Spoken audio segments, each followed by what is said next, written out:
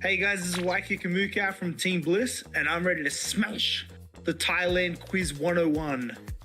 Hello, I'm Sophia from Enterprise 36 team, and today I'm gonna play Thailand is 101. Yeah, let's go. Maybe 𝐏𝐿𝐴 final answer. Oh.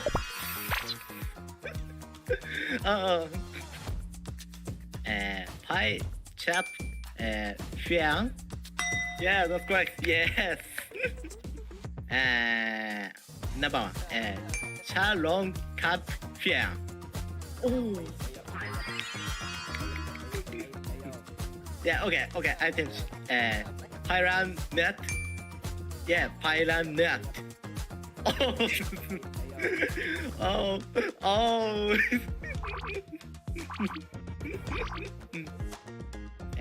Okay. That Monkopong. いや、ナンバー3、リップって書いてあったから、ちょっとやばいかなと思って。RIP。Yeah, final answer. That Monkopong.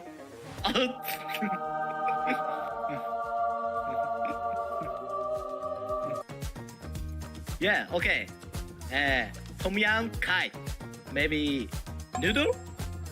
No? Noodle?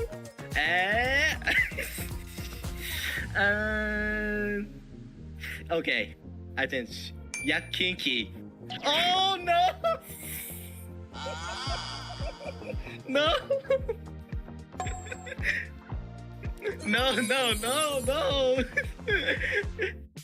Chance. I have to say it like this. Okay, to prepare myself, I would kick. Kick for sure. Yeah, absolutely. Oh wait. Chatting with your part-time lover. Oh yeah. Yeah, but also my teammates are sometimes my part-time lovers too. Well, normally I'd just flush them. I'd kill them. So I would make sure that they never did that again. So I take them out of the game. So I'm gonna Ying Sam Fuyen. Huh? How did I say that? Yeah, Ying Sam Fuyen them is what I'm going to do. I'm gonna flush them, kill them. Fire you dead. Oh! Yeah, no, they're okay with it. It's okay. They like it. If your team gets winner chicken dinner, what will you do? I like to sing. I like to sing a lot. So when I win chicken dinner, I always sing. So sing is this middle one. It's To Hai Mia. To Ha Mia. For your girlfriend or wife. Yeah, that's singing. That's it. Yeah, maybe. Well, I see, after the tournament ends, we go down to our local bottle-o and we celebrate. That's what we like to do after our tournament, because we always win. We always win at the end of the tournament, yeah. So we always like to go celebrate. So I'm gonna go, oh my God. Pai Tam Bun is what we do. We celebrate. What is that? Oh. Sometimes we like to pyranuet. How do you say that? We do that to each other at the end of the tournament.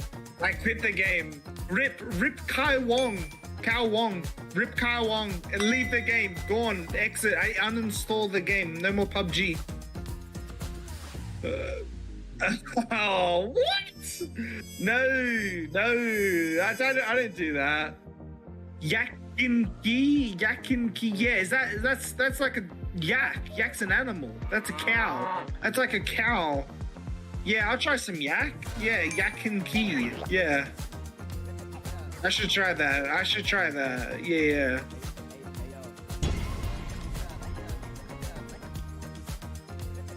No, that's okay.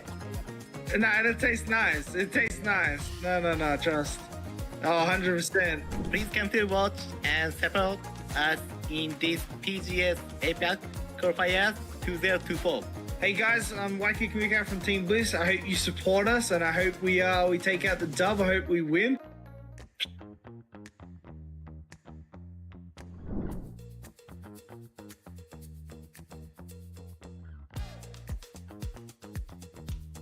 Welcome to Update 28.2. Join us for our 7th anniversary celebrations, an all-new SMG experience in the arcade, and finally, the recall system update.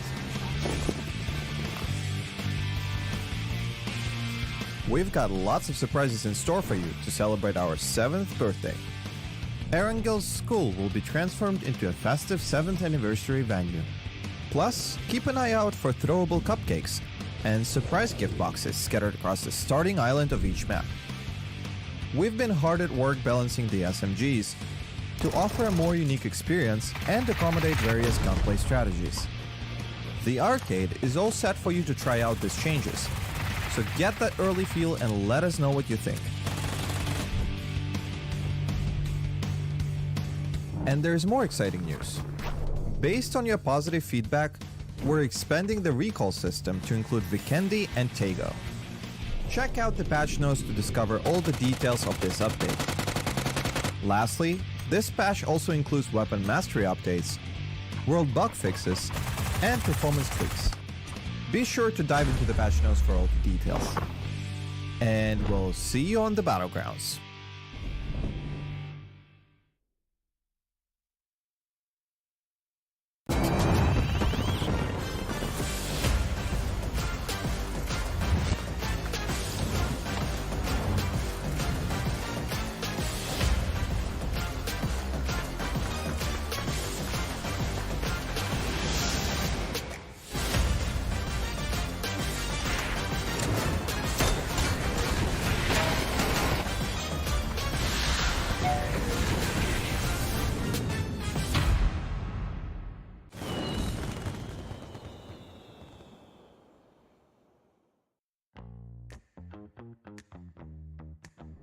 Hi, I'm Akita from Team Bliss, and today I'm going to be playing Thailand Questions 101. Fighting! Hello, I'm Tài Con from Team Cerberus PUBG. I will play APAC qualifier for PGN. Today, I'm gonna play a Thailand Quest 111. Let's go! Rongfa Yaban. 33% chance. Rongfa Yaban. No. I need to get my eyes checked, you know? I like the sound of cowboy. That sounds fun. But Safan Kwai sounds very traditional. Yeah, it sounds pretty nice. I like the word paragon. I'll choose number 3, Safan Kwai. Yeah, it definitely sounds fun. Yeah, I'll bring Monty with me. I think A. Yeah. Yep, first one. The Nong. Okay. Nong Mi Fine Ru. Nong Mi Fine Ru Yang.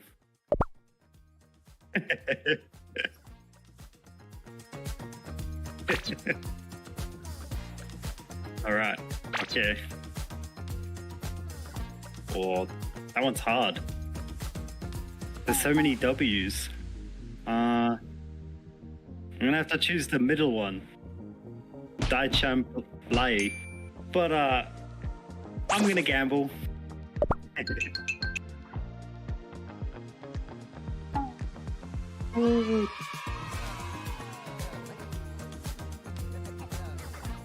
Well, the bottom one kind of looks like it would be a slur word. Pai Fek Mamai. Mai Tao Rai. Nikon Rukai. Pai Fek Mamai. Yeah, you gotta tell them off after you beat them. They all work. You could say all of them. Team Fom Chump Nai. Team Fom Chump Wow. Team Fom Nang Sao. 90? I'll take it. I choose the bottom one. Team Fom Nang Sao. No. Yeah. I respect my enemies. We're all friends on the battlegrounds. I think Gông phá giả phạt. Gông lại là Go far Japan. Yes.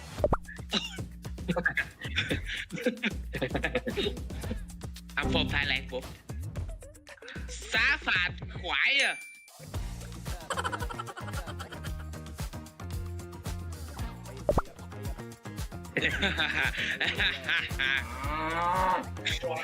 Nhưng mà ta là cái câu được.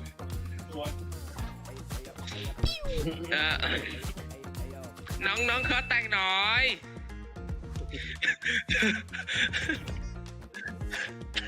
Nông khó tan nổi. Oh, what the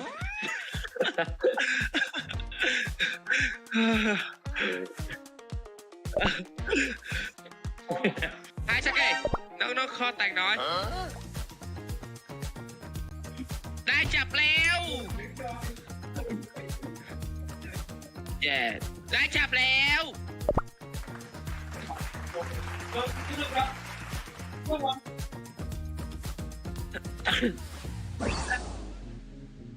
Em sẽ nói là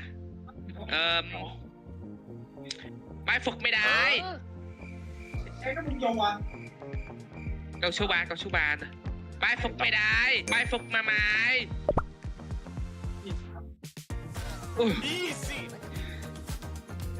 I'm the best.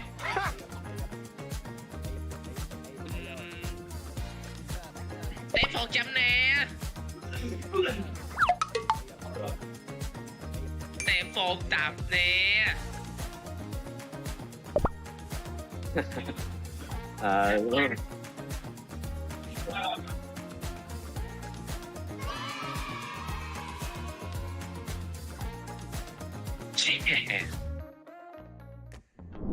Thank you for cheering Team Bliss on. We're gonna qual, I promise. We're gonna do our best. And we're gonna beat them all. Fighting. Please join in watching the APAC Qualifier tournament and cheer on the Cerberus PUBG team. Thank you. Love you guys.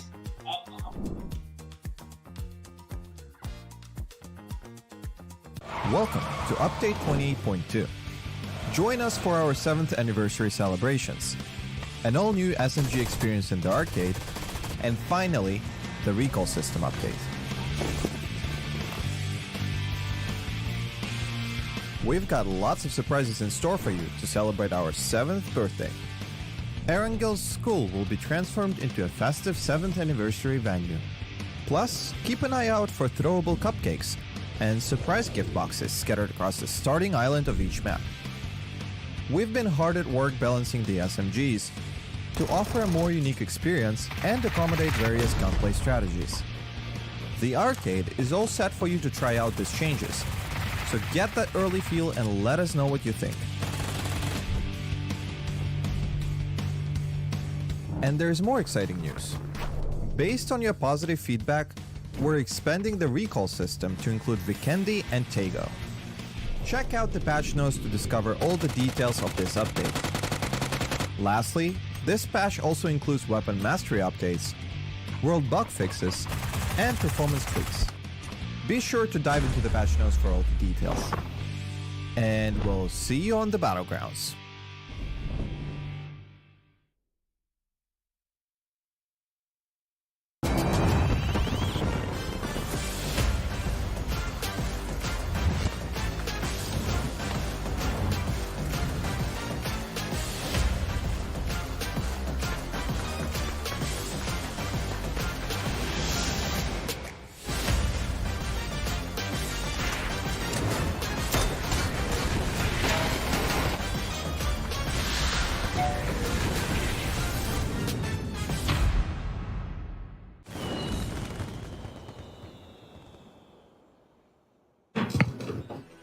Welcome back, ladies and gentlemen. It's the second night of the PUBG APAC qualifiers for PGS 3 and 4. We have kickstarted with 6 matches already yesterday. Russ, of course, getting underway here for the qualifiers. 6 more tonight.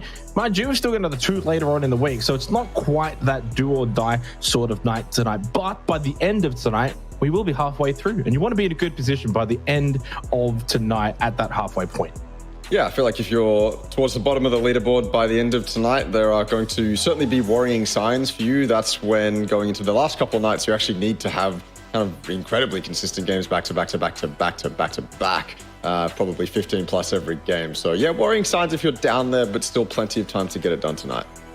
Yeah, certainly plenty of time, and I don't think we're probably too worried for any team at the moment. You can make an argument for like an E36, but they actually did show some promise towards the back end of last night. The last 2 games, they started to pick up some points. That too as well for Team Bliss. Lots of obviously talking points from yesterday. A lot of the main talking points for me, though, is probably more focused on our top 3 teams who were the most consistent through the 6 games that were played out. So you've got FTF, who by far and away looked like the best team on the night. If there was an MVP award for best team, they would have got it. Unicorn, Cyber, and then eArena. Those 3 in particular really caught my eye. All played really well. They don't have like super significant leads. It is only, of course, 6 games that have been played, but they're in good positions early. And I'm curious to see if they can follow up from yesterday now into today. Yeah, I said yesterday that I feel like as we go through these nights, it's going to be other teams' turns to actually show what they're made of. If we saw the peak of FTF, Unicorn, Cyber, and eArena last night, then hopefully tonight we get to see different peaks from different teams. Obviously, we were very easily able to identify how FTF, eArena, and Unicorn, Cyber were doing well last night. So hopefully that remains the same for tonight. But yeah, final day of the first half here on the 31st of March. And then, of course, we have that day break to reset. VOD review, make sure that everything is in order before you go into those final couple days. Yeah, which is, I think, super, super important for basically every team. Either you're doing well and you can kind of just sort of look at what's going well and refocus on that, then going into the last 2 days. And if you're not doing so well, then you can obviously VOD review, look at things, and obviously then take that into the last 2 days to try and improve, make a bit of a comeback. And it's also still at a point where those last 2 days is still 12 matches. That's still quite a lot of time and a lot of games. Obviously, you don't want to leave it down to the last second, but that's just the way it can go. This is, of course, the overall playoffs into finals format that we've had so far for the APAC quals. For those unfamiliar, the 8 seeded teams, basically the top teams from their respective individual regions, the localized regions, all now making their way into, of course, the APAC qualifiers, the playoffs, where we had 16 teams, sent 8 home, now obviously into the finals, where we've got so far 6 games played. Still got 18 to go. So we're still at the very early point of this final stage. You haven't really missed too much if you didn't quite get to catch the games yesterday. We'll get a good follow-up into tonight. Of course, a good split here visually for those seeded teams, which a discussion in itself was brought up yesterday, Russ, regarding maybe a bit of a slow start for some, if not most of these teams. By the end of the night, though, of course, eArena ended up in a really good position. Magnetic were thereabouts most of the night. Same with Roy Esports.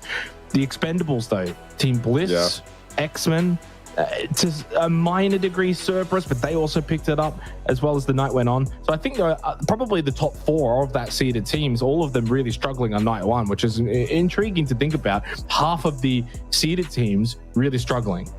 Yeah, you could argue that most of what we saw from the playoffs teams was probably better than what we saw from the seeded teams. Even Panic doing better than Bliss from the PCR region. Obviously, FTF dominating. So it's very interesting to come into the lobby like that. We pointed out yesterday that maybe it's just because A, the playoffs teams are warmed up, but B, the playoffs teams have already played in a lobby with 7 other teams essentially. So the top 8 seeded teams are still having to get used to the lobby that they're currently playing. A couple of them not really having any issues though, as the highlights go back. I was just about to talk about them. I was just about to actually go over them. It was the E36 hot drop with FTF. And of course, we're not going to play eRangle until the very end of tonight, which is interesting because if FTF has had a fantastic night, so do they want to even continue hot dropping? E36, obviously, with nothing to lose, they probably will continue to hot drop if they remain with nothing to lose. And so it's probably going to be a very interesting thing to look at, but that's only going to happen when we reach the end of the night. Yeah, obviously, that's a discussion point for the last 2 games, Erangel, when we do eventually get back there, and whether or not E36 will kind of back themselves in. When they did play that, they were actually kind of aggressive and looking for those fights. But to be completely frank, though, if E36 probably not in the conversation at the top end, whereas FTF are. So if you are at E36, you probably give up on that. Otherwise, you're just going to be feeding into what's been the top team so far through the tournament. Our MVPs, the top players from yesterday, of course, on day 1, Samoy from FTF. No surprise to see 2 members are from the future inside of this top 4. 𝐏𝐆𝐒 obviously having a really good night as well, and then 𝐿𝑒𝑟𝑖𝑥 from eArena certainly stood tall for that particular roster, a team that is only 1 point separated between those two, 𝐏𝐼𝑒 and 𝐿𝑒𝑟𝑖𝑥 at the moment in the top 4. So obviously for eArena, they don't have to worry too much about Cerberus, them being a GPT team after all, and that's something to obviously keep in mind, Russ, which is those teams, you know, Cerberus, Daytrade, yes, they can finish top 4, but they wouldn't then take a slot away from others. For those, was a bit unaware into how that's going to work. So if they both finish in the top 4, then it becomes kind of a top 6 scenario. Apparently, these are our Eagle Eyes longest kills. Pivy grabbing one 650 meters. I'll round up for him there. And then the others all kind of trailing behind. Dusky there as well. Yeah, not bad to see 2 members there of Panic. I think that's always good to see. And getting the Eagle Eye award probably isn't something that's coveted. Doesn't mean a whole lot, but it is nice. You're hitting shots from a long distance.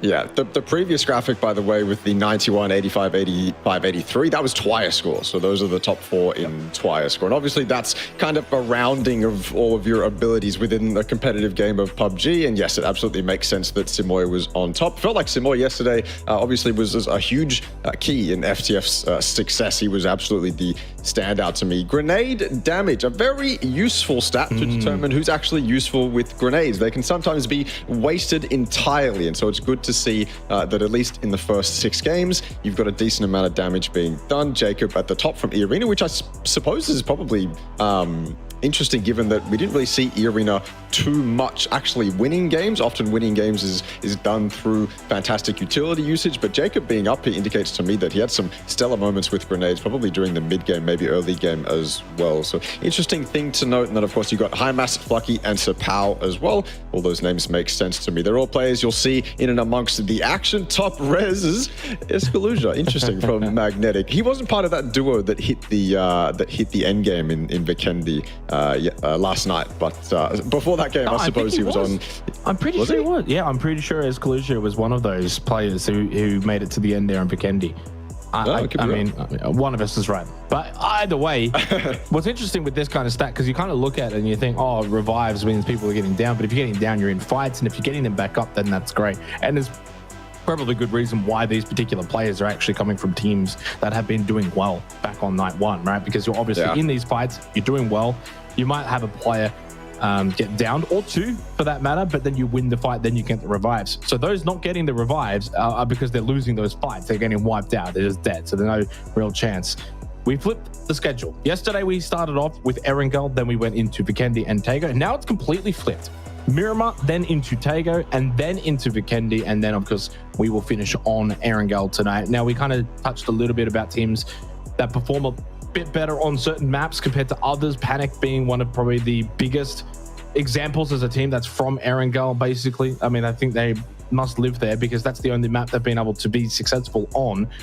Not just really in this tournament, Russell, but even in previous tournaments. They started well, of course, on 𝐿𝐴, and then as soon as we went to other maps, unfortunately, they just couldn't get their game going. So this is where, though, if you want to be a top 4 team, you're going to need to be able to do it on all maps across the board. As we go to Miramar first, that's going to be, you know, an opportunity for, say, a Panic or any of those 𝐿𝐴-based teams.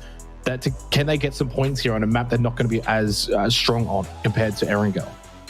Yeah, I don't know. I really do have to message one of the Panic players and just ask them kind of what their game plan on Miramar is, because I think we've seen fantastic things from Panic fundamentally on 𝐿𝐴. Obviously, Pivy had a decent highlight in the final game. Final game 1, I believe. It was that prison ending, or maybe it was game 2, either way, last night. Pivy did quite well for Panic, and Panic had a very good showing on 𝐿𝐴, and I think that showing from them on 𝐿𝐴, nice 2-2 split with the compound and the prison hill, that's a sign of confidence, and I love to see that from Panic. Going on to Miramar, though, yeah, where does that go? I'd be interested to know kind of what their struggles are on Miramar, whether, you know, if I message them, do they say, we don't actually have any struggles on Miramar, just so happens that we perform worse on Miramar. Maybe something. Well, they only got 4 points last night on Miramar, so that's what. Yeah, maybe it's something that they haven't necessarily identified. I'm sure they're aware of it, but yeah, it'd be interested to know exactly what goes wrong for them on Miramar. Maybe it's a drop spot thing as well. If you drop Pachinki on 𝐿𝐴, obviously a fantastic opportunity to get plenty of placement points and obviously put yourself in the center of the circle much more easily than other teams. So maybe it's a drop spot thing, who knows? But yeah, certainly would like to see a resurgence from them on a map that we don't necessarily know them for being good on. Actually, you know what? I just had an epiphany. I think I know why Panic probably have less points on Miramar, and it's because they send it to the unplayables every time, and then they have to jump off the unplayables, and then it just goes terribly from there. That might be one of the reasons why they have less points, because we saw it on Impala yesterday. They sent it up to the very top unplayable. They're loving life for 10-15 minutes as they sit up there, and then as soon as you have to jump off those unplayables, if the circle's not on you, then it's very difficult to get out of there because you've been a target for the last 10 minutes or so, and as soon as you jump off, everyone's looking at you. That could be one of the reasons. In fact, I'd be interested to see overall teams that have a tendency of sending it onto the very top of unplayables on Miramar, do they end up with less points on Miramar overall, because that tendency can be so punishing if those unplayables don't get fed, essentially. So that's kind of what I'm looking at right now. Yeah, that is an interesting observation, Russ. Definitely would agree with you. Another team that strikes me in terms of the points when it comes to the split between Miramar and Erangel is actually Reluctant Squad. Team probably doesn't get a whole lot of talking time. They only picked up 7 points on Erangel to begin yesterday and stormed home on Miramar, 22 points, which was good for second on Miramar. So clearly there are teams that definitely are going to be favoring Miramar per se. And it's not just them as well. From the future, 25 points on Miramar compared to 17 on Erangel, but obviously they were great across the board. So we're talking about splitting hairs for a team such as that. Another one, though, that's a good example is Daytrade. Started really slow. They only picked up 10 points in the first 2 games, then picked up 18 in the last 2. So you're kind of looking at those kind of numbers split. There's unfortunately not really any others that are a real big standout. You do have Roy Esports as well, 6 points on Miramar versus their 21 on Erangel. So I mean, I'm basically looking at like Panic and Roy as being 2 teams that say benefit greatly on Erangel compared to Miramar. Daytrade as well benefit a little bit more on Erangel compared to Miramar from the future. They're great on all maps, so it doesn't really matter. As we go to the south for the opening game of the night for what will be officially match number 7 now of the APAC qualifiers, PGS 3 and 4 Reluctant Squad.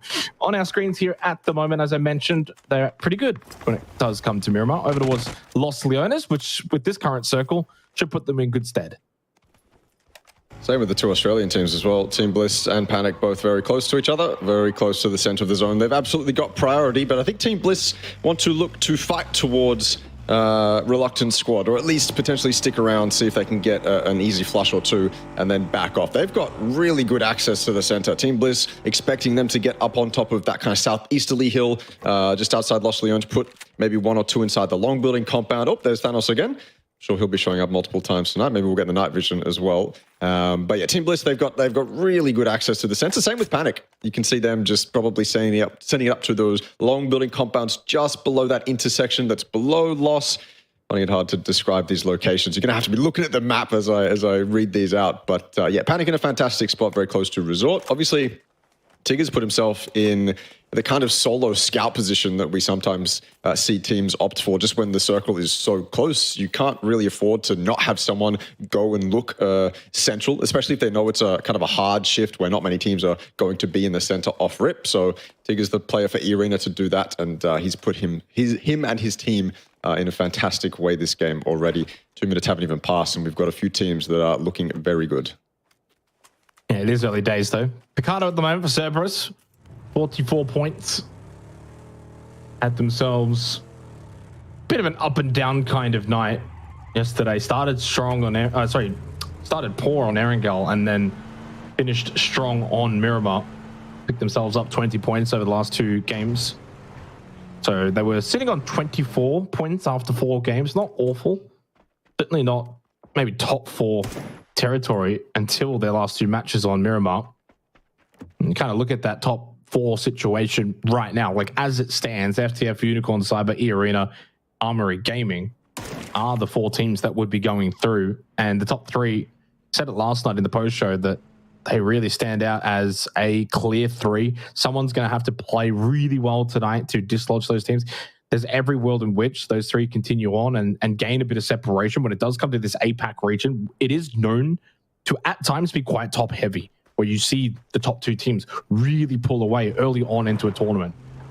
I mean, I'm already at the point where I'm quite surprised, like FTF are only, say, 30-something points ahead of the others that are outside of the top 4. And that's not a lot for this region. Yeah. You can have nights where teams can get 80 plus and they're 40, 50 points ahead. I mean, usually you see the kind of local regions is where a couple teams will run away from it. Obviously, PCR is one of those regions. I believe eArena in Thailand had 100 points more than second place. So local regions, you see it more often. When we get down to a lobby like this, it's obviously more contested, but maybe more so towards the bottom half of that top 8 rather than the top half. Someone always does seem to kind of run away with it. But that said, that often happens in international PUBG as well. Very rarely in international PUBG do we get kind of that very close final game to decide who wins a PGS or a PGC, right? So someone's going to run away with it eventually. Even that second and third place can be locked up a few games before the tournament's actually over. Bliss haven't actually moved into locations I thought they would. They've remained very close to Los Leones. So maybe looking to catch people on rotation, or they much prefer to be on the very edge of Los, play around those warehouses. It's a good spot to hold down. Obviously, you probably want to split someone to some sort of high ground, but those warehouses can kind of act as high ground regardless. They also know Reluctant Squad is close by, so there's probably part of me that thinks Team Bliss is setting up for some sort of Reluctant Squad assault or approach of some sort. They are grouped up, which indicates to me that they're not really prioritizing some sort of split. They don't want information or anything like that on this zone. They want to be together. They want to move in as a unit, like we saw Unicorn Cyber do yesterday, and Reluctant Squad is currently looking to capitalize on that exact movement. 𝐏𝐆𝐒's been caught out again. First dead like he was game 1 of last night. No way the other members of Team Bliss are going to turn around and try to res him. Reluctant Squad have him, and Team Bliss move into the compound that's a little bit more central. Yeah, that was the issue for Team Bliss a lot of last night. Early on in the night, they struggled on rotation, lost players early. As the night kind of went on, they started to solidify a bit better, especially when it did come to the final couple of games of the night. They had 0 points on Erangel, and then finally, over the last 2 games, they picked up 8 on Miramar. And it was, I think, 𝐏𝐿𝐒 was their map where they really picked up the majority of their points that they've currently got, bottom 3 at the moment. Now you lose 𝐏𝐿𝐒, and this has just been all too familiar for Team Bliss so far in this tournament. Now into the 7th match, and how many times have we seen them as a 3-man, losing players on the rotate? Not the start to the night that you would want, considering it's a pretty big night for them. You know, we talk about FTF, Unicorn, Cyber, eArena. Those top teams, Russ, they can kind of have an average night, and will not worry. They can go to bed happy, it's fine, they're still in a good spot. But if Bliss have another bad night, and you find yourself now, say, 50, 60 points behind the top 4 with 2 nights to go, it's really difficult to perceive that comeback being possible in such a stacked lobby like this. It seems to always be, or most of the time, it seems to be 𝐏𝐿𝐒 going down first as well. And obviously he has that role where he'll sacrifice himself for information, for space. He's the guy that's going to go out there and get kind of the valuable resources that you need, but oftentimes it leads to his death, which is incredibly unfortunate, because when you look at the first dead stats, it makes him look very, very bad. And obviously there's some things he can tighten up. You can always be safer, you can always avoid those early deaths, but I think if Team Bliss really want to succeed in a lobby like this, then 𝐏𝐿𝐒 and the other members, they need to tighten up how many times they actually lose members early on. That's a pretty nice spray on the Scar again from 777. I believe we saw a nice spray from him with the Scar the other night as well. So maybe the Scar is his weapon of choice. But 𝐿𝐴𝑣𝑖𝑟 won't be living for much longer. There is possible retaliation in Pain, who's over on the eastern side. I don't think Pain's going to get involved, though. I think he's going to get out of here as quickly as possible. He's got a couple teammates, or the rest of his team, in a nice little compound, that long building compound just below the hill. He doesn't really want to lose his life right now, not when the team's got some position to play from. Yeah, very southern circle here for the first game of the night. Still 90 seconds till phase 2. Hwang looking up above. Parachute system being used. Reluctant Squad already 1 kill to start this game. Pain gets taken down by 777. It might get a bit more than he actually originally bargained for, with Tarnished also running out, and Tamvu does get that down. Nicely done from the Expendables.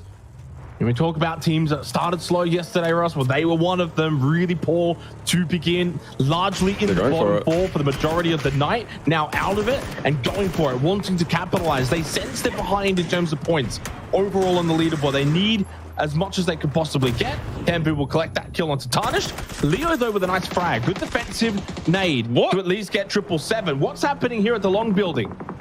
Double knockdown onto eArena. Flucky gets that for Magnetic, and suddenly eArena find themselves only 2 players standing. I have no idea what happened. We switched over to it, and one of the Magnetic members was sending himself off the roof, fell out. Or maybe it was eArena. I honestly couldn't even tell. But yeah, this is Expendables running over X-Men. initial couple knocks, there's no way you don't chase that down. No way you don't look for Leo. You got information that he was towards the long building as well. All it takes is a nice little trade. 777 unfortunately did go down. So maybe it's not the kind of result you're looking for off the back of 2 knocks, only having to deal with 1 player. Oftentimes you can keep 4 up when you do go for things like that, but 777 loses his life. Delwyn gets the final kill though. It's a 3 for 1. And in a spot like that, I don't think that's ideal. That's not kind of a hot drop situation where, you know, you get 4 for 1 and it's okay, right? It's not that kind of situation. You're actually 4v1. You want to avoid losing as many members as possible. The trades are very easy to get off. So I think that nade from Leo and potentially a follow-up as well is what caused 777 to die. And that circle does not necessarily a donut, but it's not super unfair. It doesn't go towards the water or Partona. It doesn't like hard shift southeast, southwest. So most of these teams will be okay with it. Panic, the Expendables, Magnetic, they're kind of on the edge, teetering on, you know, do we move, do we not? Do we backfill Reluctant Squad or Team Bliss if they move deeper in? And of course, you've got a couple teams that will take advantage of that soft side in Roy and Unicorn Cyber as well. Or Valee Thai, sorry. I think it was a lot of teams that also hard rotated south side, leaving a bit of the north available. You don't really see too many teams. As I said, Valee Thai is there along with Roy Esports. They're the 2 predominant teams up on that northern side of the circle. Don't have to worry too much. Probably teams then backfilling in behind them. Not many that can really do that. Maybe E36 going for a long wrap outside of Los Leones can make their way up on that northern side.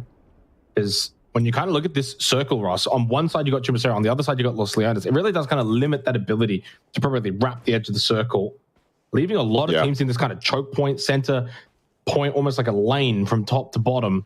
And there's a lot of teams already within said lane. There's a knock though on that north side. Cerberus have actually got sightline towards the northern position and they actually get the kill. Oh, actually, no, Valee Thai how? steal it. So they stole that one from behind. Roy are actually in between 2 teams. Long distances between the 2 teams. But you got Cerberus on their south and then Valee Thai up to their north. Valee Thai is certainly a lot closer and a good steal for them as well to collect that point. I'm getting very anxious looking at Team Bliss on the south. The compound in front of them is totally free. Daytrade left that couple minutes, or at least a minute ago now, and Bliss still haven't been able to scout it, make sure it's free. Panic potentially in prime position to take that. Would be a pretty big blunder from Bliss if that was to happen. But yeah, Roy deciding to move out of that high ground, and they've moved straight into Xiec, who right now is alone, but another one on Roy Esports knock. Cerberus still helping out as many teams as possible, really. Xiec's the benefactor of that knock. He'll now know it's a 1v2. Teammates as well, where even are they? They're at church, so they are so far away from Xiec right now. They've got to send it out of that high ground priority position and come down and help Xiec. But of course, there's sacrifices, omissions being made if you do that, but to keep 4 up, anything is necessary, really. Xiec's playing it to the best of his ability. Here come the rest of Armory Gaming. The cavalry has arrived. It's going to be a straight 3v4. Zest, what can he do? Has one nade. Doesn't opt to get it out straight away. Holding the angle on this windowsill. Panzerfaust in hand for Dynasty. AG, though, have slowed it down a bit. And the revive has taken place for Roy. Bernai back up. Feels like a lot of reliance on Zest to maybe find a kill at that windowsill. Long distance away, watching over them is Cerberus' Tycon. Tiny 2-2 split for Cerberus across the road. Good position, just out to the west of Los Leones. I like what they've got. And as for Armory Gaming, though, well, they probably want more of this and to occupy all of this. But to be fair, not getting over aggressive, not wanting to take the fight outside. If you do that, you are then prone to being shot from a distance, such is the case of Miramar. So Armory Gaming probably not feeling a fight outside is worth it. Sneak around the back, see if you get shot at. No. So maybe the backside could be safe, and that's where they could push into Roy. Yep. That'd be the There's the best tags. LOS, right? When I think about all the space Armory could have as well. Oh, now it's not worth it. Now it's not even worth it. Yeah. Why fight for this compound? It's not in. Big circle shift, phase 3 changes the dynamics a bit. Now, you can't necessarily just leave straight away. You might want to try and take the fight with Roy as they are trying to then leave, but it also means you're not going to get a good position. So Armory Gaming have to make a decision. They go into the vehicles, but then catching them off guard was Roy. The Panzerfaust eventually does come to fruition with a kill from Dynasty onto Simon T. Shots at the back as well, peppering both of these 2 teams, but James and Shanks are on the floor. Riz off of that vehicle, and a dust storm now ensues on their location, but doesn't obscure the vision enough, and up close, Vernai will go down. Shotgun in hand for Zest.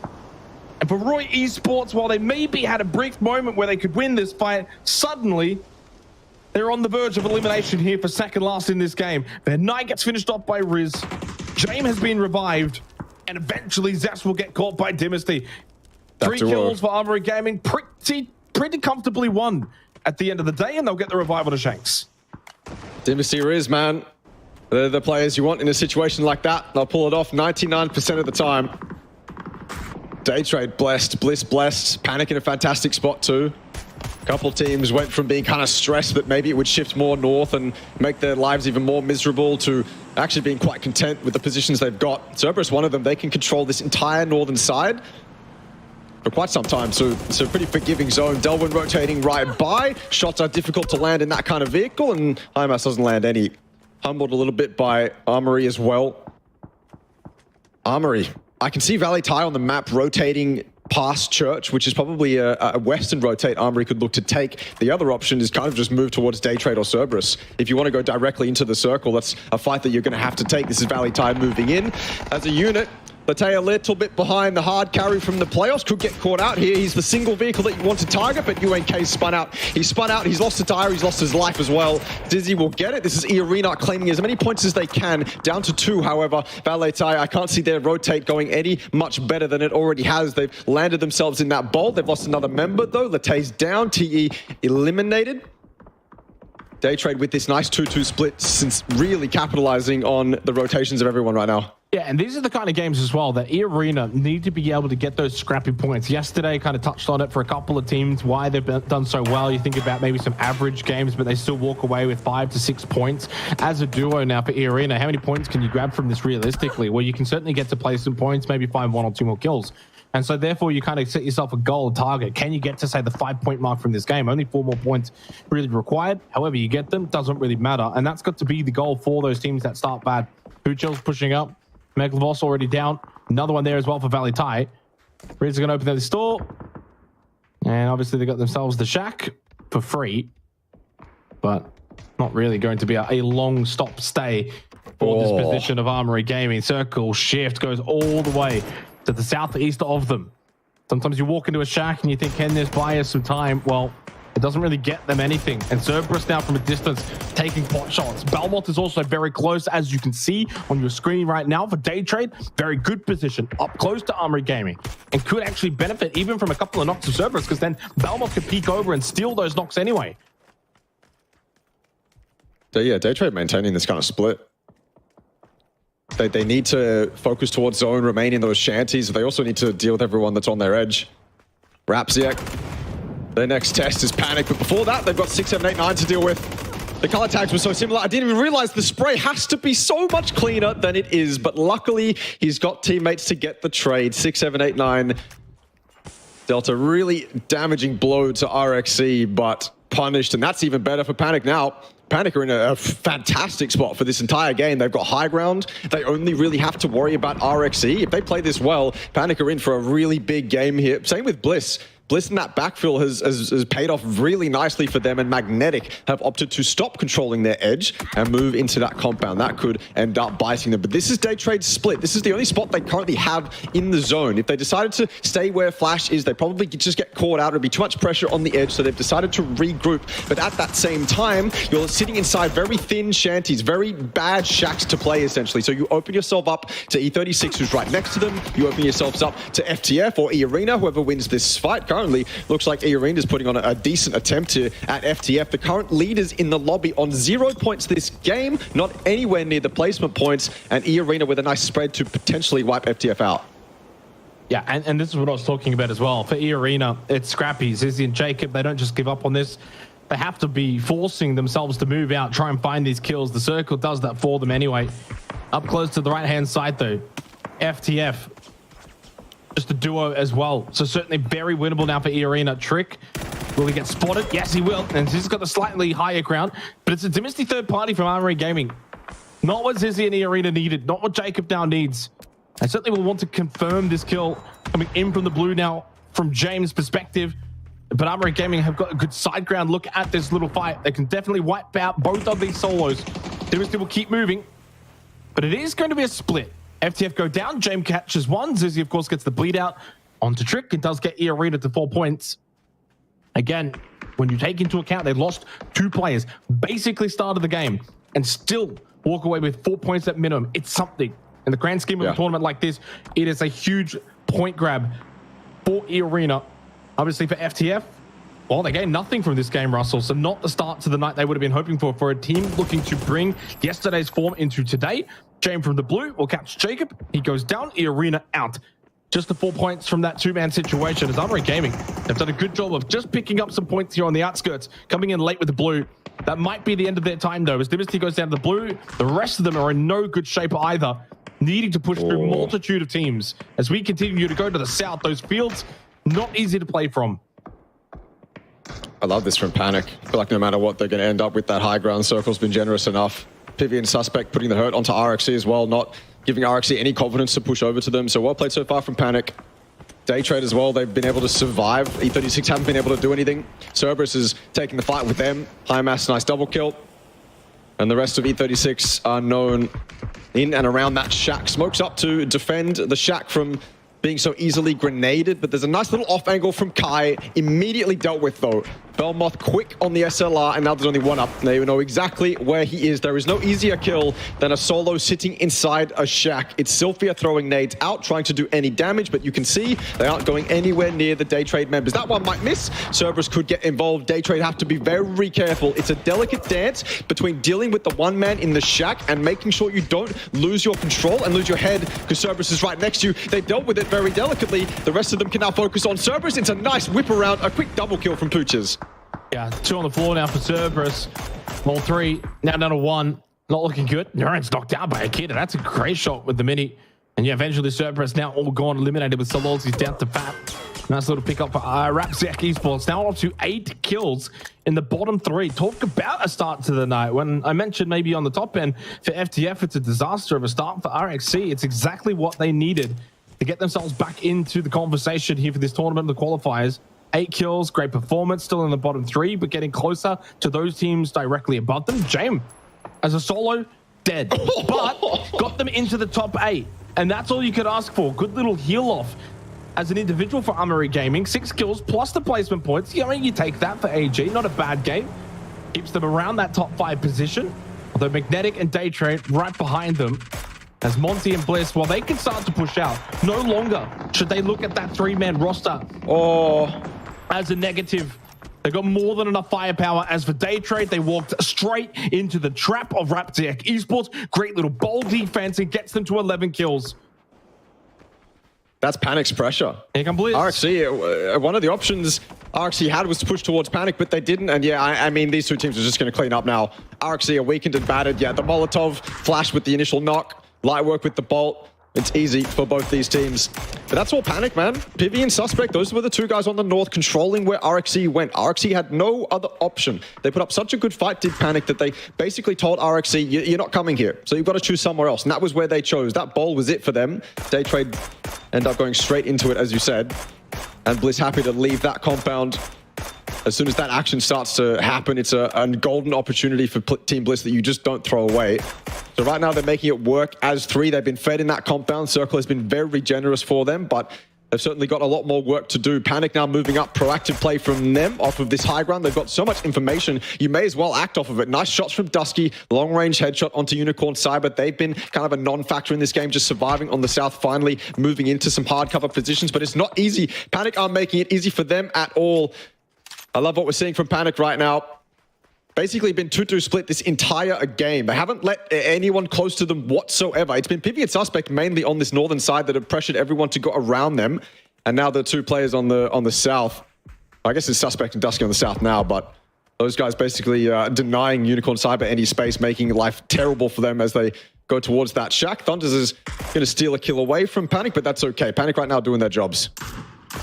Yeah, and 4 up as well for Panic. Puts them in a really good position on this eastern side.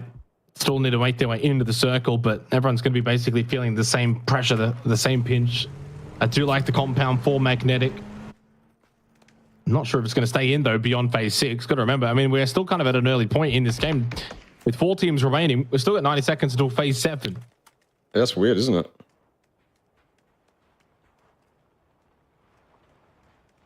Oceanic battle. Oh, Panic all moving over here. I mean, they lost their high ground. This is the spot they chose. 2 members were sent over here to gather information, make sure Team Bliss didn't push up. It also doubles as their next spot in zone.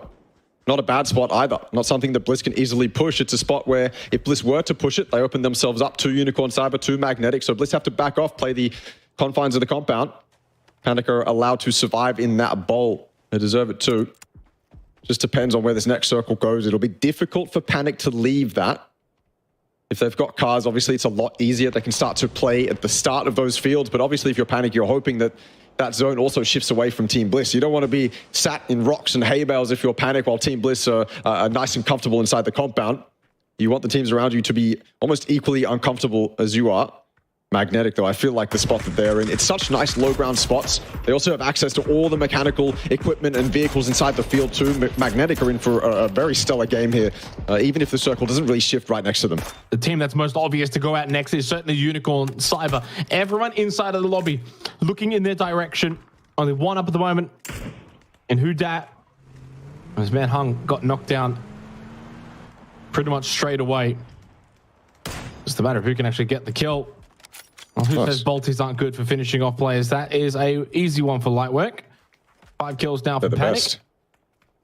And at this point now, we can't really forget about 𝐏𝐿 as a solo, and the teams themselves will not forget about him. But you do have to start kind of thinking what's next ahead in terms of that next step. If you are a Panic, if you are a Team Bliss, circle shift away from this compound as well for Magnetic. No surprises, Ross. I think it was always going to be very unlikely to stay in. Bliss are kind of fortunate. Some portion of their compound is still in this phase 7 circle, but it won't be then probably going into phase 8. But now it's all about closing the gap. But the way that Lightwork is moving and holding this position, they do seem as if they really want that kill onto 𝐏𝐿. He's kind of just a nuisance for them at the moment. Pivy's put himself in a nice spot. But yeah, 𝐏𝐿 can kind of peek up at any moment. I feel like as soon as he starts shooting at Pivy, though, the entire lobby is just going to take shots at him. He shouldn't really be too much of an issue for anyone. Just kind of a nuisance, a time delay. Magnetic have made a push outside the compound. It's right up against Team Bliss. If this isn't golden for Panic, then I don't know what is. Panzerfaust to open it up, but the player avoids it. 𝐿𝐶 going for the heal. No, gun back up. The H32. Monty taken so low by that frag grenade. As the smoke starts to plume, the vision's going to start getting blurry. Panzerfaust in hand for Thanawa. Tries to shoot that one at the roof, but 𝐏𝐿𝐶 was on the other side of it. So it's wasted. But Flucky does get the knock onto Insight. Monty's struggling to get his health back up as well. Maybe only bandages. He's not able to get himself back into a high health state. Eventually, first aid kit, okay, used. 75%. But still 4 up for Magnetic. And question marks, I think, of Panic. Do they think about going for the third party? Or at least maybe putting themselves into a position where they can gatekeep. They eventually will now know 𝐏𝐿𝐿 is gone. This now means for Panic, you need to make a move off of this. Bliss weren't expecting this from Magnetic at all. They probably thought Magnetic were going to play the field. Absolutely not. 𝐿𝐶 and the rest of his teammates have put themselves right up in Team Bliss's barn. And yeah, Panic moving on the mini-map. This is their game to lose now. 𝐿𝐶 just going to make his attempt forward. It's nice trades back and forth. 𝐾𝐿𝐿's got 2 with that P90. You back him in a situation like this. He's got all of them. Magnetic fall to 𝐾𝐿𝐶 and only 𝐾𝐿𝐶. The P90, the nice little mini spam. He can go for this res, but Panic will have them entirely surrounded and their compound is out of zone. Heroics from 𝐾𝐿𝐶. It's a nice start to both these teams, both sitting towards the end of the leaderboard, but Panic certainly on top. They've played the better game of PUBG. Team Bliss losing 1 early doesn't do them any favors. Control, not really something you can think about as 3. And so the only allowance Team Bliss might have is if Panic start to throw individual members at 𝐾𝐿𝐶. Yeah, I mean, this is interesting. So Pivy's kind of just stuck, but Suspect can watch that right side angle and take that position.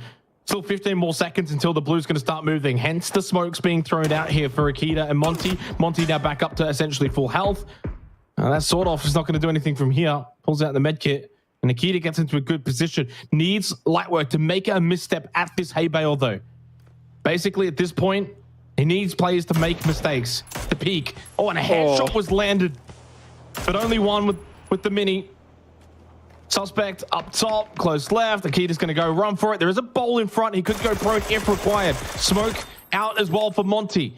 And is that an AWM in hand? He could use that to maybe find a knock onto one of these 𝐏𝐆𝐒 players at the tractor for Dusky. Pibby's eventually gone. It's a confirmed point, at least for Bliss. You take that, and a 2-on-3 now with Smokes able to aid their progression forward. It's not a given for Panic, but they are certainly still in the best position. They played this game so well. If they threw this away, I'm looking at that Orm too. Akita and Monty, the two players you tell to go kill. Who else would you want in a situation like this? I feel like you just don't peek though if you Panic. You just don't give them anything. Just jiggle for information. Yeah, you might cop a headshot here or there, but there's no way that Team Bliss should win this game. That molly might even decide it. It looks accurate. It'll certainly kill Monty.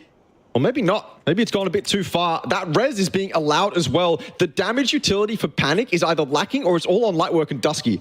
It's all on the Panic, the players that are too far away. Dusky hasn't got any either. This could turn a little bit dodgy, but again, no way in hell Panic should throw this away. Frag grenade available as well. And it lands on the suspect. Oh no. The one and only frag grenade.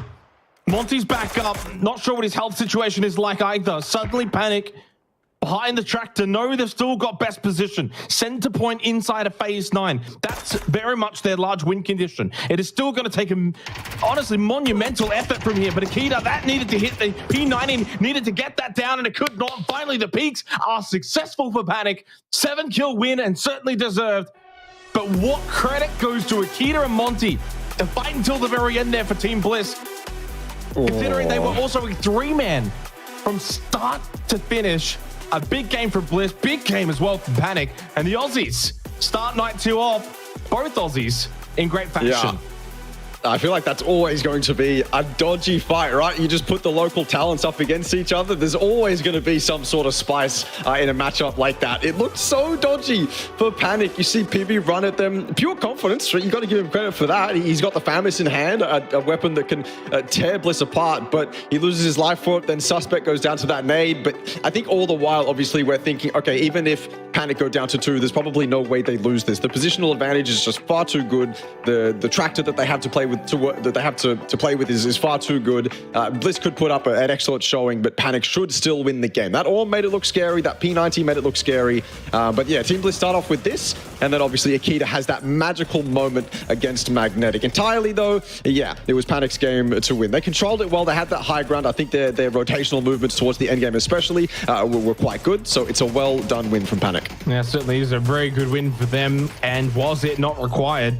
They had a great start on Erangel. We keep talking about them, of course, of being those Erangel teams. Well, there you go. There's a win on Miramar. This is them on Miramar. Yeah, exactly. And that's big for a couple of reasons, because, well, points maybe where you wouldn't expect it to come from for them, knowing full well they'll end the night on Erangel. So they can improve and get better really as the night gets on, and yet you already started with a win. So it really does bode well for them. And I'm very excited to see what they can do for the remainder of the night if they're going to play that well here for day 2. Obviously, we had a couple of teams at the start of this game that did well, and one of them was Daytrade, 8 kills, and we saw them finish off Armory Gaming. Unfortunately, they did meet their demise at Xiec Esports, who had a massive game, 11 kills in this match from Xiec Esports, gets them kind of off the bottom as well. So a lot of our bottom teams, kind of minus Enter Force 36, all had a really good start to tonight. Oh, there was a TK in the mix. I didn't even realize that happened in the kill feed. I thought it was all Akita, but a disastrous TK. I think Akita's probably got it no matter what, though. You can't criticize a win. I also think that those P90 shots would have landed regardless of the TK or not. Too difficult for Team Bliss to get anything done in that endgame. The Mutant remains supreme. Lightwork's main and probably favorite weapon at this point, showing it off in the endgame of an APAC qualifier, showing that it's viable no matter whose hands it's in. So very well done from Panic. Good to see them get a win on Miramar. One talking point that maybe just brings our tone from positive to maybe negative, but from the future with a donut to kickstart their kind of defensive campaign from yesterday into today. Of course, they actually won the final game yesterday, a 14-kill win, which got them back up into that top position. And I say back because they had 2 games where they only picked up 1 point. So that's now 3 out of their last 4 games where they've only picked up 1 point. But the good news is that the other 2 games were wins with 14 and 15 kills. So it's a very strange 5 games now from FTF, where it has quite literally been win or nothing, and win big, mind you, too. So from the future, it's been a very strange team, Russell. They don't have immediately that consistency of being able to scrape together 5 to 6 points, but boy, can they go big. But it's big or go home. it's hard to put a read on them because you look at them, and I think traditionally they're a team that you look to get 6-7 points per game, not necessarily get the win. But then, yeah, of course, they're kind of almost a replacement the Expendables so far until the Expendables actually show up in the tournament. FTF are just super hot and cold, and obviously they're very good when they're on. We saw that yesterday plenty of times. We also saw yesterday a couple bad games, and then they can't really get anything from those bad games, and more evidence to that today as well. But it's only game one. I don't want to overanalyze it too much, but we've got 7 games to look at FTF, I suppose, and so there's something in that. And yeah, so far they seem hot and cold, but I guess they're hot, and this is the point we should probably remain on if we want to be positive about them. They're hot is good enough to put them on the top of the leaderboard with a buffer. So if they can keep that up, even with those bad games, then they're going to certainly be a threat. How often, though, can they get 14 and 15 kill wins? I mean, apparently they can do it 2 within 4 matches, but I don't know if you can realistically consider that as a viable source of points throughout the next 20 or so games that are still to be played. So that's something that is a bit of a concern. On the flip side, though, eArena, they lost 2 early. So a bit of a scrappy fight to begin. 2 were able to live, 2 obviously died. From there, though, they still scraped together, I think it was about 4 points. It's still something, considering you essentially lose half your team early on. To walk away with 4 points, that goes with that mantra I say, can you find a way in your bad games? Things haven't quite worked out, scrape those points. Bliss, obviously, a team that did a really good job of that in this game, Russell, where they lost 𝐏𝐿, who I think was actually the first death of the game. 1 dead on rotate. They didn't panic. They didn't lose their cool, their measure. They continued on with what they wanted to do. They were one of the South teams, benefited a bit from that circle shifting south, and they obviously ended up having a really good game as well. So for the teams that start bad, maybe lose a player or 2, you can't give up hope. You've got to put yourself in a good position where you can still walk away with 4 to 6 points and say, okay, we had a bad game, we got the points, we got all 4 back into the next one, let's go again. Yeah, kind of like Armory, to be honest with you. Very similar thing for them that game. They got their 7 points per game. But yeah, 17 for Panic. Not necessarily the most top-heavy game we've seen. It's actually kind of even between them, 𝐷𝐸, Bliss, Daytrade. They're all above 10 points. But yeah, still obviously a nice game for Panic. And yeah, 𝐷𝐸, probably they're the team that does shine out there, because obviously not in the top 4, and yet somehow they're second most for points. So it's an excellent game from them. Like you said, they absolutely needed it, but so do the team in first and third. Panic and Bliss capitalizing on that game quite a lot. Honestly, Daytrade needed too. Maybe today is finally the day, or is that day, that little ping pong between these teams. FTF's going to fall off, Roy's going to fall off, right? These teams we saw yesterday do really well. Not going to be their day, at least in game 1. It's turned out that the ones that were having quite lackluster games yesterday have actually showed up. Yeah, and I think for a lot of these teams, when we kind of looked at the start of the leaderboard tonight, I've got kind of the old one on my screen. Bottom 4, Russell, bottom 4.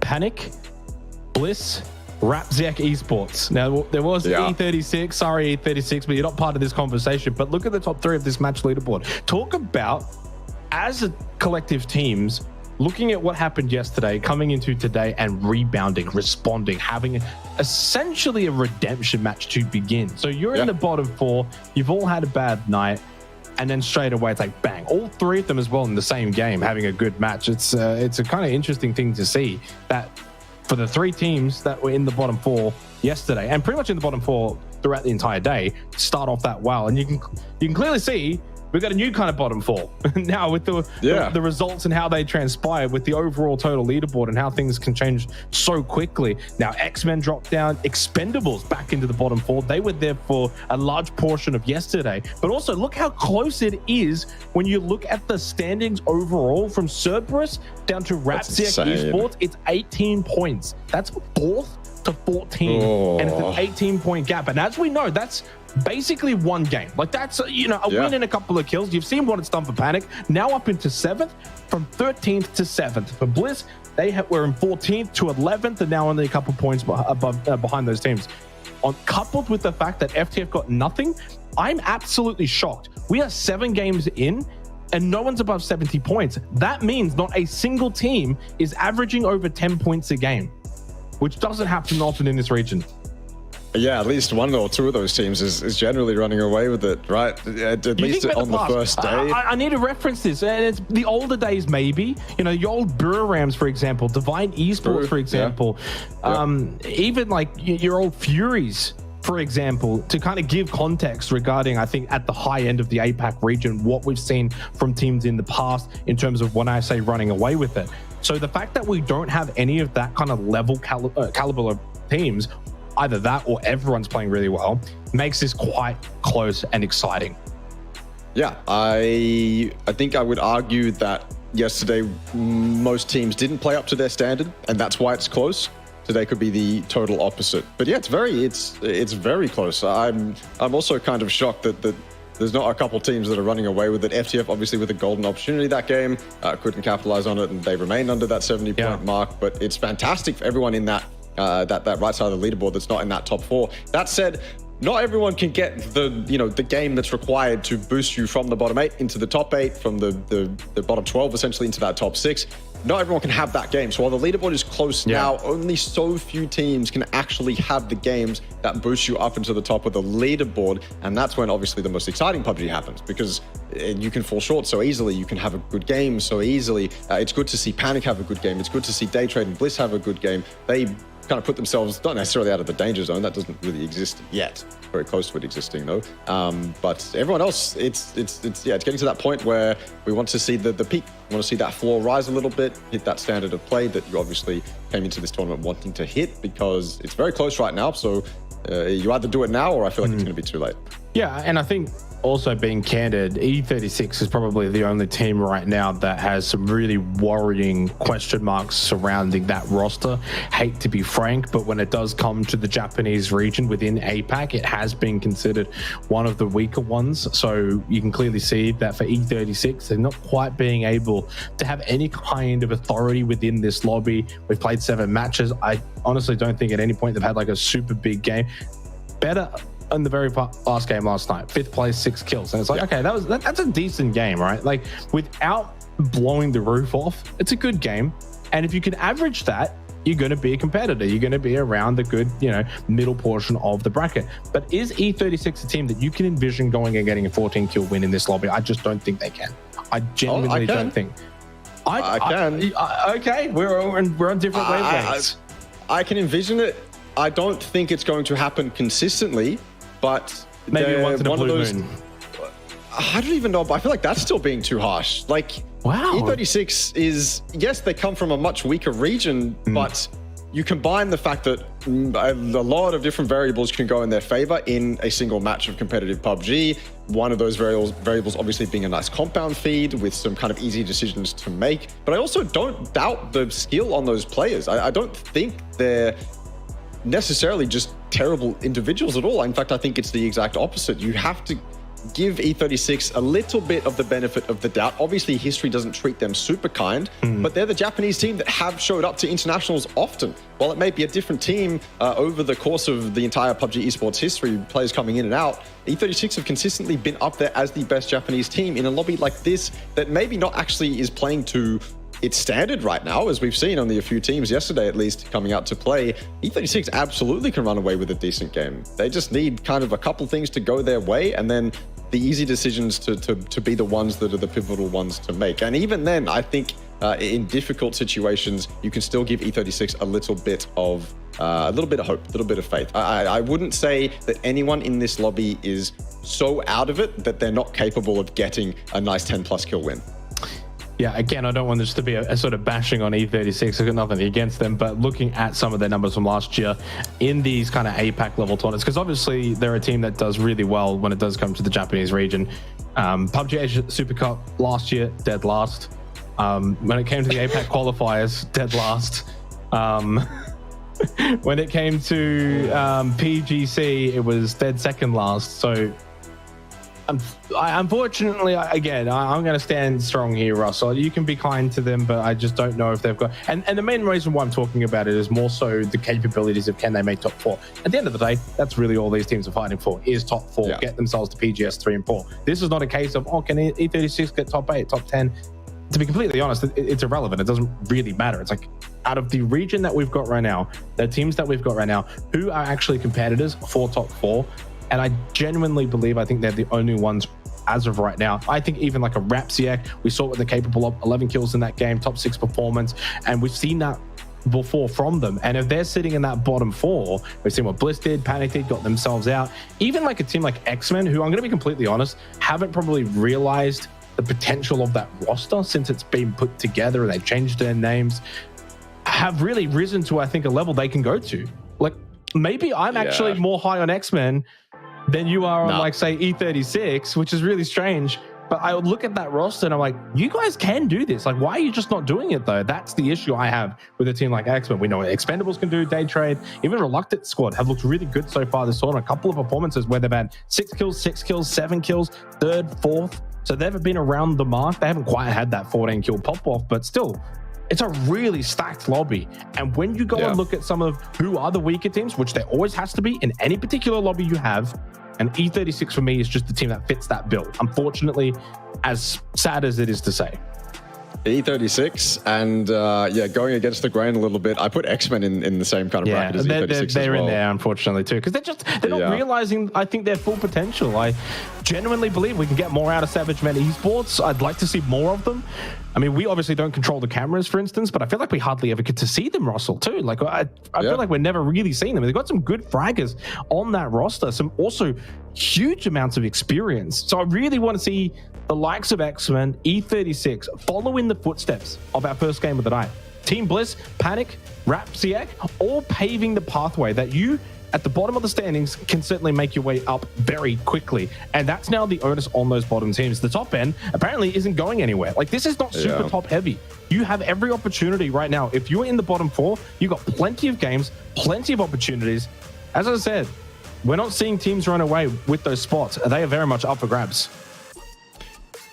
For X-Men, yeah, you look at the roster on paper, and it's funny, during the Super Cup, Sophia, who's obviously Pain on X-Men, he was tweeting basically just WTF after every game, confused as to what was happening on the nights of the Super Cup, because he's probably in the same mindset as us, that the X-Men is a stacked enough roster to be able to put themselves up there in a lobby like this. And after last night, he tweeted something very similar, basically WTF is happening, or something like that. And that's my question too. What is happening with X-Men? They've got such talented players, as you said, so much experience on that roster. It's about putting the brains together and making sure that the macro plays are as on point as possible, because I don't want to see Sophia depression tweeting ever again. I want to see this roster doing what we know that they can do.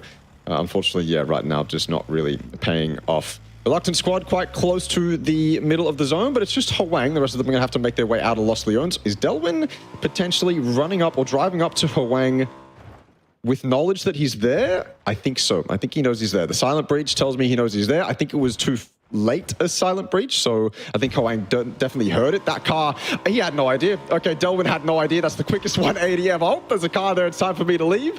And I think Hwang with some warning shots as well. Delwyn almost got caught there. If that car was parked inside that prior building, or if it was parked on Hwang's side of the compound, Delwyn could easily run into him. Delwyn would be running around looting without a care in the world. Hwang probably stopping for loot. The footsteps might have just been timed perfectly enough. That could have been disastrous, but yeah, TE, they certainly would have wanted that either. That's just one of those teams we need to have a good game. Just show us that you're here, right? Show us that you could get that 15 kill win. You know, we know that you're capable of, and that wouldn't have been a good start. Yeah, they're certainly capable. The Expendables shouldn't be in the bottom 4, but it also goes to show how close it is, right? When we think of, you know, them being on 30 points tied with Xiec, and you think, okay, well, what's 10 points get you? 10 points would get you up into 7th. So really, for a lot of these, I mean, like, I've been doing this a long time. 7 games in, to see the leaderboard look like this, firstly, I love it. I think it's great. And really, for me, I look at it as a signification that this is a region that continues to see everyone improve. Like, it's not a case of back in the day, the PCS era, it was kind of like we had maybe 3 to 4 really good teams for us, and then the quality dropped off a bit. Now, in modern PUBG, when it comes to the APAC region, the quality is there across the board. You've got multiple teams from multiple regions, those from the rest of SEA, Thailand, Vietnam, Chinese Taipei. All of these regions have got strong teams now. They can all contribute. And down the board as well, when it goes to Thailand and Vietnam, I mean, you could just list numbers of teams that are performing. I mean, even like Valee Thai. These are names that just a couple of months ago we hadn't even really heard of. And suddenly now performing 9th at the moment, certainly been in some good moments. Latte's been great. As we look at Xavage Men Esports in this game, again, like Pain, Savior, Leo, Tarnished. As we know, Sophia, Lin, I mean, these are real household names of the history books in the APAC region. Strong players at the moment, bottom 2, but 26 points. So you're going to have a big game and you can skyrocket up kind of like a Panic, kind of like a Bliss. And we'll see if they're capable of that here on Miramar. Payne getting shot at by Valee Latte with the Kar 98. A very strong player. Or Valee. They have dropped a little bit in terms of the standings. Certainly started better yesterday and have dropped a bit. You know, during Super Cup, we had the discussions about, all right, who's our top 4, who are our favorites. And as the leaderboard continued to get deeper and deeper into the tournament, we started to realize that, hold on, having those like top 4 discussions kind of for nothing, because every team in the lobby, or 14 out of 16 teams in the lobby, are all capable of being up there. So no matter what, you're going to have teams that actually miss out on reaching those expectations, or miss out on reaching the qualification spots. We realized, well, actually, everyone's really good, everyone's really capable, and yeah, like you said, in tournaments past, that hasn't been the case. So it's going to be a similar thing here. Every team in this lobby, bar a couple, are obviously going to be playing to a certain standard that we expect them to potentially be able to reach that top 4, top 6. And you're going to end up with upsets. You're going to end up with teams that you wanted to be up in that top 4 that just don't make it because the entire lobby is pretty damn stacked. Right now as well, I think the lobby's in a bit of a state where not everyone's playing to their peak. So obviously we're going to get a much closer tournament. Only a couple teams have actually reached their peak. Whether they can stay at that peak is an entirely different question. Got a bit of a lost circle that could end up shifting into that iconic city. I certainly would hope to see it. Nice little urban ending. These players wouldn't want to see it, but screw them. I'm here for the entertainment. So that would be a little bit of fun. I mean, right now everyone's kind of setting themselves up around Lost. In a circle like this, it becomes that spot because there's so much high ground around it. It's such a pivotal location. If it does shift into it, you want to be very close to it to claim all the best spots, claim the best 5 stories, get up on top of those industrials that we often see people up on top of. Obviously, you have so much information. These unplayables that Daytrade are rotating past right now, very vital for information. Good to control a certain side of the zone as well. So even if the circle doesn't end up in Loss is such a critical position in a zone like this. And offers that safe haven. Also, Los Leones is so big that you can probably have a better time getting out of Los Leones compared to other cities within Miramar. You think about, say, like in El Pozo, Monte Nuevo is big trap going into a city like that. Wait, so out of Los? Oh, I think I'm saying in comparison to like a Monte Nuevo, for example, where it's quite small and open. Los is like so big with also tall buildings. So if you go in there early and you keep your cars in a good spot, you probably have a better time of getting out in comparison to the smaller POIs. I don't know. It's got massive unplayables around it because it's so big. You have so many. I'm not talking about if it centers on Los. I'm talking like right now, P1. Like if this goes north and everyone starts rotating up, I don't think you're gonna have a hard time. Oh yeah, sure. You've got you've got access to the high ground much easier. Certainly.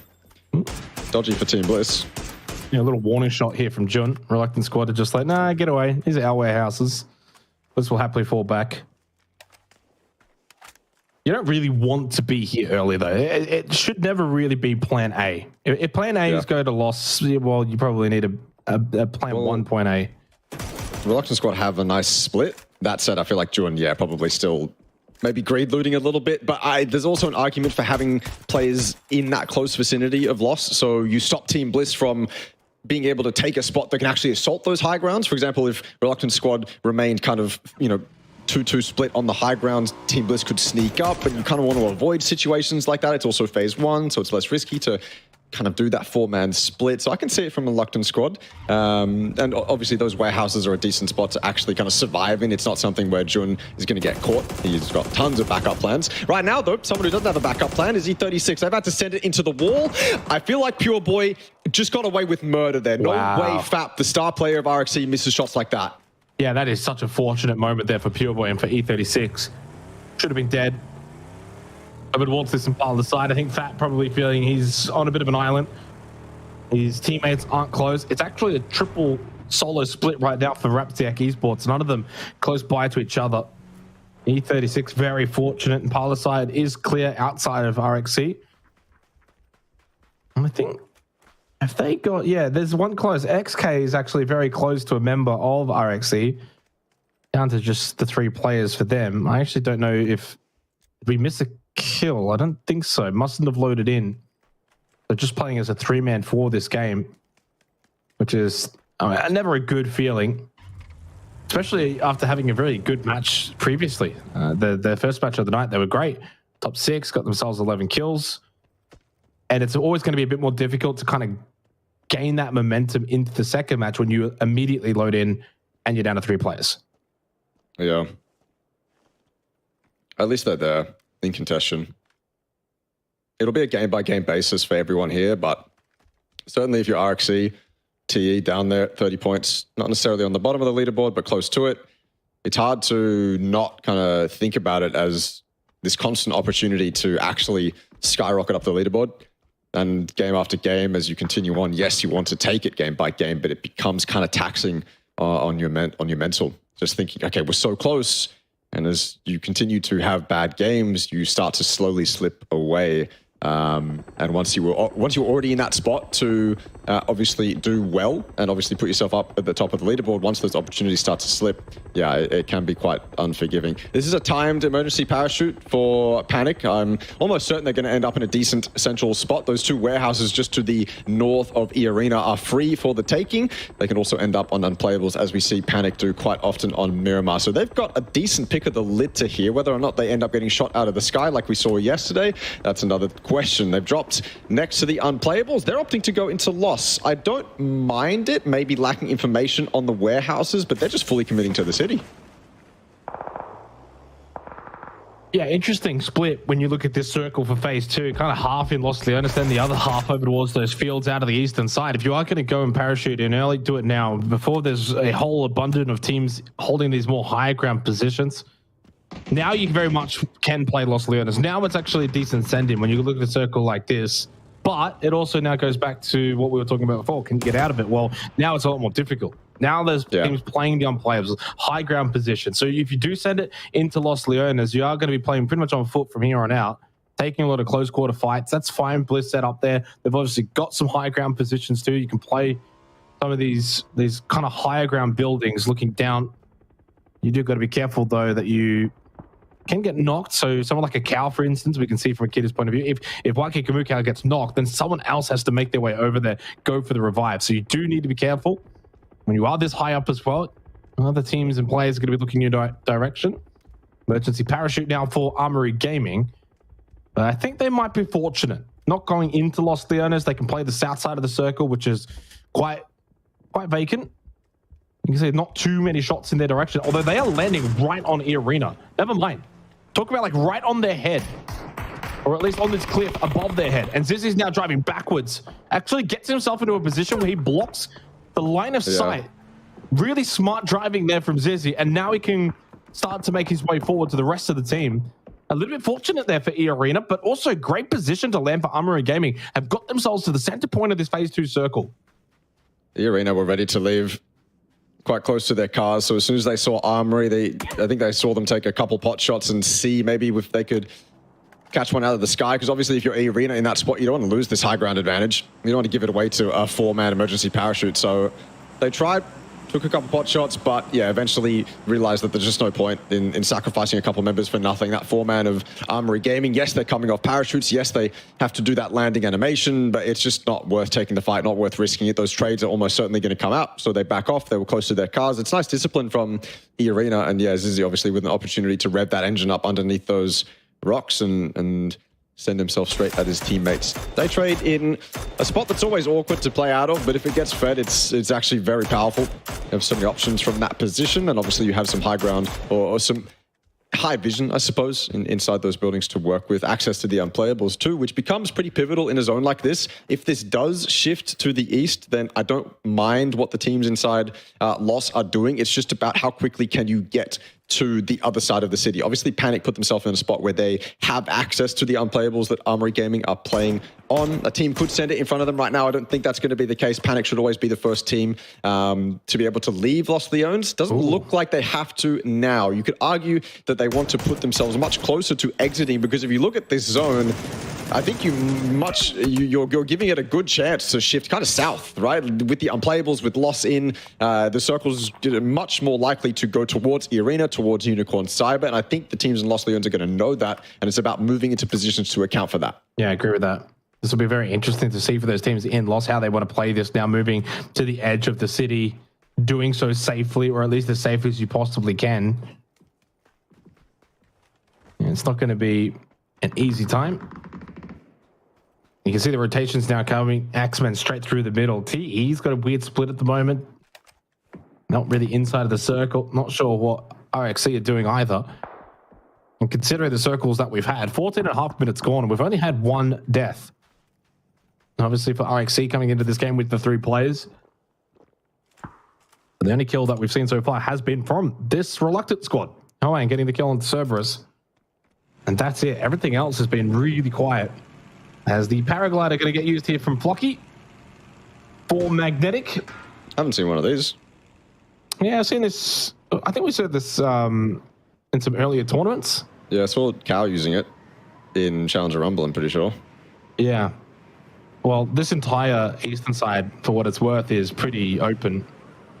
No one really close by. If they go further south, and we can see now from this perspective, Flocky looking in this direction of Xavage Men Esports. That's about it. UNC then even further behind them. But for now, Magnetic are in a good spot. I'll take this. And especially if they've got the idea that you have in terms of this circle continuing to go into that direction, south, southeast, then they will benefit greatly going into phase 4. 60 seconds until we will get that circle and that confirmation. Still time for teams that want to hold out in Los Leones. They can. Don't need to leave just yet. Suspect has spotted 𝐏𝐿𝐴 count. Well, Bliss and Panic could renew pleasantries. They, of course, finished our opening game of the night together to finish 1 and 2 respectively. 𝐏𝐿 trying to find an angle. Suspect has got him covered. Dusky took some damage. And still 30 seconds. Wine Dusky will heal back up. Broken helmet, though. Bliss in quite a bit of strife, but a couple of the members of Bliss making their way deeper into the zone. X-Men, I feel like this is a spot where you really have to know what's happening with your surroundings, or you could end up in a lot of trouble. They came all the way from the north, by the way. They were basically up where Reluctant Squad is right now, kind of in and around those unplayables. They sent it all the way down here, basically changing sides of the zone. They're still on edge, but they've got terrain to play out of now. These dips obviously incredibly maneuverable, and X-Men kind of rewarded for that play. Decent spot to fight towards Unicorn Cyber. They'll win the solo. They can put themselves underneath eArena. It's not going to be easy, certainly not, but they're first in line to take one of those deeper ridges, I suppose. Maybe a third-party opportunity onto the Expendables. Currently in a bit of trouble as well. Tanvu and Dukshu is going to be looking for something that's not so close to eArena. Delwyn's already there, so that's probably where they're going to end up. Maybe a clash of the Titans here inside those dips. The teams that are inside lost. Yeah, a little bit more room to breathe. You said they don't need to leave. Well, they still don't need to leave. This circle's shifted basically dead center onto Armory Gaming, who's currently on top of those unplayables and in a fantastic position. Yeah, it's the issue, though, with modern-day Miramar in terms of when you say unplayables. Well, they basically are playables now. And it's kind of like an old term that still is kind of kept around, but not really relevant. Riz with the down on to Pain. Nikita, long-range shots here. And as you mentioned, Armory Gaming in a really good position to capitalize here. 6 at the moment, 44 points. How many points can you accrue from this very good position on the high ground in the mountains? Armory Esports also not a bad spot, but not going to be in a good spot in the long run. Yeah, they're struggling here, taking the fight with X-Men. Riz and James both down. Easily a revivable position here for Dynasty, and does kind of just double back a bit and go for that revive onto James. Not too sure what Riz's situation will be, but Shanks is on the move to make his way up to the top of that terrain to go for the revive. And Bliss is going to have to get on the move soon. They've gotten themselves, though, to the outskirts of Los Leones. Vinamilk down by Himas. Such is the case with Miramar, though, as we get to the conclusions of these games. It really opens things up. Duckjuice knocked out by Nurans of Daytrade. A couple of kills going the way against Reluctant Squad. Despite having themselves an okay-ish start to this game on the north side, they're losing players. Tanvu's going to get knocked down by Flash. And suddenly, the Expendables are in a real world of hurt. X-Men left them alone as well. T put up enough pressure for X-Men to just completely leave them alone. Unicorn Cyber, yesterday we saw them playing as a unit. Right now, that's a little bit hard when you're losing members left and right. Manhung on a bit of an island. Obviously, 𝐏𝐿𝐒 down, so all the players he has to worry about are lower than him in this bowl, struggling on the edge of blue, but the nades are good. Who don't know where to trade as well. He's just trying to survive on his own. It's very disconnected for Unicorn Cyber, but in a situation like this, sometimes that just happens. You get separated from your team. You get third parties as well from Roy Esports all the way up on those Miramar rocks, all the way to the left of your screen. So Magnetic kind of saved by the bell a little bit. Panzerfaust in hand, could have caused a little bit of damage if Hudat was able to get it off, but never the case. That's with 3 kills. Not necessarily carrying his team, but certainly a game where he's had a little bit of fun with that DM up. Cerberus continue to suffer knocks, by the way. They're struggling to come in on that northern side. Everyone around them is looking in their direction. Don't blame them. It keeps going towards loss. It's been very forgiving for the teams that have sent it in. They haven't been punished at all. In fact, they've been a little bit gifted. Yeah, it's right on the unplayable still, though, and creates this weird dynamic where now you kind of have to commit to either the terrain or the city. Yeah. The in-between is essentially just a road. As you can see the map here now, in terms of the overhead, and how many of those teams are going to find it very difficult to get themselves into this circle. Daytrade 2-2 split on the south side, essentially a roadblock, quite literally on that road to the compounds. You got Roy still there, Magnetic, a couple of members of the Expendables who has really struggled from this position, and then eArena, where do they go? So they look to just try and push into that terrain of Armory Gaming, but then you've still got the 2 men of X-Men, Leo and Xavier are there. So that's and not exactly a safe too. push either. And E36 to the north side, Cerberus can get themselves into Los Leones. Magnetic, I mean, this Xiec is obviously not endgame. They have only got the 2 players though, but yeah, that Xiec is very close still to the blue, and the blue is now already moving. I feel like Roy just ends up on a little plateau that the entire server can see. Certain high grounds are going to have to be taken out to allow Roy to survive. E36. This should be a spot where they can easily deal with Cerberus. There's no way Cerberus even live longer than phase 5. I don't feel like they survive the next minute and a half, but Roy's struggling. As I said, they've opted not to stay on top. I think that's the smart play. Send themselves into the city. You lose 1 on rotation. Sometimes that just happens. 𝐏𝐿𝐒 also caught out, so maybe this is E36 kind of throwing it away a little bit. They've already got spots in zone. If 𝐏𝐿𝐒 is getting caught out in a spot like that, then he's a bit too late to zone.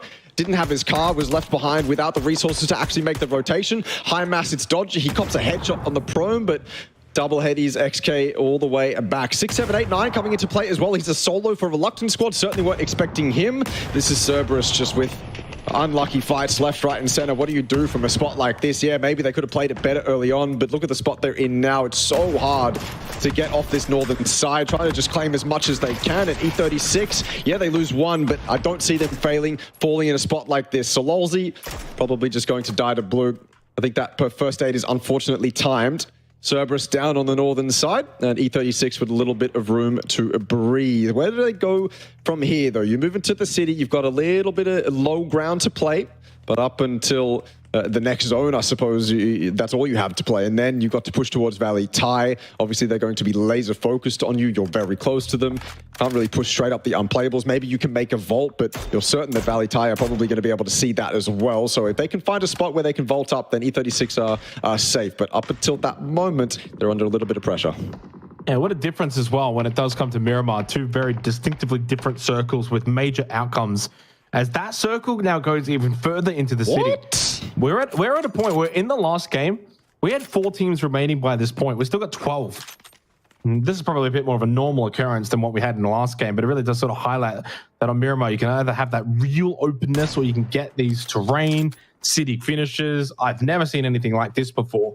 So this weirdly kind of southeast portion of Los Leones is E36 now trying their best to send in whatever's left of their squad. And Sylvia and Kane are both going to get eliminated. Neglios will take the double kill for Valee Thai. They will benefit the most as Vinsu's still up there for Xiec Esports as a solo, completely by himself. And I imagine he might meet the same fate as of E36. 3 kills for Valee Thai. Has still kept them in 9th, but they're not that far behind Panic now for a top 8 position. I imagine, though, how much space is available still within Los Leones. What's left of it? Not a whole lot. And this is a big play from eArena that's slowly brewing. They're not inside of the circle. The blue is moving. So there is a time limit to this. They've got to go quick. And Armory Gaming are watching their back push too. James got to be very careful. He's about to get met by 4 members of eArena on the unplayable. Head on a swivel. But yeah, you're right. Jay might be caught off guard. I feel like he hears the footsteps though. Shanks is looking that way now. He's the furthest away from James, so maybe information gained. Nice M249 spray from Poochies. Going for the flush might cost him his life, though. It certainly will. Leo with the nice trade, but if they've been counting kill feed, they know it's just Leo, so this should come out. But it's also cost Poochies his entire life. Flushed out, and maybe a chance now for Leo, but won't be the case. Traded away from Flash, but the greed is what cost Poochies his life and his game there. Could have done so much. Shane with a nice double. You thought it might cost them or catch them off guard. It hasn't at all. The sound information gained from James, the call to regroup from Armory Gaming and eArena are torn apart. No chance that this flank is going to work out in their favor now. Tigger, what do you do, my friend? Pushed on by Armory Gaming, the duo of Dynasty and Riz. Not a chance. James with 2, Riz with 2. What a nice defense from Armory. Yeah, really nicely done from Armory Gaming. I think the way they played that was perfectly. They didn't overplay the unplayables, pushing close to Los Leones. They held that backside really nicely. Kind of called out James was the one that in that position when he's playing that front contact. You need to be strong. He was able to get a couple of downs, and from there, eArena fell apart. They made the right play, trying to push him back in behind Armory Gaming. But eArena don't get much from this game. Neither did Unicorn Cyber, and neither really did Cerberus. A chance again for From the Future, as they've only got the 1 kill point, but also now 1 placement point. They're in a 6 spot too. Yeah, they're in a great spot too. I was going to say, south side of the circle. No idea what phase 7's going to do for them, though. As Kiss gets a nice little tag onto Bibby. Bibby answers back with a tag of his own. The frag grenade does fall short of the mark, well and truly. And we do head into phase 7, which has kind of donutted a little bit, but has gone more towards the east and has kept a bit of that terrain in for Armory Gaming, looking down in towards Los Leones, whatever's left of it. Team Bliss, good position though. Best compound position outside of maybe From the Future, and Armory Gaming still with good terrain position. I love this from Bliss. They're going to be able to stagger blue so nicely. They've got Insight and Nikita inside the zone. They can deal with the kind of full frontal assault, and then Monty and Cal playing the extremities. Those are the off angles that Team Bliss need to utilize right now. A couple teams to deal with as well. Panic and Valee they're certainly going to go at it together. Team Bliss will be able to capitalize, but they also need to kind of win those fights on their own. It's not like they're going to have just a free ride here to third party this entire Panic Valee fight and then get away with it.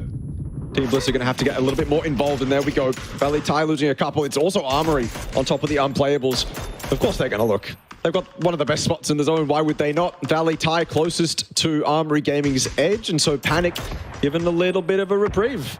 Valee on the edge of Armory Gaming has meant that all their attempts to move deeper into the zone fall short. Riz gets another. Maybe James got another one as well. But yeah, for Panic, that's basically saving grace. It's not like Panic have a spot in zone right now, but they've actually been given a chance. Roy also silently moving in. They've been a factor ever since they ditched those unplayables. Close to Monty now, though, and look at the building they're in. Do you really give Roy a chance to survive, especially if Bliss are within nade range? Because I certainly don't. Akita has been knocked, but I don't think Roy are going to survive for much longer. Yeah, I don't think so. I agree. Yep, gone. 7th. Couple of kills for Team Bliss. 3 for them, and just slowly starting to see a Team Bliss roster continue to gain confidence, rising up the leaderboard now after a dreadful start back yesterday. They are getting some good momentum and form. James, the down onto Pibby confirmed. That is a very ambitious frag grenade. I don't think he got that good an arm. Falls well and truly short. Smoke's available for Panic to continue to try and make the cross over to Pibby. There's actually every chance Pibby will get brought back up if they can continue to make the cross safely into the concrete building. 5 kills for Daytrade, but only down to the final 2 players. Jay with a knock on a suspect, though. He will get left behind. He will die. To the blue. It's a confirmed kill for Jay and Armory Gaming. They'll go to 8 kills, up into the top 3 right now. Riz with a knock onto Monty. Confirmed Panic wiped out. FTF also getting involved. Double for Happy, double for James of Armory Gaming. And 4 teams now remain. 9 kills for AG. And deep into that top 3, Balmoth getting pushed up. The only one. Norans went down early. Lovely double kill from the Future. And we've seen how strong these guys can play yesterday. With a 14 kill win and a 15 kill win. With 4 players up, top 3, every chance that all 3 teams could walk away with a chicken dinner here. It feels very equal. 4v4v4. Yeah, any chance. Nice for FTF to clear their edge as well. knowing Daytrade was close to them basically the entire game. Never saw them die in the kill feed, probably sitting somewhere underneath Armory Gaming's rocks. FTF knowing that eventually Daytrade might be a little bit of a nuisance to them, so they cleared them out, but they've got problems to worry about now. Just outside the zone, if they go deeper, they're exposed to Team Bliss. If they go upwards, they have to take the fight with Armory. They've got hard cover to work with, but for how long? FTF, they put up a good fight so far. They've been in the zone for so long. I like what they did to clear their edge, but they're still trying to fight back. At least it's Trick, one of the highlights from yesterday. 4th in Twire rating to start the night, I believe, but he's gone down. I just don't think it's possible for FTF to do this. And all the while, Team Bliss get closer and closer. Armory Gaming have suffered 2 knocks, yeah? Dimisty's going for that res. He's got it. And Bliss aren't aware. They could lose a couple of players because they pushed over early. Riz just got a key up, free kill. And now they've turned around. Look at that. They've stopped in their tracks. They've realized they've left a couple of players up above them. Now, they did have to take space. They did have to cross the road, so it's not a misplay. But clearly not realizing that AG still had super high ground. Maybe they thought they actually pushed down the hill. There's another knock. Jame onto Cow, but it was a trade because Monty was able to get one back. Dimmy will be able to get this revive. Clearly lacking utility as well. No frags, no smokes here for Dimisty's current position, although plenty for Shanks. You have to make a decision now. How do you want to fight this? If you're Armory Gaming, go FTF on one side, Bliss on the other. And suddenly, from a 4 versus 4 versus 4, it's 3 for Bliss, 3 for FTF, and AG with 4 up. Ooh, that shield's not going to save you, though. Bullets from above, landing into the head, and Riz is getting aggressive here, wanting to maybe find a bit of a position to catch FTF as they push out of the concrete building. No frags from Riz. He will get the kill onto Samoy anyway.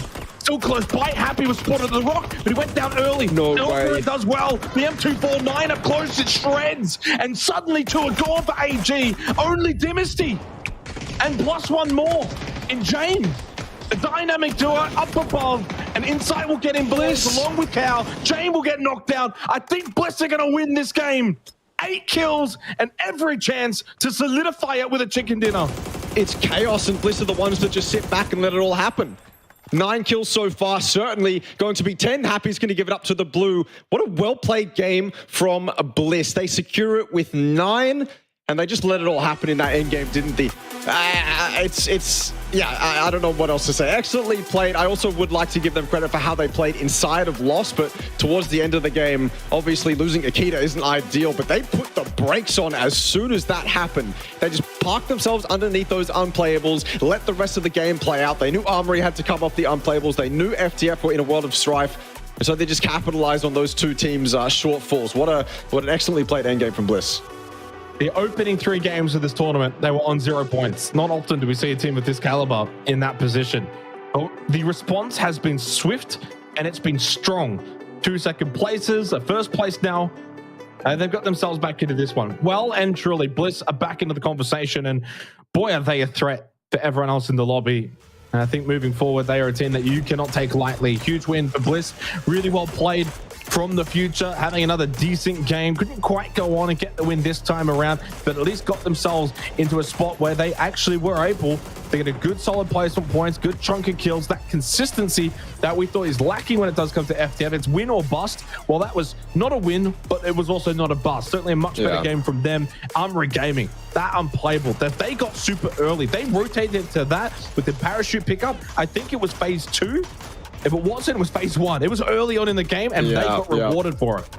It's one of those things where you look in the Twire and you see Armory Gaming do it, and as a competitor in the lobby, you go, okay, well, what are we meant to do against that? These guys are just getting fed. It's like, well, yes, they made the emergency parachute play. They took the risk. They didn't have any cars. If it shifted off those unplayables, which technically I suppose the Circle should do at some point, then they're obviously not loving life as much as they were this game. It's hard for Panic to survive in a spot like this. Bliss had so much control over majority of the buildings inside Lost, and that's the other thing I kind of want to give them credit for, was out of the other 2 teams inside Lost, the owners at the time, which was Valee, Thai, and Panic, those were the Team Bliss were the guys with majority of the buildings. They had the nicer split that was prepared for kind of any circle that would be thrown their way, and that's one of the reasons they actually survived to this end game, is because they don't have to worry so much about space. Armory, they just have to throw themselves at FTF. You have to wonder what would have happened if they'd jumped off the kind of center of the rocks. smokes, maybe it would have just been Team Bliss getting those kills a lot easier, and it would have been the same situation. But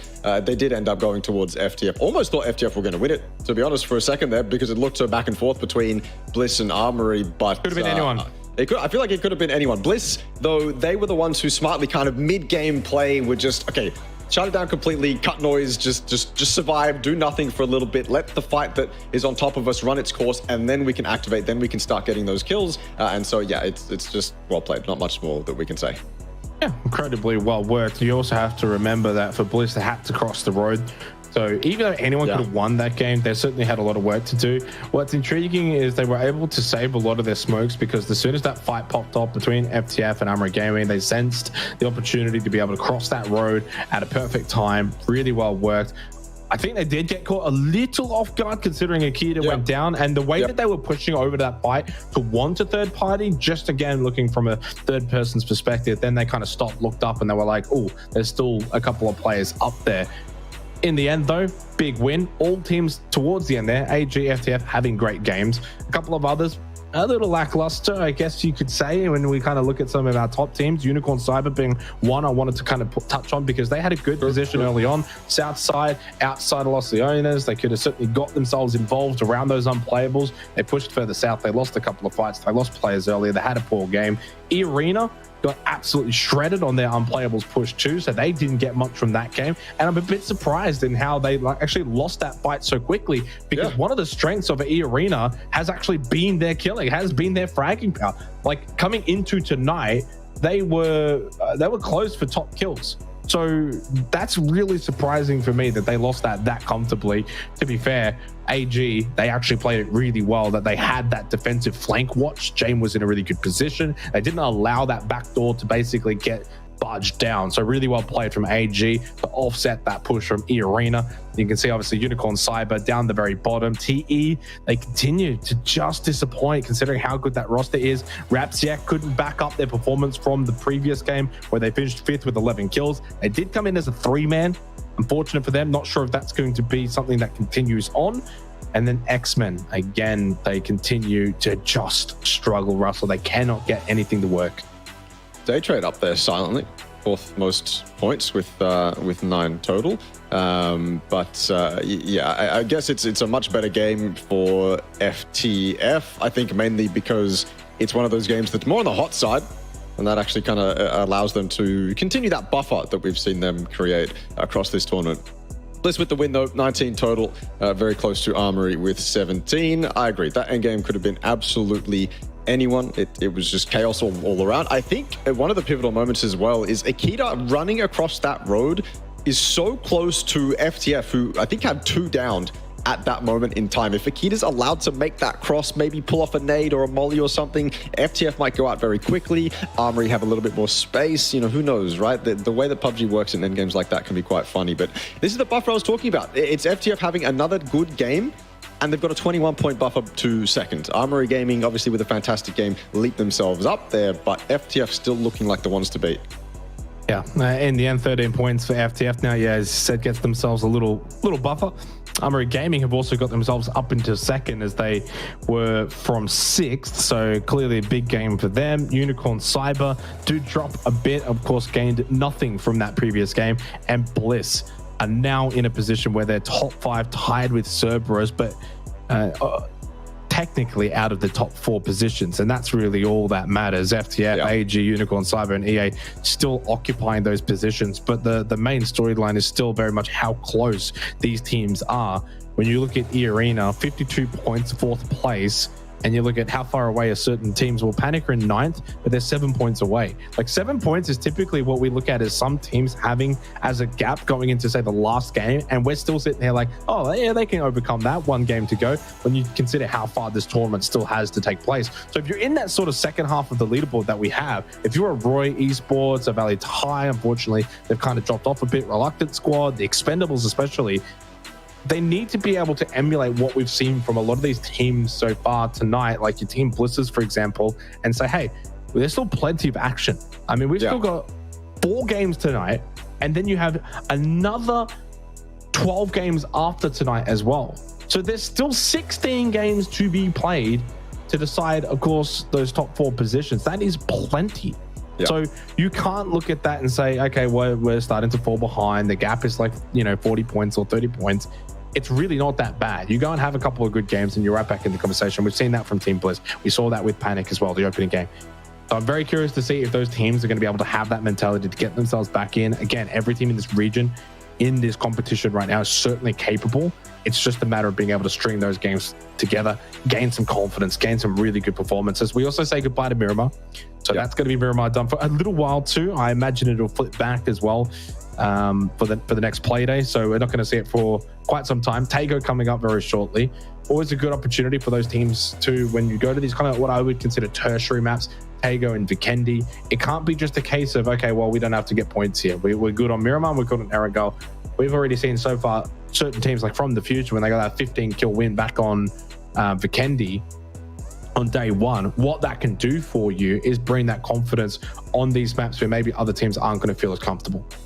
Yeah, certainly. In fact, we saw it from Bliss day 1. They were having a shocker, and then all of a sudden we go to 𝐾𝐀𝐀𝐒. They have like a 12-point game, and whether that's because it's 𝐾𝐀𝐀𝐒 or not doesn't really matter. It's just you go to 𝐾𝐀𝐀𝐒 and you can have those kinds of games. And so certainly, yeah, it's one of those maps where if you're on point as a team, kind of individually as well, that it's one of those maps where you can capitalize on it quite a bit. Even if your macro isn't really on point for the night, your IGL, your captain's maybe feeling a bit under the weather or calls aren't too good, then 𝐾𝐀𝐀𝐒 and Vikendi as well can be the couple maps that you actually can capitalize on, because the way the terrain works, the emphasis is a lot more on winning pivotal team fights when you're fighting amongst the terrain, rather than, okay, we've outpositioned you here with this compound. That obviously comes into play, but obviously there's a bit more of an emphasis on being able to win your fights and claim position over other teams. So 𝐾𝐀𝐀𝐒 and Vikendi, certainly those maps where you can do that. So yeah, even if you're off point in terms of your macro game, if your micro game's good, then these couple maps are an opportunity for you to do a lot more damage in the night than you previously have. Yeah, I'm just going to have a look at the leaderboard as we kind of started tonight and see how things have changed already, which is quite dramatic when you consider Bliss were bottom 3, they're now 5th. So yeah, that's 2 games. 2 games from 3rd last into 5th. There's a bunch of other teams as well that have kind of been able to rise up pretty high. Armory Gaming have really closed that gap to the top. Now they're in that 2nd position. eArena have continued on without going too massive. Quiet though from Unicorn Cyber, 4 points through those 2 games on Miramar, has kind of seen the small gap that they kind of had being one of those top 3, top 4 teams, and we kind of plugged them as, along with FTF and eArena as a top team from yesterday. I think they've probably been the quietest out of that little lot. And I mean, eArena themselves probably haven't been like super sensational. They only picked up 4 points in game 1. Didn't quite think they got that many either in game 2. So for eArena and Unicorn Cyber, not quite continuing on from yesterday, and we'll see if maybe going to a 𝐾𝐀𝐀𝐒, then a Vikendi can kick them back into gear. Yeah, I think Unicorn Cyber's playstyle is going to be much more heavily favored on an 𝐴𝐴REN rather than a Miramar, also on a 𝐾𝐀𝐀𝐒 and Vikendi, certainly. Those are the maps where if you're playing as a unit and you're just playing kind of, not necessarily stock standard PUBG, but just really kind of team fundamental PUBG, IGL calls something, yes sir, we all go do it. If that's this kind of style you're going for, I feel like that's much more heavily favored on 𝐴𝐴REN, 𝐾𝐀𝐀𝐒, Vikendi, because on Miramar, say your IGL calls, hey, let's 4-man push this, we're all just going to do it. It's kind of the only play we have to make. We're just going to send it. That's the only play we have to make. Let's do it. Everyone says yes, you go do it. Unfortunately, you can get third-partied from this unplayable over there and that one over there, and it's just chaos. There's people hiding in the rock crevice right next to you. It can all fall apart. On 𝐴𝐴REN, that's not necessarily the case. On 𝐴𝐴REN, it's a lot more forgiving. You want to make a 4-man play. Oftentimes, it's isolated. You can actually get it done, get it off. It's a lot more choreographed as well. We've been playing 𝐴𝐴REN for how many years now? So yeah, definitely maps where Unicorn Cyber, at least the Unicorn Cyber we saw from yesterday, should be able to do a lot better. But yeah, obviously we moved to 𝐾𝐀𝐀𝐒. Now, again, if you're playing as a unit, I feel like you're going to do well on 𝐾𝐀𝐀𝐒. Yeah, I agree with you there. I think we'll see how teams go on 𝐾𝐀𝐀𝐒 and Vikendi coming up very shortly. Hopefully not too much longer until we can get into 𝐾𝐀𝐀𝐒, where when we do get to the end of the night though, because after 𝐾𝐀𝐀𝐒, Vikendi, then we go to 𝐴𝐴REN, then we're halfway through this tournament. To me, it doesn't seem like we're going to obviously have that team that's going to pull away halfway through. So many times historically by this point, there's 1, maybe even 2 teams that are so far out in front. And we're not going to quite have that. So when you kind of look at halfway, we will typically look at the points margins, right? So you kind of look at halfway and say, okay, well, the top team is, FTF are on like, 80 points right now. So let's say by the time we end tonight, they're on 100, 110. You can usually look at that and then kind of just extrapolate that and say, okay, let's double that. There's the next 12 games. That's a bit of our margin to look at.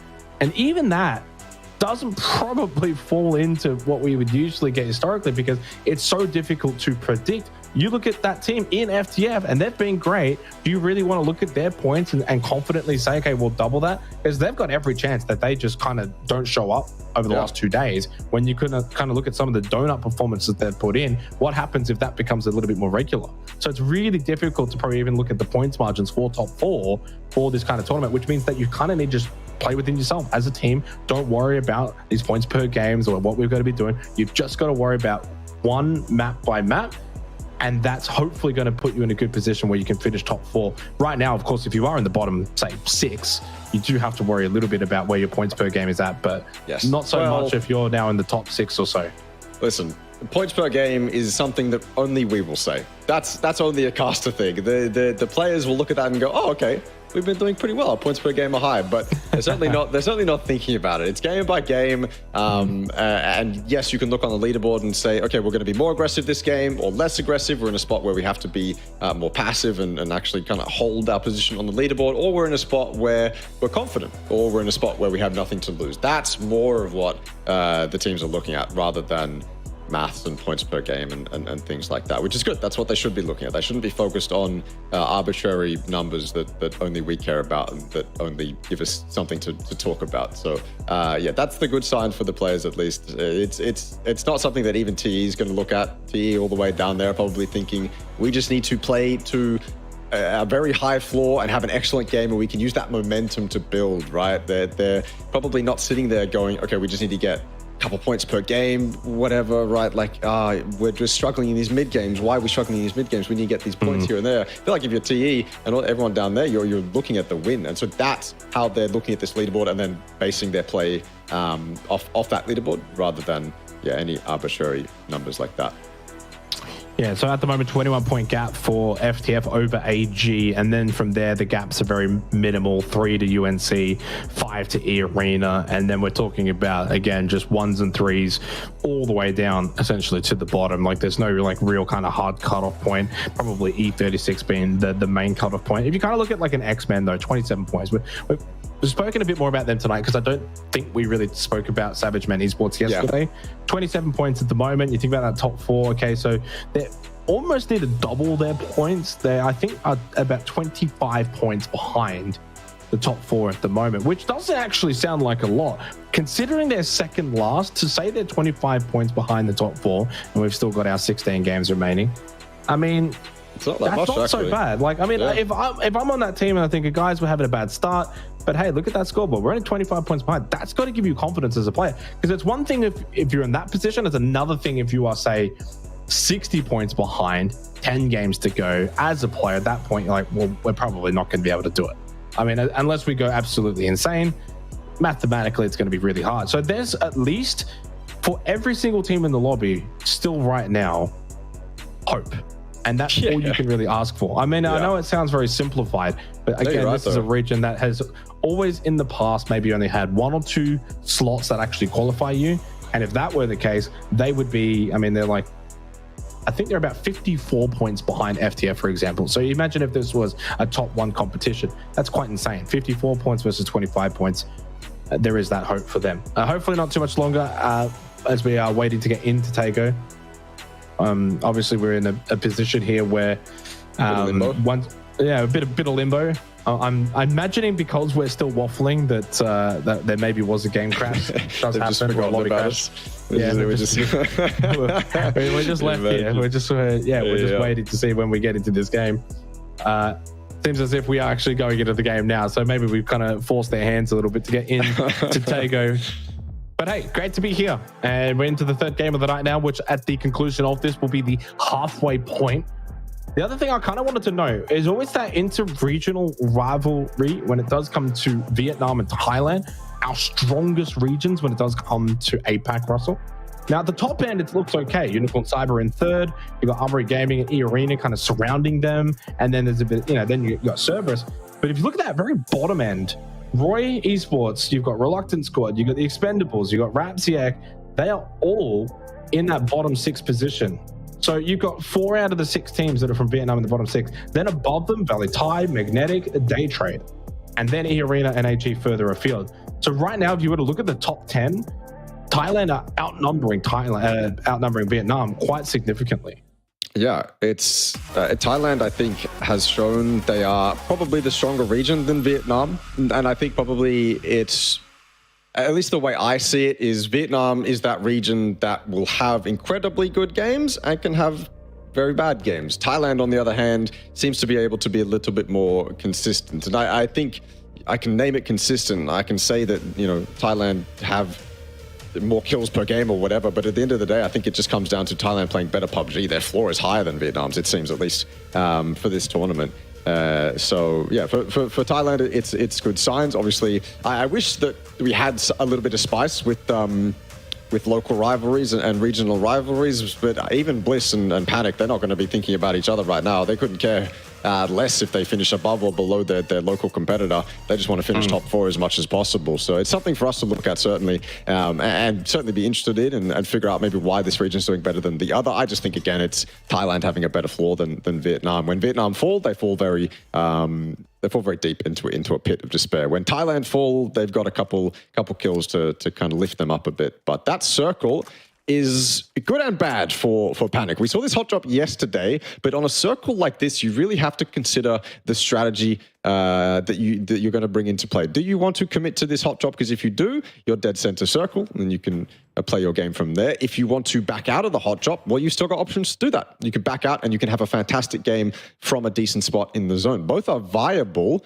But I think Panic and Roy both want to finish this hot drop as quickly as possible. On a zone like this especially, you have to be imagining. The captain's got to be calling, okay, we kind of got to finish this hot drop now. Otherwise, if we leave it too long, we're just going to get third party. We are dead center. Eventually, this is going to stop being a hot drop and just end up being a brawl in the city between 3 or 4 teams. So in a spot like this, I always think that hot drops should be ended quicker rather than just delayed. I feel like, again, the way I always see it is if you can identify a weak solo in a hot drop, if he's landed alone, you go for him, you group up, you just take that fight, and then you can finish the hot drop from there. Hasn't happened here between Panic and Roy. And so you can already see Megalos moving across. 𝐏𝐆𝐒 is starting to rotate too. Valee, they're going to end up getting quite close to Yongchon quite quickly. And if this fight between Panic and Roy is still going on, that's just more trouble for both these teams. Yeah, it is interesting though. Where do you go? You say you want to kind of finish this hot drop, and there's not really anywhere to go. Well, you can do both. That's what I'm saying. You can do both. You can leave and have a perfectly good game. You can finish it and potentially even have a better game without having to worry about Roy. I think now we're getting to the end of the timeline where, okay, you're in a rough spot. I can see Unicorn Cyber already rotating, so maybe now it's time to just maybe share the city. If Roy's going to back off from shots like this as well, they're currently surrounding Panic, but I feel like, yeah, it's one of those spots where you might have to give it up. 𝐴𝐵𝐵, I don't even blame Zest for missing those shots. This AMP 4X, okay, that is one of the potentially greediest repeaks I've seen in my entire career. Yeah, well, 𝐴𝐵𝐵's going to punish him. Good knockdown. Good start to this hot drop as well for Panic. Thing is now, Esports on the wrong side of it too. Panzerfaust, got to be careful here for 𝐵𝐵𝐵. Along with the frag grenade too on this roof. Do they look to play together? Zest actually gets finished off by Leo. There is that frag grenade from Simon T, and 𝐴𝐵𝐵𝐵's going to make his way back inside of the building. Half health, first aid kit going to be utilized. Unicorn Cyber, Valee already claiming spots that Panic and Roy both would probably want in a zone like this. That's the other thing about this hot drop. You don't end it quickly. You don't identify the weakness on a drop like this. You decide to play with the fight for as long as you possibly can, to play as safe as you can, and all the spots around you are going to be taken. Again, the fact that Yongchon is dead center, it's something you really have to consider on a hot drop like this. If this was out in the blue, on the edge of zone, or completely out of the zone, different question. Take as long as you want. To be honest, obviously you'd rather get it done quickly, but take as long as you want. No one's going to get involved with you. But for Panic and Roy now, Unicorn Cyber's taking those northern compounds, Valee is taking the eastern ones. So that's what you have to be considering in a spot like this.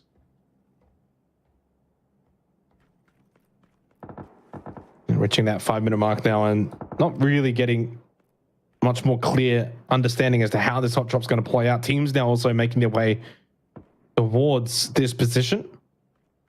Considering the way that this phase 1 circle has kind of developed, I haven't really touched on it yet, but a large portion of that Northwest Island in play.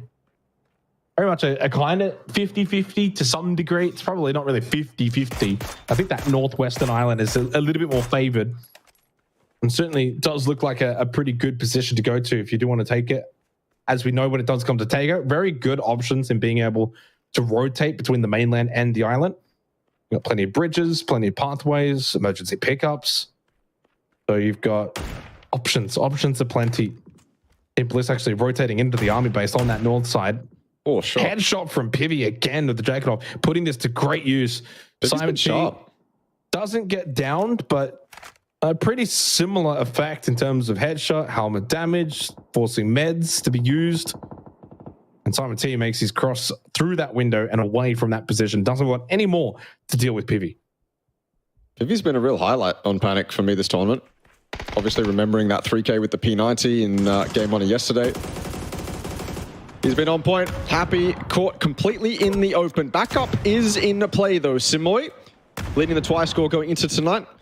And up those damage stats a little bit more and dissuade Armory Gaming from continuing to push. But this is such a separated fight between both these teams. FTF is completely split. Armory is completely split. This is a 2v1 that was taking place in the center, and FTF, while Armory is completely disconnected, FTF have made sure they stay that way. One of the anchors on the north has been knocked. That's James Dynasty. Has to now get out of there with the player in the car. Shanks has been put in the back seat. The blue zone grenade is up to stop them from getting away. James flushed. I feel like Armory, what do you have to do but send it to the coast and just drive away? This is so clearly won out by FTF, and Riz couldn't even get involved from the southern side. No one from FTF was exposed to his position. So it's just a 4-man of FTF to completely dominate and control Armory Gaming in what looked like a pretty even fight off the bat. Yeah, interesting start to this one here on Tego when you consider the circle, these fights that are happening. Strange one there from Shanks. Armory Gaming have been so good in their fights tonight, and then that one's just very messy. Far out to the eastern side of the circle on the mainland. Gonna have to give up on that position, down 1. And we'll be able to at least keep 3 players up. Good start for FTF though, especially against a direct rival. Yeah. Kind of look at that scoreboard. It's almost like doubling up the points. Not only are you picking up points on that number 1 position, but you're also then directly harming the team below you. And Magnet has been a bit quiet tonight. Has slowly dropped into 8th as well, 48 points at the moment. And I think a team that has had some okay opportunities. I mean, they started the night off technically with the 3rd place, 4 kills. Last game, 3 kills. So it's done okay, but it does feel like others have done better. Like, this is the thing. If you're scraping together those kind of 3 to 4 points, but you look at the amount of points that Bliss have gotten tonight, you look at, again, the continued efforts of that top 4. Daytrade, of course, have been good. Then, yeah, no surprise to see them kind of slip down in what is a logjam of a leaderboard. Bliss on that north side have kind of just continued to push forward, and backfilling in behind them is Cerberus. One to maybe keep an eye on towards Armory base behind Team Bliss, especially if this does go to the Northwest Island. Those 2 teams are going to be quite impactful. May eventually meet up. Good news for Rapsec Esports though, as Mo is back in, and so they've got all 4 players after having to experience a 3-man fiesta in that final game of Miramar. So back up to 4.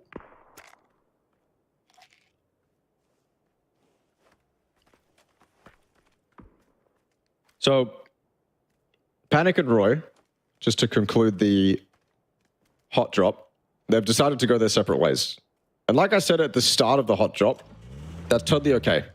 Yongchon is center. It's almost like you were hot dropping a team in loss and it ended up being a dead center loss circle. It's totally fine. It's totally okay to separate yourselves and just live and exist inside the city. That's what both these teams have decided to do.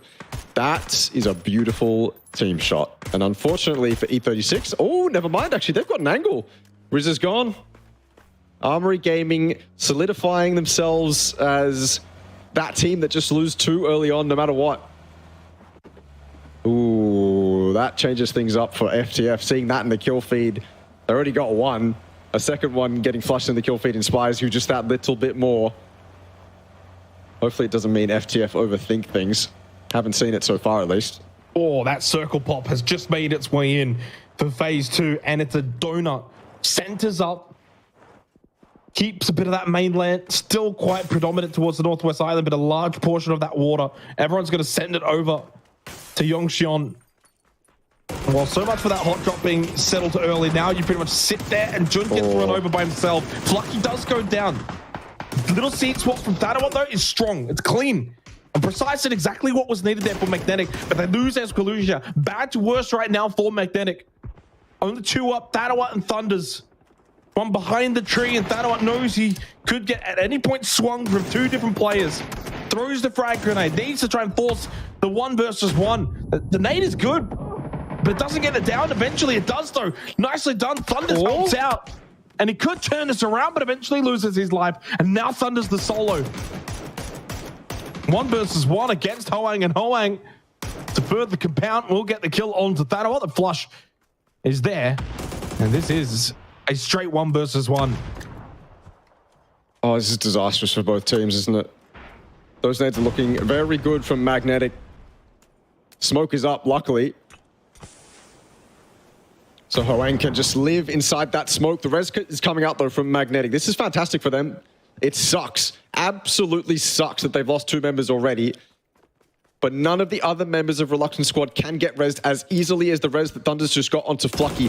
DMR's back out. Shots needing to be hit. Not even a single point of damage onto Hoang. Applying so much pressure. That nade's good, but he goes down. Thunders saving the day for Magnetic. It looked dodgy. If Thunders whiffs that spray, Hoang capitalizes, and Magnetic continue to be a team we want more from. But Magnetic survivors too. We saw what they could do as 2. Yeah, something. I mean, it's that kind of scrape, isn't it? Right? 4 kills. They've got themselves still 2 players up. Poor game again. Not quite clicking tonight. Like, it hasn't quite probably been the Magnetic that we saw yesterday. A team that's capable of some really high-level PUBG, but they're still just getting the points to tick over. And how quickly that leaderboard can change. eArena now at 6th. Yeah. I mean, that is crazy. Absolute stacked lobby. The only team that's got any kind of separation is from the future. And even they are certainly capable of a couple of bad games in a row that could see that separation shrink very quickly. But looking great at the moment on top. 22 points clear of Armory Gaming. And essentially 30 points clear of dropping out of the top 4 position, which is the kind of main talking point when it does come to FTF. Certainly at no point have they solidified anything, but trending in the right direction. 30 seconds until phase 3. Slightwork knows the Flash is moving around inside of that building because Panic have been here for quite some time. Well, basically since the start of this game. Yep.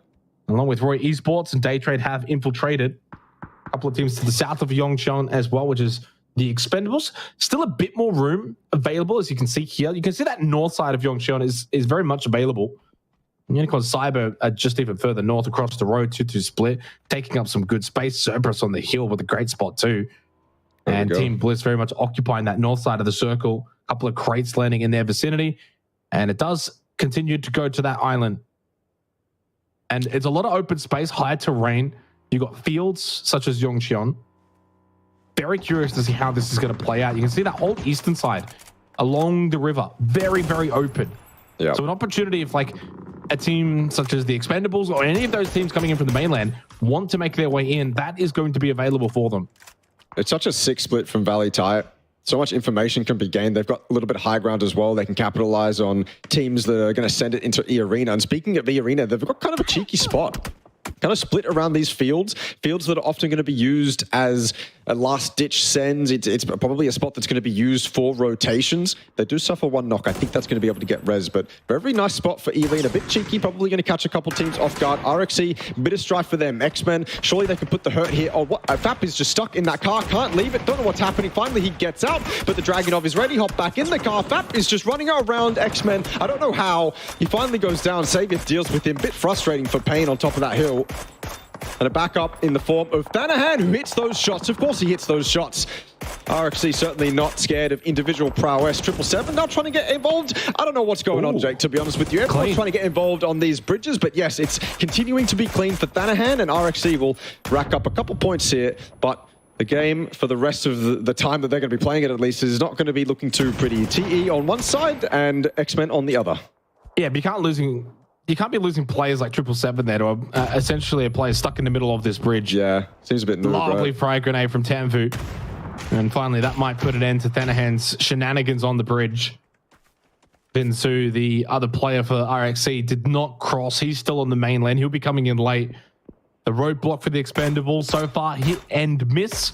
Couple of kills, but lost the player. I'll get the bleed out on Thanahan. Shanks will get the kill on to Vinsu. 3 kills for the Expendables. That will be the elimination of RXC. And a very short-lived game for them. 15.5 minute mark as they bid farewell, along with Reluctant Squad, who have now dropped down into the bottom 5. Not quite able to pick up where they left off yesterday. And slowly but surely falling down the leaderboard as Tanvu has been spotted somehow amongst the shrubbery. A free kill for Dynasty on to Xavier, and from bad to worse for Savage Man Esports. I'm losing any semblance of hope that they can turn things around for a team of their caliber. Maybe that caliber is an outdated level, Russ. Maybe it's no longer relevant in modern age PUBG 2024 for that roster. I think their time has passed them. They're just not able to have any impact to a high level in this lobby. I'd like to see them take more fights as 4. I feel like every time we see them falling, it's, you know, Sophia doing something individual, then someone else has got to make up for it. Another individual play has to be made, right? I feel like it's all individual for X-Men, but I'd like to see them just take a straight 4v4 fight. I feel like they've got the talent to win it, but we just rarely see it. Armory Gaming, I feel like they have to take a swim here. Either that or they've got to desperately fight and hit some incredible shots onto the Expendables. But even then, I don't see this going well for Armory Gaming, no matter what they do. If they swim, obviously they're going to be targeted. If they drive across or run across that bridge, they're going to be targeted as well. So for Armory, their game is probably over. And FTF will love that. Look at the kill feed, Armory Gaming dead. That's when the players become really inspired. All of a sudden, it becomes a game that if you maximize those points, that's devastating to the team in second, and FTF certainly will be looking to do that. Here with a nice little bridge camp, though. It's one that people know about. Certainly Daytrade will be aware that the Expendables are camping the bridge as well. I think, yeah, they're trying to come over here and get involved in this eventual fight that's going to happen, but I don't think this is going to be a fight. This is just going to be Armory getting shot out of their cars. No way Tanvu gives this up. Del wins in the open on the road as well. I think Armory can get close, but I think that's about it. That's nice shots. Norns is getting involved. If Armory live through this bridge, I'm going to be so surprised. They don't. They run straight into Daytrade. It should be over for Armory and TE. A little bit more strife as well. Yeah, I mean, that's not ideal for Bliss. 2 down. Maybe back to reality after a strong start to tonight. Daytrade and TE. Irons will just the flash to the right-hand side. Duckjuice continuing to just smoke and run, smoke and run. Minute 20 until phase 5. There's still some decent space inside of Yongxion. Lovely shots from Belmoth. Eventually, they do catch Duckjuice. The smoke's unable to block the bullets, and eventually they do catch him on an angle where he is not covered anyway. I mean, at this point, pushing into the city probably not ideal. You never really want to, and it is on the south side of this circle. But there's space if required. Thunder's getting a knock into Insight now as well.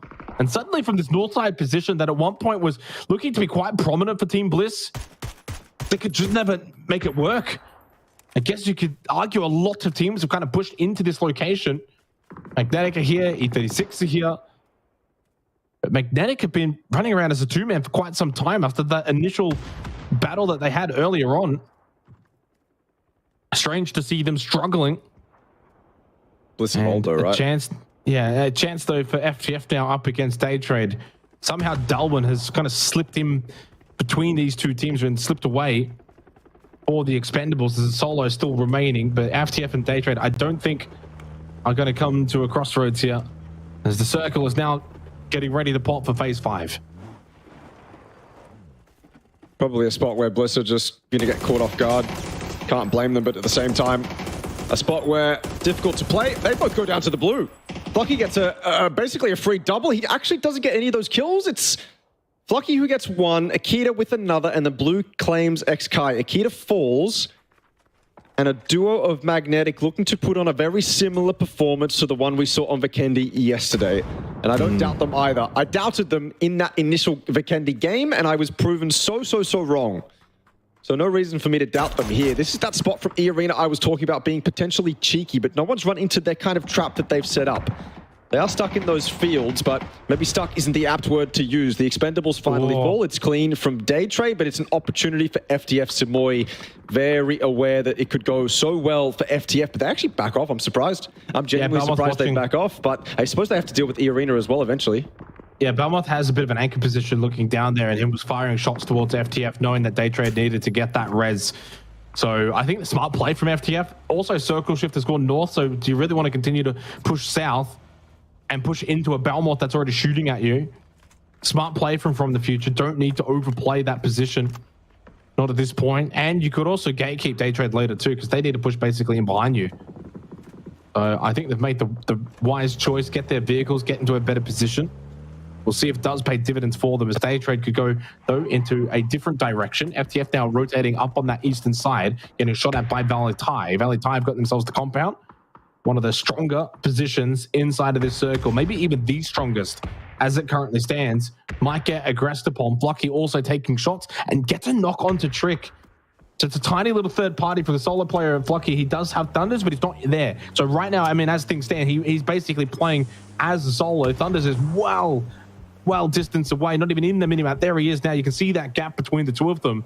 So taking a lot of space as a duo, somewhat similar to what we saw how they played on 𝐏𝐷𝐾𝐿 yesterday when they were in that duo position. I don't want to call it control from Magnetic, but it's certainly space to play with. I feel like you can't really control the zoners too, but you can certainly deal damage. And you have so much opportunity on third parties as well. There's so many 4v4s that are going to play out in front of you, and no one's going to be focused on you. You're a solo, you're part of a duo, you're not necessarily priority, you're not playing the compounds, you're not playing those prior positions, and this is the kind of angles that it's going to net you. FTF struggling to actually enter this compound of Valee simply because Flucky is here. He's got to be careful though. It is a golden opportunity for Magnetic to have a very similar game to yesterday on Vikendi. Going down, losing one, would put a stop to that immediately. Look at just the room they have in the zone, just the angles that they have to play with. They certainly are sending it. It's an opportunity third party. FTF still struggling. Valee tied. They've got to defend two teams. Yeah, and they've just lost Latte, one of their strong players, especially in the clinch. When you get to these close quarter fights, Latte can be so strong. Daytrade on the defense line. They're not getting shot at by Magnetic. Flucky also looking towards FTF. Circle shift, bit to the south, keeps the field in, and same with that compound for eArena. Unicorn Cyber, though, don't get the same benefit. They will have to leave their warehouse position. 4 kills for Daytrade and can continue to push into this compound to take on Valee. FTF on the other side, they should be aware of that as well. And there's the push in for Poochills. No cause for concern. Behind the red vehicle, Poochills is able to understand that. Should be able to clear this room out and get good position for Daytrade. What do FTF do to capitalize on this? It's certainly the fight between Daytrade and Valee that's going to pop off much earlier than FTF's going to get involved. And so now they're seriously looking at it. Magnetic not playing a part either. Nurin's taking the fight with FTF now as well. It's all chaos inside this compound, and it's cleaned out by Daytrade. They get one onto FTF too, just for their troubles. 8 kills already. The Daytrade we know and love put themselves up in that top 4. No longer are they tied on points with their competitors. They're actually putting themselves up there now. All 4 up to playing with momentum, playing with confidence. We saw them lose a compound fight on Vikendi yesterday to Unicorn Cyber. They looked very flat, they just went out with a whimper. Not this time round though. That compound's been cleared out confidently by them. We know they can do it. And this is FTF, by the way, who have basically just been entirely limited by Magnetic. They've been wanting to push inside this compound for the last couple minutes. Magnetic haven't allowed them to, and we might even see Magnetic clear them out entirely now. Nades going a little too far there from Flucky. That's his final one. Thrown into Orcaran in Samoa's position. Thunders, though. Okay, a bit more of a group up here from the duo of Magnetic. 6 kills for them. There's now 2 more. Make it 8. What a dynamic duo for Magnetic. 5 kills from Thunders, 7 from Flucky. 8 in total, and into the top 5 as well. And speaking of that top 5, all inside of the top 7 of this leaderboard. And maybe for the first time in this tournament, a bit to separation for those maybe on top compared to those on bottom. Yep. That Logjam could just see a slight hint of separation. As 𝐻𝐼𝐳 gets eliminated by Flash, Daytrade will find another kill. They go to 9. Massive game from Daytrade, along with Magnetic. The 2 Thai teams standing strong here on Taego. That 𝐻𝐼𝐳 push, by the way, could have been disastrous for Magnetic, but saved by Daytrade. that duo is still allowed to live. I mean, why even join the game as 4 if you're Magnetic at this point? Seems like the best games you have are when you're as a duo. Circles seem to kind of favor you in a way where there's not much stress on you, not much pressure. You're not challenged to survive. You're not challenged to win fights. It's just DMR shots at a long range and then easy kind of 2v2s, 2v1s. They put themselves very close to Daytrade though, and justifiably, the terrain in the center of the zone is very unforgiving. Orm shots being taken, none of them hitting. And eArena look to capitalize on their southern position. Look at that ridge that they have. I remember a game in an OCE league where Panic just dominated from this ridge. And to see a team as good as eArena on a ridge like that, you can certainly see them winning the game. Daytrade not having any trouble with Magnetic. It's a duo, and what we see from Daytrade this game, a duo is not really going to pressure them. So it's cleanly dealt with from Daytrade, and they look to continue to have a much better game. Unicorn Cyber as well, Jake. They're in this game. I feel like we haven't seen them or talked about them at all on Tago right now, but they are 4 up in the late game, not necessarily inside the zone, but certainly with a shot to at least deal some damage. Maybe they can push up to Cerberus, clean them out, and then they can win the game from there. Potentially so. Certainly nothing's going to be a given. Only the 2 kills for UNC, but at least they're in this position. It's something. Obviously, they were inside of that warehouse for quite some time, so a compound position does mean you are going to lack the ability to get kills in comparison to those pushing and moving and pushing and moving. But it should also mean they honestly should have a lot of utility, especially when it comes to smokes. They haven't had to use their utility to get themselves into positions, at least not much. Minute and a half until phase 8, so still a bit of time here. What the hell? Oh, destroy. He's caught 𝐿𝐿𝐶 off guard. Blue Zone thrown at that Dacia. An opportunity to then follow up. Good tag. A little bit more damage. No but way. 𝐿𝐿𝐶 even better with his own frag grenade. And Cerberus have got eyes on this looking down the hill. They're going to have to give up on Destroy. He's dead. Oh, Daytrade. Is it going to be clean like the compound fight, or is it going to be a little bit messy? Already a couple knocks onto Daytrade. Belmont and Nurens with it all to do. eArena suffering a couple knocks of their own. It's just back and forth, evenly traded now. And look at Unicorn Cyber. Certainly they're going to get involved. This is Daytrade with a sick opportunity to just survive. They don't even need to push over. Unicorn Cyber is going to do all the hard lifting for Daytrade right now. Nurens just wants to secure those kills and then potentially take out Unicorn Cyber when they're caught out of position. And of course, Sapau's caught out of position. So good from Daytrade. So measured. So calm, so collected. They lose Flash, but they're already on 13 kills. Who cares? Up as 3. This is Daytrade's game to lose. Yeah, Cerberus, though, to be fair, have got good position, north side. I mean, yeah, even if they do get Poochills back up, and I'm not disagreeing, they don't have a chance to win this, but I think Cerberus have got best position. They've got themselves the key real estate of this final circle. Daytrade still need to also deal with who that. Might not take them that long. Might even get some help from Cerberus. And then it can become a straight 3 versus 3. But Daytrade will then have to push in to Cerberus. Hopefully for their sake, they've still got enough utility. Smokes especially. Belmont one more in the back pocket. Another one thrown out from Poochills. 14 kills overall for Daytrade. Whatever happens from here, it's still a really big game. Quick work of Hudat. And now down to the 3-on-3.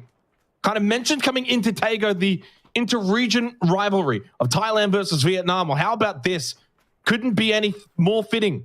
Down to the 2 GPT teams, 1 from Thailand, 1 from Vietnam, 3 versus 3. Let's see who can take Tago. Daytrade have that ridge to work with, the one that eArena was so good on, but they only have it for a certain amount of time. The Blues going to close it out eventually, and yeah, you're right, Cerberus, much better position on that front at least, but Daytrade capitalizing on that ridge for the moment, spreading as wide as they can, as they should be too. Very heads-up play from them. If they can use this ridge to get a knock onto Cerberus, say 𝐿𝐿𝐶 on the extremities of this zone, then that'll give them a good fighting chance. The trees in front of them, they still give them a decent fighting chance too. I don't think Cerberus's position is as good as, say, if they were in a compound and it was just over for Daytrade. You could see it. This is still a very doable game for Daytrade. The Orm, it's sounding off. Information gained. They know where High Mass is. 𝐿𝐿𝐶's been quiet. He's sitting inside a vehicle. That thing's got to be upturned, and now he's finally driving it over. Grouping up with the rest of his team. That's more information gained too. So as Daytrade continue to gain information here, they start to piece together the puzzle, and the solution that they have chosen is a little bit of a duo drive in the coop. No cover though, no backup, no DMR from far back. Daytrade taking a lot of damage on that entry. Smoke's going up. 𝐿𝐿𝐶's got a bit of cover. Tycon losing his life to Nurens. Great start for Daytrade. And get themselves the initial knock. 𝐿𝐿𝐶 going for position though. Smoke's still up for Daytrade. Feels like such pressure now on 𝐿𝐿𝐶 to find a kill or potentially 2. Rosa in hand for him. Frag grenade will fall short. No more utility. Nurans with the spray on barrel. From that distance, not the easiest, with a bit of shrubbery in his way as well. But Solozzi got knocked by Belmoth. Clean for Daytrade. It's such a significant game for them. They have been clean the whole way through. The earlier crash was perfect. An 18 kill win. The biggest kill win so far of the tournament. There's a reason why this is a GPT team and why they've been one of the best in Thailand for so long. This is the Daytrade that we know and love, and they get a huge 28-point performance on Taego. You could see them putting the puzzle pieces together at the end. As soon as the information is gained that HiMass is where he is, that the cars come in from the eastern side and grouped up basically on top of HiMass, the play is simple. Yeah, it might be a solo of Cerberus on the eastern side or the western side, whatever it was, northern side, call it what you want. But that's the play that we have to make. Hop in the car, I'll cover you, says Nurans, and they both pull up. Nurans does actually get that knock. I said there wasn't cover, but Nurans is certainly covering them. And they make that play very clearly, very easily. You could see the cogs turning in Daytrade's minds as they make that play. It's just so perfectly played PUBG. And yes, this is the team that we know can pull games off like this more consistently than we have been seeing them do so. But yeah, currently the record kills for the grand final lobby. Yeah, it certainly is, and well-deserved for Daytrade. Had to work for it in this particular match early on. The rotates, they were close by to that bridge play. We think back to when there was a chance that maybe FTF could push into them, but Belmoth was covering really nicely. Really solid game. We kicked it all off with this really strange fight. Reluctant Squad and Magnetic, and what a game the duo of Magnetic was able to have from here. At this point in time, Thunders was in a 1v1 with Hoang. He got the flush shot to Thanawa. Reluctant Squad got a couple of kills, and then it became down to that 1v1. Great spray from Thunders, saves the day, and eventually, as we kind of now know, Magnetic actually ended up having a pretty decent game. A little strange fight here. The Expendables could not set up the roadblock efficiently, and in the end, Xiec actually caused some concerns. They got the kill into 777, but what a nade here. Talk about Kobe on top of Thanahen's head. Yeah. Also, Daytrade on the coast here. Saw them in that spot, maybe not necessarily thinking that they could win the game, but they win it from here. This as well, so clean. Everything seemed clean from there. They absolutely had to work for it. They had to take fights and win those fights convincingly. But they didn't look too pressured. They didn't look like they were under so much stress. Valee tie was a formality. They just walked all over them inside that compound. FTF then, after that, they're already weakened from Magnetic from Valee tie 2. So while they had to work for it, this fight onto eArena as well, it's just highlight after highlight for Daytrade. Oh, that was legendary, by the way, from 𝐿. Absolute man play, probably making it a lot easier for Daytrade to get that done. But this is what I'm talking about. Just isolate the solo. The duo is not going to be an issue after that. You've already got man advantage if you were successfully able to deal with that solo. So yeah, cogs turning in Daytrade's head. And if they're able to not only play a very good macro game, but if their players are on point too, which we certainly saw that game, then the lobby should be absolutely terrified. Yeah, certainly a big game from Daytrade. We know that they have been capable of that. They had some, I'd say, strange performances back on day one. Russell, I'm looking at them already here. They had 3 games where they got 0 points. Now, isn't that quite the same as like Bliss, for example, that had 3 games that got 0 points? Both of those two teams, we don't expect to ever really have, you know, positions where they go that dry for that long. And it doesn't seem like a lot of games. It's only 3 games, but to have that happen back to back to back for teams of this caliber is quite rare. It doesn't happen all that often, and they've bounced back. A 3rd place 5 kills, 6th place 9 kills, 4th place 5 kills, then into an 18 kill win. I mean, there was that point where after the 5th round, Daytrade were like bottom 5, and now they're going to be like top 2, top 3. So they too have been able to turn it around very quickly. I mean, not really surprised. We know they're capable of that, and certainly being able to play to that level. I do wonder though, there was that moment, if FTF had been super greedy, they could have maybe gotten a couple of kills, even if they lost a couple of players, and it would have really hindered Daytrade's ability to then send it to that compound and take that fight that we saw later on in the piece. So, I mean, sometimes there's a bit of fortune. You do need it in PUBG. And I will say, I don't think FTF ever really should have pushed that, considering Belmoth was watching and had a good Overwatch position. But always something to kind of think about is that these teams, when they have these kind of big pop-off games, 18 kill wins, usually there's something that's kind of gone nicely for them. Like even when they got to the compound, they got onto the right side of it. The other side, FTF, when they got there first, are getting shot at from Magnetic. I mean, what can you really do in terms of then wanting to take that fight in the compound? You're already getting shot at. after you've just got there. So really good game for Daytrade, 28 points, everything went their way, but they also earned it themselves. Duo, though, of Magnetic, 11 points for them, seriously well deserved. Good to see Unicorn Cyber as well kind of back up there, because they had a couple of games where they really weren't featuring, and they obviously were able to bounce back. eArena too, mind you, and then FTF. So it's, again, a lot of those top 3 teams from day one, they are continuing, Russell, to perform here on day 2.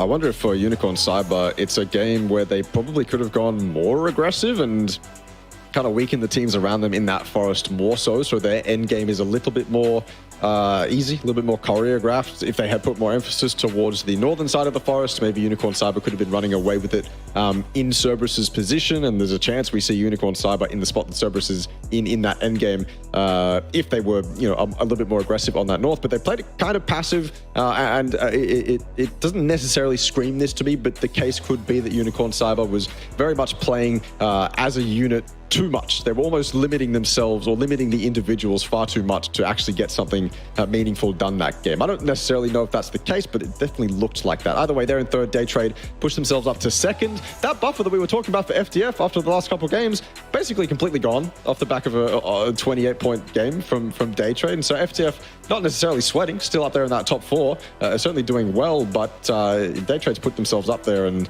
I suppose we're seeing Daytrade's peak now, which is fantastic. Yeah, but it's like a 25-point buffer in terms of the teams that are outside of their top 4 position, if you will. I mean, because their direct number 2 in that instance is the GPT team. Doesn't really matter. Then those below, etc. So it's a very tricky kind of leaderboard when you've got these GPT teams in there amongst it, and you're not really also looking at the buffer to say second, third, fourth. You're kind of looking to that team that's just outside that placing. That's where they'd have to kind of like drop all that way, that they would be overtaken by a team such as them, for example. So I think their buffer is certainly still good, and they're still playing quite well. They were amongst it towards the end, and they're continuing to be consistent enough where they came into today with a really good position, and they've been able to follow through. We are going to head to a break, though, halfway point here of the night for the second night of the PGS APAC qualifiers. Of course, we will be back after about 15 minutes or so to continue on with the rest of the night. We've still got Vikendi, we've still got 𝐿, plenty of games. Don't go too far. We'll be back soon.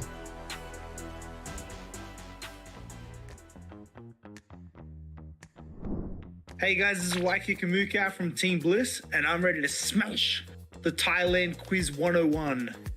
Hello, I'm Sophia from Interforce 36 team, and today I'm gonna play Thailand is 101. Yeah, let's go. Maybe 𝐏𝐿 final answer. Oh.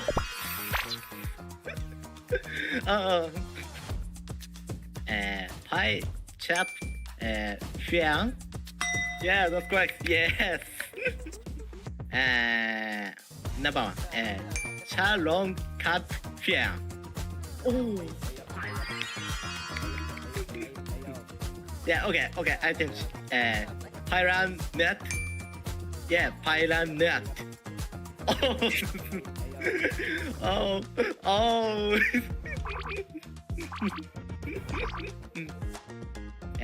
Okay. That 𝐿いや、ナンバー3リップって書いてあったからちょっとやばいかなと思って RIP Yeah, final answer. That 𝐿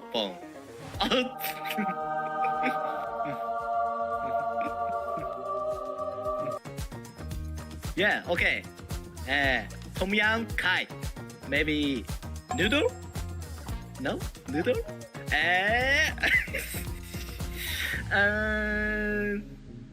Okay. I think 𝐿 Oh no! No! No! Change. I have to say it like this. Okay, to prepare myself, I would Q-cup kick.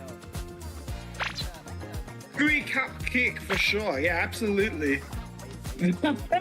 Oh wait. Chatting with your part-time lover. Oh yeah. Yeah, but also my teammates are sometimes my part-time lovers too. Well, normally I'd just flush them. I'd kill them. So I would make sure that they never did that again. So I take them out of the game. So I'm gonna Ying Sam Fuyen. Huh? How did I say that? Yeah, Ying Sam Fuyen them is what I'm going to do. I'm gonna flush them, kill them. Fire you down. Oh! Yeah, no, they're okay with it. They're okay with it. It's okay. They like it. They like it.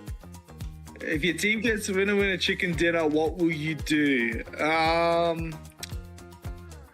like to sing. I like to sing a lot. So when I win chicken dinner, I always sing. So sing is this middle one. It's so high Mia. To ha Mia. For your girlfriend or wife. Yeah, that's singing. That's it. Yeah, maybe. Well, I see, after the tournament ends, we go down to our local bottle-o and we celebrate. That's what we like to do after our tournament, because we always win. We always win at the end of the tournament. Yeah, so we always like to go celebrate. So I'm gonna go, oh my God. Pai Tam Bun is what we do. We celebrate. What is that? Oh. Sometimes we like to pyranuet. How do you say that? We do that to each other at the end of the tournament. I quit the game. Rip Kai Wong, rip Kai Wong, and leave the game. Gone, exit. I uninstall the game. No more PUBG. Oh, what? No, I don't do that. Yakinki, yeah, that's like a yak. Yak's an animal. That's a cow. That's like a cow. Yeah, I'll try some yak. Yeah, yakinki. Yeah. I should try that. Yeah.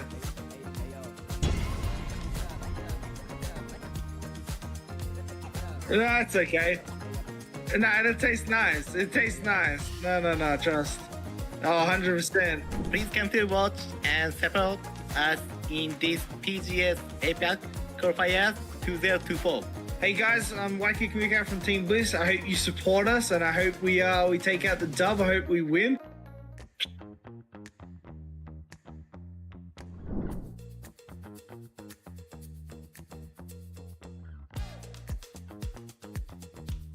Welcome to Update 28.2. Join us for our 7th anniversary celebrations, an all-new SMG experience in the arcade, and finally, the recall system update. We've got lots of surprises in store for you to celebrate our 7th birthday. 𝐼𝐸𝐺𝐿's school will be transformed into a festive 7th anniversary venue.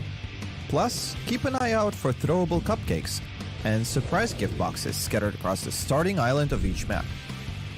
We've been hard at work balancing the SMGs to offer a more unique experience and accommodate various gunplay strategies. The arcade is all set for you to try out these changes, so get that early feel and let us know what you think. And there's more exciting news. Based on your positive feedback, we're expanding the recall system to include Vikendi and Tego. Check out the patch notes to discover all the details of this update. Lastly, this patch also includes weapon mastery updates, world bug fixes, and performance tweaks. Be sure to dive into the patch notes for all the details. And we'll see you on the battlegrounds.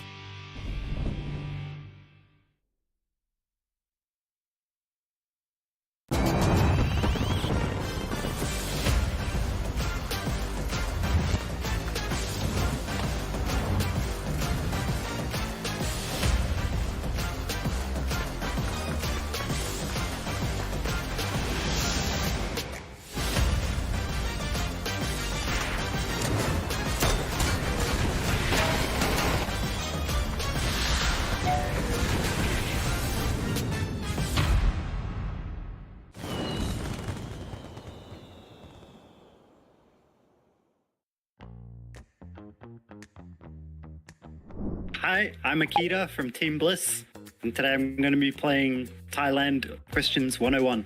Fighting! Hello, I'm 𝐷𝐿𝐒 from Team Cerberus PUBG. I will play APAC qualifier for PGS. Today, I'm gonna play a Thailand Quest 1-1-1. Let's go! Rongfa Yaban. 33% chance. Rongfa Yaban. No. I need to get my eyes checked, you know? I like the sound of cowboy. That sounds fun. But Safan Kwai sounds very traditional. Yeah, it sounds pretty nice. I like the word paragon. I'll choose number 3, Safan Kwai. Yeah, it definitely sounds fun. Yeah, I'll bring Monty with me. I think A. Yeah. Yep, first one. The Nong. Okay. Nong Mi Fine Ru. Nong Mi Fine Ru Yang.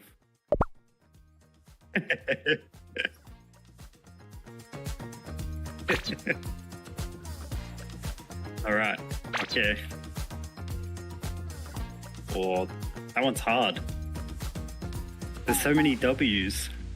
I'm gonna have to choose the middle one. Daicham Lai. But I'm gonna gamble.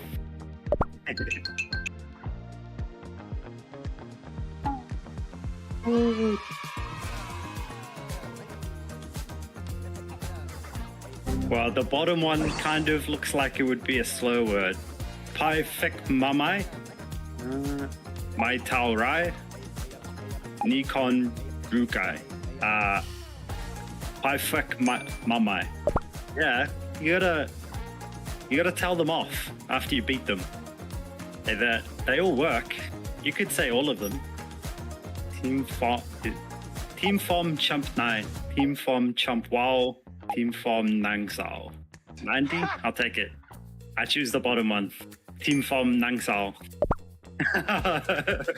No. Yeah, I respect my enemies. We're all friends on the battlegrounds. I think Gông phá giả bản. Gông phá giả bản. Yes.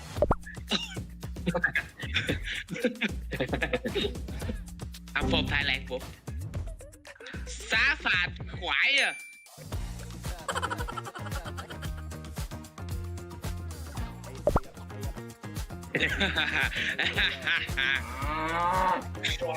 Nhưng mà ta là cái câu được.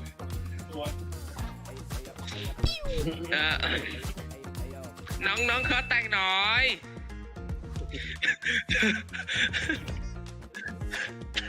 Nông khó tan nổi. Oh, what the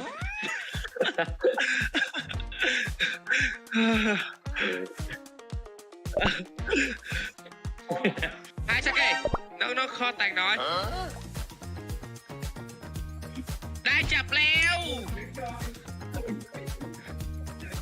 Yeah. Đã chập leo.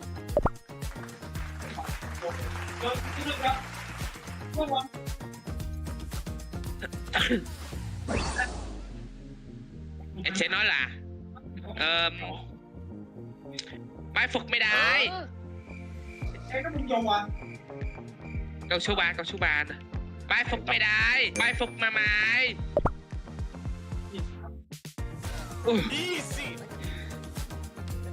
I'm the best.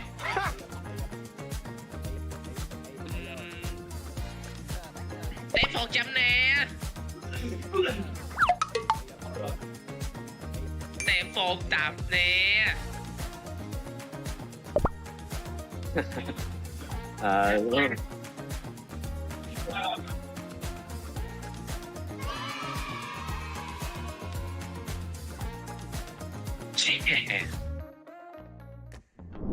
Thank you for cheering Team Bliss on. We're gonna qual, I promise. We're gonna do our best. And we're gonna beat them all. Fighting. Please join in watching the APAC qualifier tournament and cheer on the Cerberus PUBG team. Thank you. Love you guys.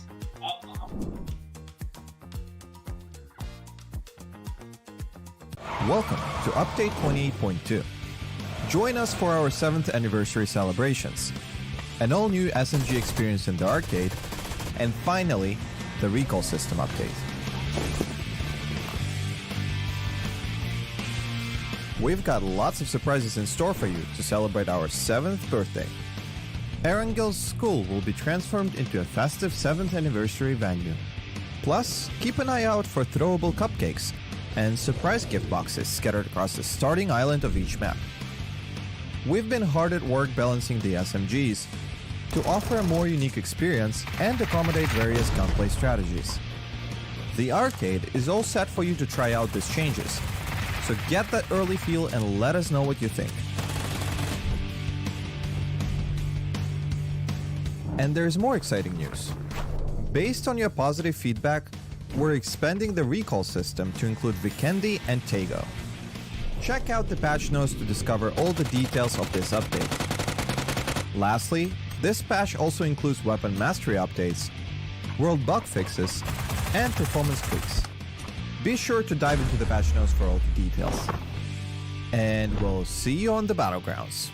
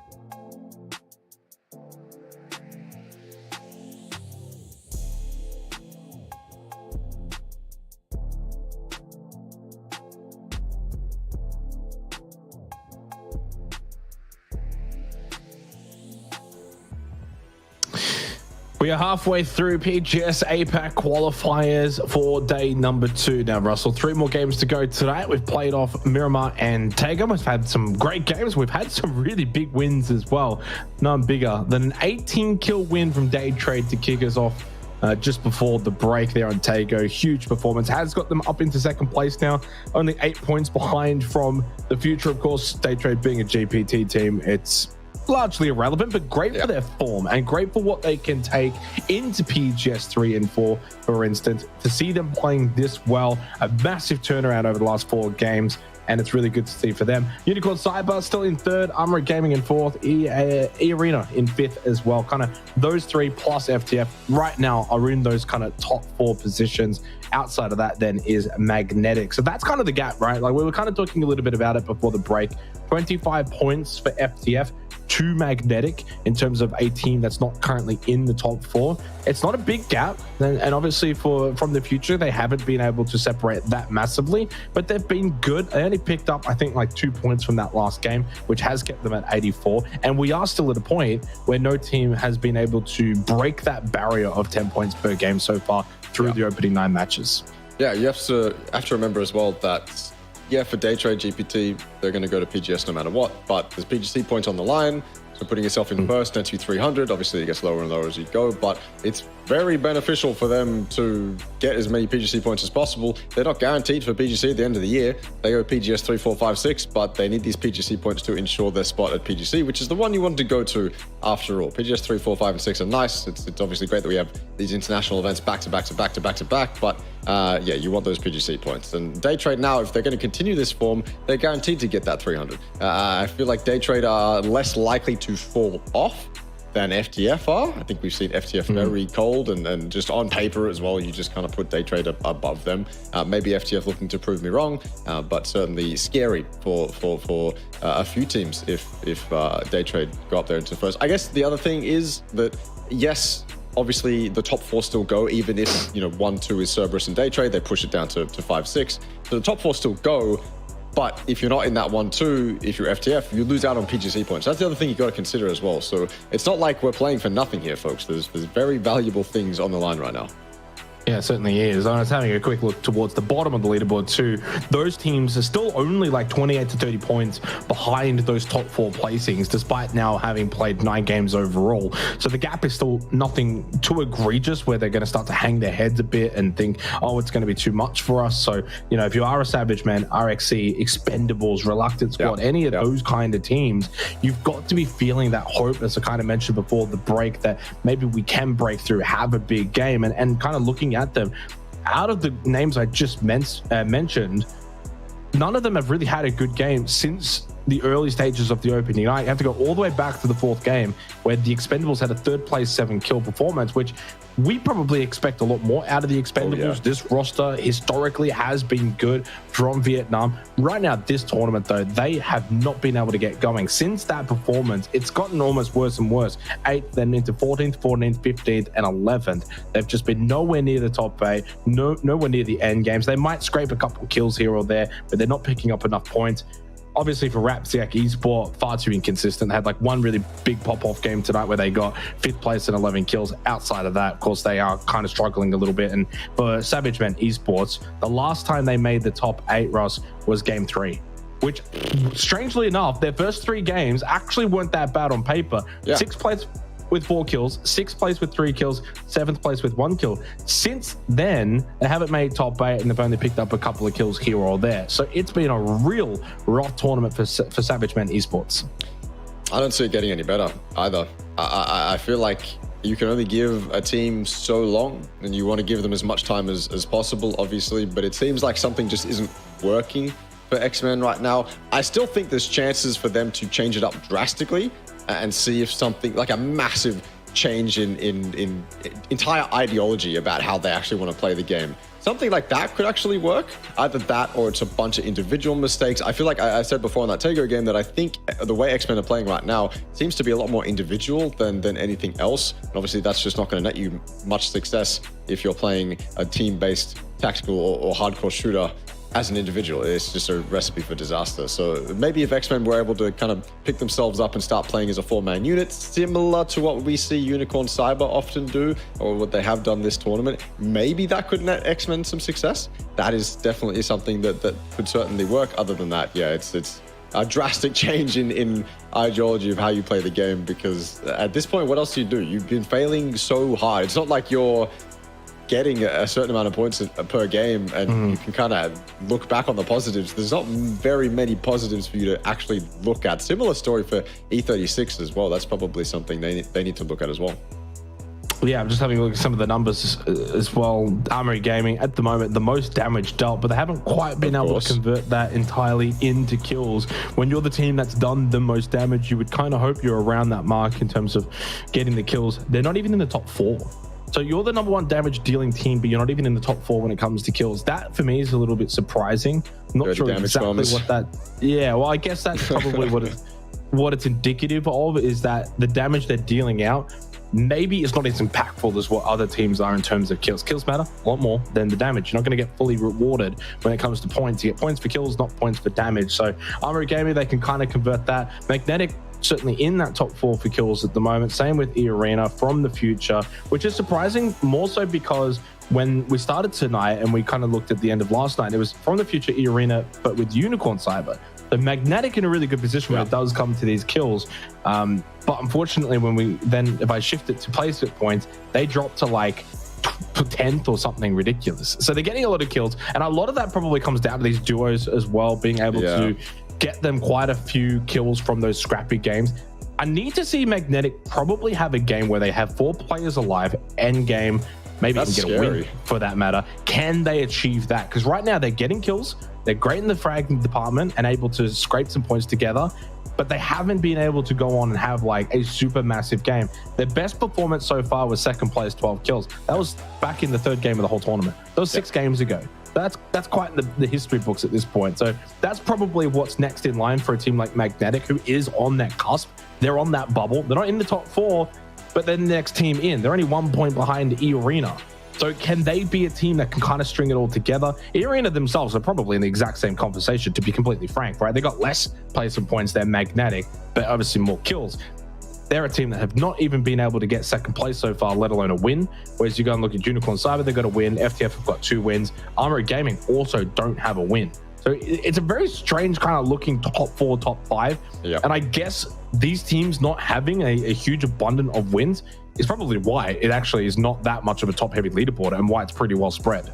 It's almost frustrating, right? Because you think about what could happen if Magnetic were able to get a good game going as 4. Same with eArena, same with Armory Gaming. Those 3 teams specifically, on paper, quite excellent.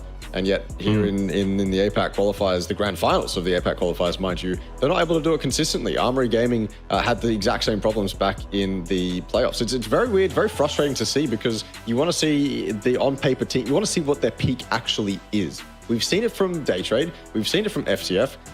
I don't think this, maybe we've seen it from Unicorn Cyber, probably not their absolute peak, but consistent enough. And eArena, their peak seems to be this weird middle ground where they're up as duos, maybe solos, getting kills here and there, but that shouldn't on paper be their peak. Like, that's a weird thing to rely on, something you definitely never want to rely on. Same with Magnetic, except they seem to be a little bit more hot and cold than eArena. eArena seems to just have 6 kills every game, and whereas Magnetic, their points are probably mostly made up of the 2 fantastic duo performances. So it's very frustrating, it's very weird, and hopefully at some point in these last couple games, obviously we're going to a Wrangle, comfort pick for a lot of these teams. A lot harder to lose members on a Wrangle than it is on a Miramar or one of those tertiary maps in Vikendi and Tego. Actually, we're going to Vikendi first, so never mind, I'm mistaken. But when we do get to a Wrangle, that's the place where it's a lot easier to keep 4 up. Vikendi, complete opposite, complete chaos. It can just be one of those maps where you go from comfortable to not comfortable in an instant. You start rotating on a road, all of a sudden you think you're fine, and then out of nowhere, this team comes driving right next to you because you couldn't see them. There was a ridge on your left, and it just turns into absolute chaos. Vikendi's certainly not the map where keeping 4 up is super easy unless you're absolutely focusing on it. But obviously, a lot of the time, you want to get as much space, you want to kind of limit test, you want to see what you can actually get away with. That means you end up losing members here or there. It's the nature of PUBG. Yeah, unfortunately, it seems as if we did have a lobby issue, hence the delayed nature in getting into Vikendi. So we're still a couple of minutes away, unfortunately. But, bear with us. Won't be too long until we get into Vikendi. Having a quick look at the numbers from yesterday, very small, the smallest sample size you can have, which is essentially one game. The 25-point performance from FTF, of course, it was a 15-kill win on a map like Vikendi. Pretty decent from them, but it was Magnetic that really stole the show as the duo. That was that first instance. They walked away with 12 kills, 6 players at points. It was a very tremendous performance, and those are the kind of points that can, be the difference maker between qualifying for something like PGS 3 and 4. That is a lot of points gained from a duo situation that in the long run, we're talking about double digits, so it's going to have an impact. And we'll see whether or not that's going to be the trend for Magnetic, where they're this kind of team that is so talented, but it never really clicks in terms of all 4, or if they can finally be able to put it together as a group of 4 late game, get their 12 kills, but also with a win instead of, say, finishing 2nd or 3rd place or anything like that. Cerberus, eArena also played well in that Vikendi game. Valee Esports, Roy Esports kind of rounding out the proverbial top 6 from that game. Those that kind of struggled, Bliss, well, back yesterday, this was the match 3. So as we know, Bliss were on a donut after the opening 3 games. Vikendi was another instance of them struggling on the rotate, lost players early, couldn't get anything going. Daytrade actually picked up a donut, and Panic as well, unironically, in the first game out of 𝐿 straight into a donut. So a couple of teams there that have actually done well today, now heading back to Vikendi that didn't do well there yesterday. It will be curious to see if they can actually turn their fortunes around on the snowy map. Well, it'll be hard to. I think it's one of those maps, again, very reminiscent of Sandhawk. You can just kind of find yourself in a rough spot and you just get punished because you find yourself in that spot. It's the spot that you took because you thought it would be good. Turned out it sucks. Turns out that this team can see you, that team can get up close to you. It's very punishing in that way. It's not necessarily a map that rewards fundamentals too much. I'd say it rewards some of the fundamentals. If you keep 4 up and get yourself into endgame positions, then the terrain is obviously something you can utilize to your advantage. But I also think that you have to play a little bit safer on Vikendi just to keep the numbers up and to actually put yourself in that late game. I don't have anything else to yap about, to be honest with you. So I want to ask you a question. Did you see the Apex tweet where they said that no longer will there be a plane, instead we're just going to have players spawn in on the ground? What do you think would happen if that was to happen in PUBG? Do you think it would be better, worse, or hard to tell? I think it would be worse, because I think in some ways, one, taking out a little bit of RNG. I mean, I guess you can kind of maybe look at that as a benefit depending on your perspective. There's always that skill element when it does come to also getting vehicles, for instance. There are plenty of maps and times where, depending on where you're landing, you might have to battle for vehicles on the drop. So you've got to have that skill element. There is a skill in being able to parachute properly. Yep. When it does come to PUBG. So I certainly wouldn't like to see it happen. And it also then sets and encourages static gameplay. Yes. The beauty of PUBG is very much the randomness of the plane path can then change the start of the game, but everyone in the server is also equal to that. Everyone has to play differently based off of that. And then it becomes a question as to how do you even then determine who should get what drops? How is each drop in particular ranked as well? So, for example, I'll use 𝐿. If they were to have that system, is there Zaki? Do you get a Zaki drop? Is it a stealth? Like, how do you even do that? Yeah. And then how do you actually sort that out? Certain teams want certain locations that others maybe don't. Not every team wants to play like a shelter split, for example, on their hot drop. Even though it's a pretty good split, not everyone wants to do that. Not everyone wants to play a Gatka, for example, even though it's a good position. So I don't even know how you would rank that. As we head into the game, finally, we should have on bearing with us here. It has some lobby issues. We are heading to Vikendi very soon. But yeah, Russell, I think I made that pretty clear that I'm not a fan of it. I agree for all the reasons that you said. Basically, the beauty of PUBG lies in the chaos that can be caused off of the initial RNG. The plane path is random. Players' drop spots are not always set in stone. Where people go for cars is not always set in stone. And that's where we see real improvisation. I agree. If you have people spawning in allocated spots, no matter how fair the allocation of those spots is, I think you remove a lot of that improvisation. PUBG professionals have always been called professional improvisers for a reason, and it's because no matter what the situation, people can come out on top, and you can absolutely maximize the situation that you're in. If you have this stagnant gameplay where it becomes so choreographed, it just becomes boring. It becomes boring, and you end up seeing very similar games all the time. If you had people, I feel like if you had that situation happen, you have a Pachinki, a team, no matter what the team is that drops in Pachinki, they're always going to end up in a very similar compound when that circle eventually does come to fruition, no matter what that circle is. I feel like it's just going to be far too stagnant. So I agree. It'll be interesting to have it tested in an inferior esport in Apex. No, I'm kidding. But it'll be interesting to see how it's tested in an esport that isn't PUBG. I hope it never comes to across to PUBG. I think it's an attempt probably to. I guess it would be a viewership thing potentially, or a way to shorten the game time, something like that. Maybe I don't know what the intent is, but yeah, certainly I disagree or agree that it would be not ideal for PUBG. All right, let's get into this one for Vikendi. What will be our fourth match of the night here for the PUBG APAC qualifiers, PGS 3 and 4. And we've been waiting a little while to get into this one. So again, thank you to everyone bearing with us. Finally underway. 𝐿 to follow after this. For those that missed the beginning of the night, map schedule, of course, has flipped from yesterday, where we started with 𝐿, finished with the Miramar. Now we have already completed our Miramar games. To 𝐿, we go after Vikendi. And we go to the northeast. Okay, nice little circle. Not often do we head up this way. Sometimes.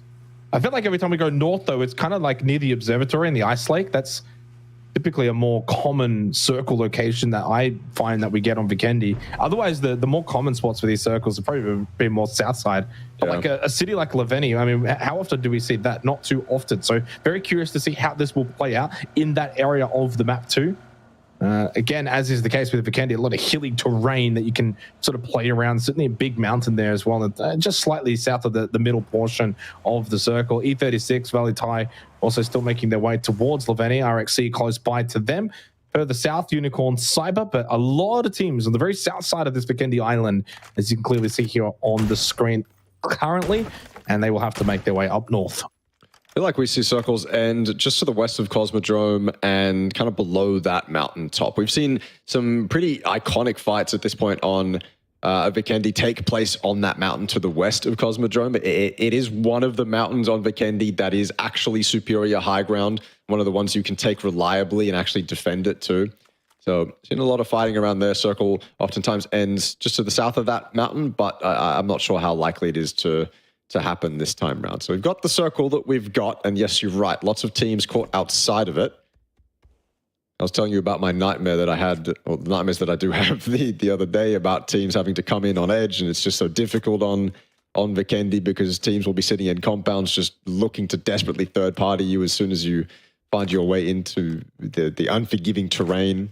Probably not going to happen on a zone like this. While everyone, it's kind of caught out of it, it's big enough and there's enough rotation paths to where you can kind of find yourself inside of it. It's not limited by, you know, water coming into play. It's not a 50-50 circle, 60-40 circle. You've got plenty of options to go around, go straight through, whatever you want to do.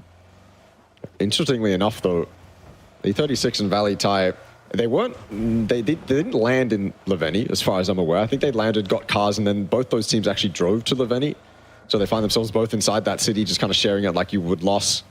Not necessarily super central, but central enough to where they can both share it towards the late game, especially if it feeds that way.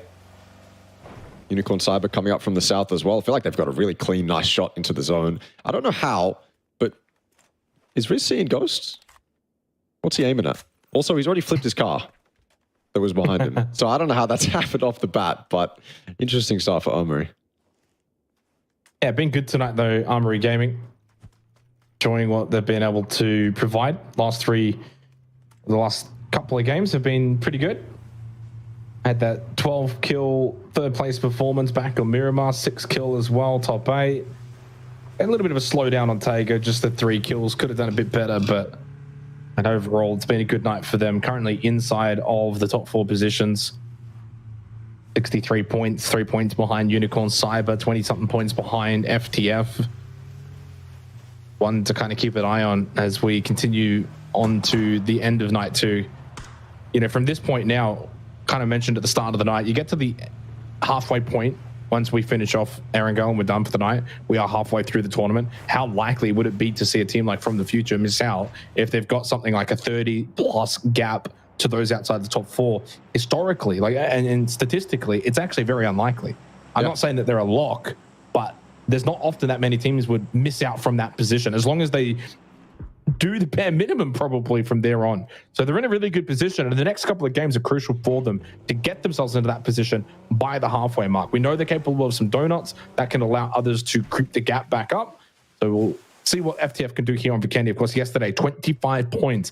Anything like that again tonight, and they've got 1 foot in the door, because they would then cross triple digits already.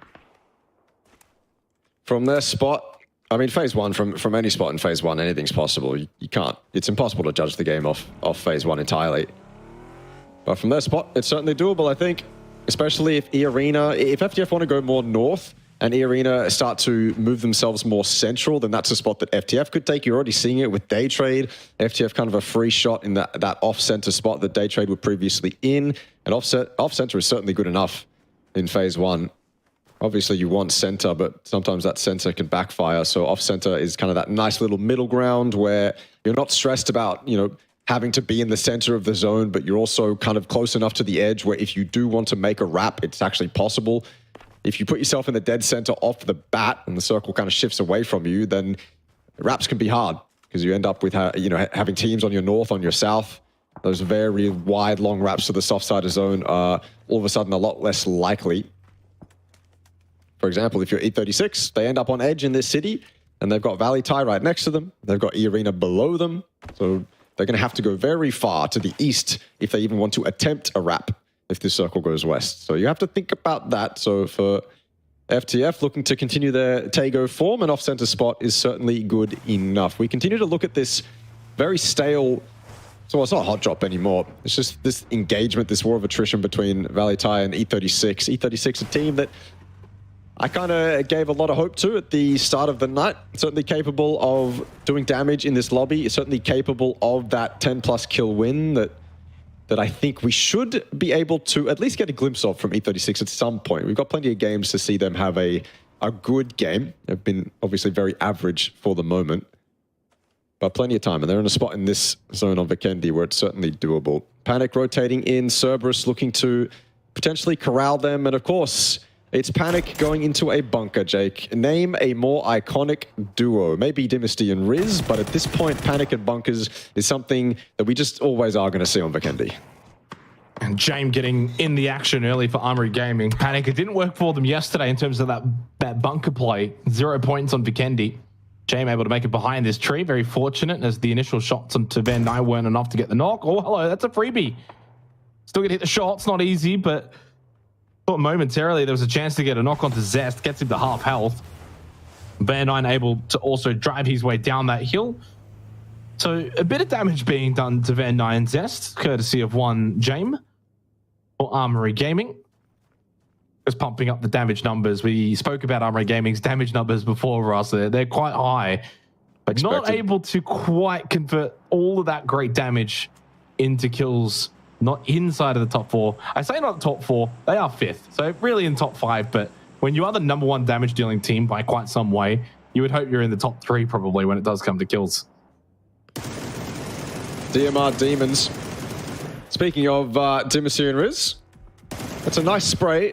Lands a few bullets, but Reluctant Squad going to get out of there, and Riz has to really reconsider his options. Sat up there, no hard cover, no fence for you to hide behind, no foldable shield either. So as quickly as he goes up the ascender, he's equally down the... I guess it becomes a descender at that point. But yeah, Armory Gaming trying to control their edge. It's looked kind of dodgy, to be honest with you. I don't think they're in full control of the edge right now. Maybe it's a bit difficult as well. A long distance of terrain to actually cover if you want to fully control the side of the zone that Armory Gaming's on. And so the best that they can kind of settle for right now is just kind of this individual split. It's a 2-1-1 at this point. Dynasty and Shanks together, James, Riz kind of out on their own. Not necessarily trying to control what they know they can't. So James going to go more central and try to gather some information. You can control your edge, but at the same time, you need that one guy to at least look for your next spot in zone. Reluctant squad, they're getting closer and closer. I think they've identified that Riz is a solo. I'd love to see this. Riz kind of caught out. Dynasty desperately trying to get over there. James, what can you actually do, Riz? Shots opened up, but no knock. Yeah, this is where you got to get the kills, though. You might get some damage. Nice knock. Beautiful from Riz. Perfect way to open this up. Can you get that help? Slowly coming. Dynasty drives on in. Great positioning from Riz. Gets him around the backside. Perfectly played against Jun. Oh! Wait, what? That's Dynasty. Riz has got too large. Overheated. He's taking out his teammate. Boy, he did it sharply. He's like, what are you doing, buddy? It's me. They might still be able to salvage this, but they could lose Dynasty. Shanks knocked down as well.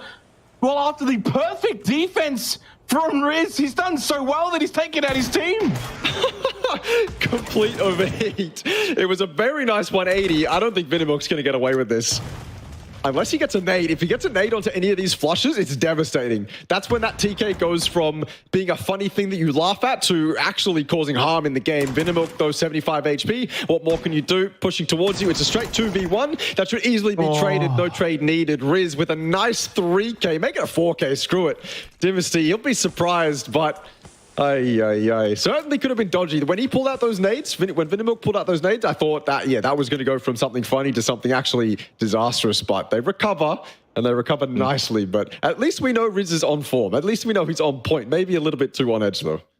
Yeah, and Smart, he immediately gets into this tower position to just see if anyone's going to third party, who's close by, anyone coming close. Bliss in some trouble here. Got the donut on Vikendi yesterday. Valee Esports wanted to clear out this position. Insight's going to get eliminated. Waiting all that time to get into this game and then gone. Monty, very fortunate to still be alive there. Another Molotov thrown here from 𝐏𝐆𝐒. Latte with 1 kill, and they are going for this. They're actually pushing. You look at UNQ off into the distance, getting shot by FAP. That might be the cue to even push even closer. Molotov out from UNQ. 𝐏𝐆𝐒 actually get taken down by FAP. Long-range shots for Xiec Esports. That could be a reprieve for Team Bliss. UNQ maybe expecting someone to push on the backside and has an angle watching for that cross, but no one moving for Bliss. Monty out into the fence. Can't see Kiss. There is a smoke up. We've got the X-ray. And then also behind that vehicle, Latte. What a shot onto Monty. Suddenly falling apart at the seams for Team Bliss. Had a quiet game on Tago as well, Russell. This could be back-to-back quiet games. Massive start on Miramar, but starting to fall on those tertiary maps in the middle point of the night. 𝐾𝐿 getting tagged as well from Latte. Done so much work from this position. Like, he's not even close to the fight, but he's been so influential. Tap, tap, tap. Easy one for Kiss. And suddenly Akita and 𝐻𝐿, the last 2 up for Team Bliss. Seems like whenever Bliss get into these early fights, the trades just aren't there. People go down without any retaliation from the members of Team Bliss. Akita, that car is smoking, but the shots aren't being landed from Kiss, so I think he's going to get out of dodge. 𝐾𝐿 still here, but he's now also retreating, so... Bliss with more early worries. It's the early game that's really messing them up right now for Bliss. If they're in a position where they can actually fight towards the late game, we've seen them do good things, but early on, they either take these fights without considering the repercussions or they don't gather information properly, whatever it is for Bliss. It's at the early game that is the issue. And yeah, like I said, never in a position to confidently get that trade. Either the individuals are just doing things individually or individuals are going out and it's just not working. James down. Hymas here is here to say hello, and I think that's going to be James dead as well. Yes, Armory is here on the minimap. You can see them, but that nade is too perfect for James to get away. Man, X-Men out. 2 kills. Bottom 2. Circle did also shift away from E36, by the way. It didn't go on to Leveni, the city. So they're going to have to start moving out of that position. Seemed like maybe that phase 1 initial circle was going to be very kind for them, but circle 2 and 3 has continued to move away. Right on top of Roy Esports, who had a great start to this tournament, but has tapered off a little bit. So no more James. Armory Gaming down to 3. They've got themselves their 4 kills, though. Certainly in a position where, being at that point of the leaderboard, at the pointy end, they don't have to have perfect games every game right now.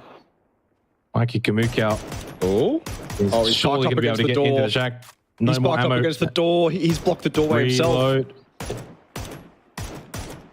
On the backside of it at the moment. Very awkward situation for 𝐏𝐾 He's spun Fortunately, out. no one really close, though. No one's close to his position. I'm not sure what that's going to be like, though, to even find an avenue forward in this game for Bliss. When we think about, duos having big games, well, they're not even playing together right now. Knock onto Thanawa. Not a long-range knock at all. I mean, 𝐿𝐶𝐿 is very close here. Molotov hits the tree, so that's not going to make a fault. Great spray. Rolling to Flocky. He's forced very low, needs to heal up as 𝐏𝐿𝐶𝐿. Good tag, will keep 𝐿𝐶𝐿 at bay. That is all that is required. You land that tag, basically says 𝐿𝐶𝐿 can't push the rock and get the double. Nice cover. Quick to come out as well. Doesn't even let 𝐿𝐶𝐿 get close. 𝐿𝐶𝐿 down though. 𝐿𝐿moth gets him. Now we look to Unicorn Cyber up as 4, as you will most likely see them as many games as possible. It's a fantastic nade. This spot from E36, you cannot see this going well for them. This early phase 3, and you're already in a bowl that is completely dominated by a team on the high ground right next to you. Not a spot you want to be this early on in the game. That's a couple nades away from just being E36 out and gone. Yes, it's dead center or close to it, but it's so exposed. 𝑅𝐷𝐿 are even taking shots from super far away. That bowl is essentially not doing its job as a bowl. If you can die from 𝑅𝐷𝐿 off on that northern side, then you need those cars. You need something to actually cover you from these off angles. Look at that. It's so shallow. It's such a shallow bowl from E36. If Unicorn Cyber aren't going to do their job properly here and wipe E36 out, then 𝑅𝐷𝐿 will happily claim a couple kills. Fat with a nice couple for himself. Roy get fed. Armory Gaming with a decent amount of space on the south. And yeah, E36, bad to worse, not even in the zone anymore. Yeah, it's akin to taking a shortcut, and the shortcut's not really going to work out for them. Very easy to just think, okay, we'll try and go for a more central location. We're outside of the circle, close by to 𝐿𝐿veni. Let's just send it in, try and get a better position based on the circle. But is that position really worth it when it's a small ball? To be fair to them, they've only lost the 1. They've been able to withstand that pressure. 3 up. They're going to have to move again. It is a bit of a short-term fix. Phase 4 has again shifted away from E36, and as soon as 𝐿𝐶𝐿 gets up, it's back down again. 𝐶Pow with the knock. 𝐷𝐿𝐶𝐿 has been knocked, and he's dead as well. I don't think Bliss are going to get anything from this game. It's looking like a donut coming up for the second 𝐿𝐾𝐁𝐷 in a row. After yesterday, then into today. And of course, 𝐿𝐾𝐁𝐷 did not go well for them. That bright start on Miramar feels like a lifetime ago now for Team Bliss. And that blue is going to start moving as well. So for all these teams all on the edge, northeast of the circle previously, now time to get moving, get in those vehicles, go forward. Where can you realistically go? There's not a lot. I mean, it's classic 𝐿𝐾𝐁𝐷. Open terrain everywhere. Playing that terrain is really the only way to be able to live. Car forts, super important. Trees, rocks, whatever you can find. It's going to be a lot of this kind of scrappy open warfare. That mountain becomes super valuable as well. Everyone's going to be vying for position on top of that. Cerberus with a bit of an awkward fight on edge right next to Panic. Unicorn Cyber tested now by eArena. They've rocked up. And Unicorn Cyber haven't been able to open it up. Instead, they've opened it up onto Daytrade, who also contest them for this hill. I said this hill was going to be valuable. I didn't realize it was going to be valuable this quickly. eArena rock up, Daytrade start fighting, and all of a sudden, Unicorns and Cyber, their attention is split between 2 teams, and this could be the end of them. Playing as 4 always yesterday. Right now, they can't do that. They're not really allowed to do that. Daytrade are as much of a threat as eArena. Destroy's just going to be left to die. He can't have an impact in this. 𝐿𝐻𝐷's caught between a rock and a hard place, genuinely. You can see 3-man Daytrade, 4-man Daytrade rocking up slowly. Smokes to block off Daytrade's lines of sight. Flash has to basically deal with eArena alone, but look at the space. He has to fall back. If he falls back into that little bowl behind him, Daytrade could probably see him. This is just disastrous from Unicorn Cyber. And to be fair to them, actually, not much they could do. They've just been pulled up on by 2 separate teams at once. Yeah, really difficult situation, but they make the most of it. 2 kills there, a double knockdown onto eArena, and Jacob's knocked down to the blue. But they got Daytrade to now push forward. Daytrade coming into this location. This fight still, though, taking place outside of the circle. Blue very much going to envelop this position. Daytrade are kind of forced back. eArena's done for, though. It's only Tigger left up. The 3 knocked down. Tigger's deep into the blue. No revives here unless he can get given some supplies. 𝐿𝐻𝐷's going to get knocked down as well. Sissy goes down to the blue, so does Jacob.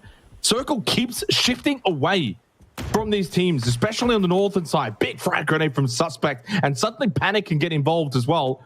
over to that northwestern side. Again, Cerberus and 𝐏𝐻𝐒 has been knocked. 4 up still for Daytrade. They didn't overcommit into the blue. More so played for position. They have split from Unicorn Cyber. Considering the circumstance they were in, 4 kills, 3 up, not that bad at all for UNC. And the Expendables are gone again, 13th position. Only the 1 kill. And they are tied for 3rd last. It's been a struggle of a tournament for the Expendables. eArena also out. Not quite as good as yesterday. A little bit shaky. And E36 will follow. It's a bloodbath at the moment on Vikendi. 10 teams, no, make it 9 remain. Thunder's taken out. It doesn't stop. No. It's incredible how quickly these teams are going as FTF will follow suit. 20.5 minutes has elapsed. We're down to the final 8. Does it feel like there's a little bit more freedom on the map? Because I feel like probably not. All of the spots that these teams were losing fights in are now occupied, spread out by the teams that won those fights. And so freedom not really ever an option. Panic, I feel like they're one Cerberus fight away from having a fantastic game here. They put themselves in front of Cerberus, Unicorn Cyber. You said it, they did a fantastic job. I don't know how eArena was so stuck in the blue on top of that hill earlier on. It felt like eArena could have done a little bit more. But Unicorn Cyber, the pressure that they applied was good enough to get eArena essentially just to die to the blue. Inside the cave, Valee, 𝐻𝐻𝐒 gets caught out looking for some sort of cover. Some sort of area to just survive into the late game, but denied by Valee 𝐻𝐻𝐻e. Panic now getting shot at by Armory. 1 fight away from having a good game, but they're losing members here. Stuck in that bowl behind 𝐾𝐻𝐻𝐿. 𝐾𝐻𝐻𝐿 a great cover. Traditionally in PUBG Esports, of course they are, but in a spot like that, I just don't think they're that good. Panic, they put themselves in front of Cerberus, which I think is actually a good play to make, but they're getting torn apart by 2 teams here. Not their fault that Armory Gaming can see the spot that they're in. Just so happens that that's the case. Suspect now looking for a better spot to be in for. Panic probably looking to save the team and get as much placement points as possible. Not good enough for Dusky to take out Tycon. The Mark 12 is far more accurate than that AR spray. And so Cerberus victors here against Panic. And Panic are going to have to look for some sort of rank tank. Suspect has found the center of zone, not currently getting shot at, so he's probably found a nice little dip to just go prone in, and they can hopefully look towards a top 5 placement or something like that. It's been a good game so far from Armory Gaming as well. 5 kills. We saw that fight earlier. Able to also now control that south side of the circle. I do wonder, do they get a hard shift down to the south? Could be massive for them, because if they have to make their way up north, they're going to be fighting against teams who've got high ground terrain. That'll make their life far more difficult. Far more unfriendly. And we'll see here as we get the circle pop now for phase 6 coming up, where this is going to go. And it is going to be towards the southwest. Not too bad for Armory Gaming. Could be worse, could be better. Much worse though for Daytrade is that high ground hill no longer going to be in play. So not going to be available for them to play off of. The space that Armory have right now is very reminiscent of the kind of space you would see a magnetic duo have. And that's very scary because there's 3 of them up for Armory. The dynamic duo is also still alive. So I can see them having a fantastic game here. Cerberus obviously going to be an issue. And with Daytrade coming off that high ground, it means that if Cerberus want to move, if Armory want to move, that's certainly something they can do without probably getting shot at Daytrade, or shot at by Daytrade. Mark 14 as well for Dynasty. Plenty of bullets to play with as well. 3 helmet on him. That's an intentional move. Someone got some 3 gear and Dynasty said, hey, I want that 3 helmet. I want to be able to take long-range fights with this Mark 14.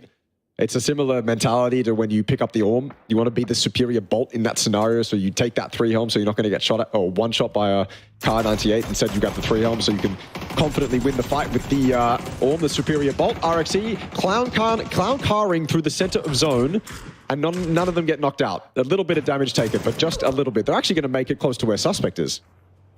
Or was, sorry, was. Not anymore. And Daytrade's been good so far this game. The fact they've kept 4 up. I think they've played a very safe style of PUBG. A couple of times they could have looked to overcommit, taking fights deep into the blue, electing more so to play position. It's certainly been a benefit to them. As Riz is stuck at the tree. Where's the help going to come from? Shanks and Dynasty not really close by. Riz will go down to that nade by Vinsu.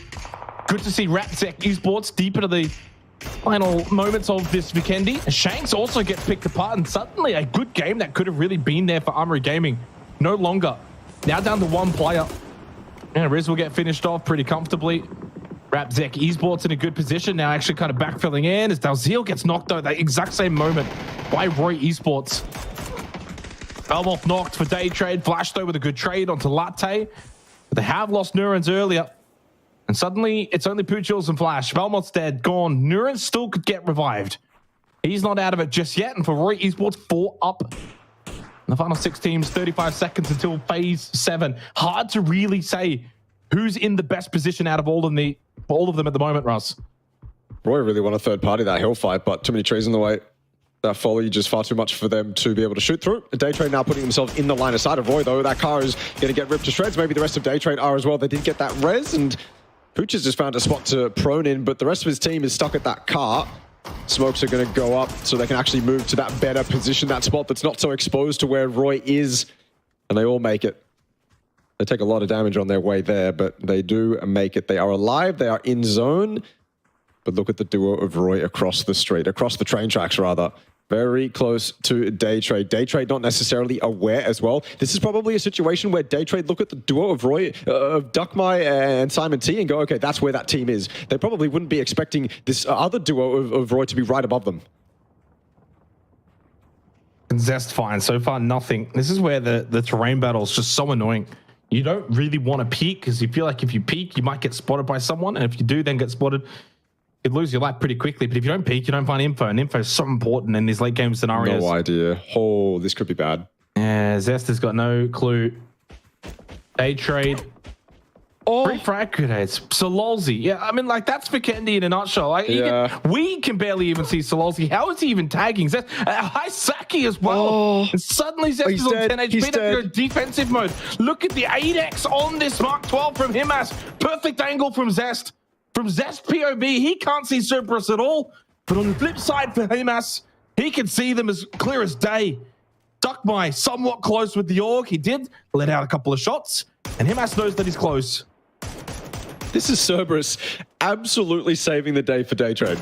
That nade was about to get a nice little 3K until Cerberus got involved. Nice headshot from Dynasty, just the solo, but right now he's taking a 1v1, and Sololzy smartly backs off that 1v1.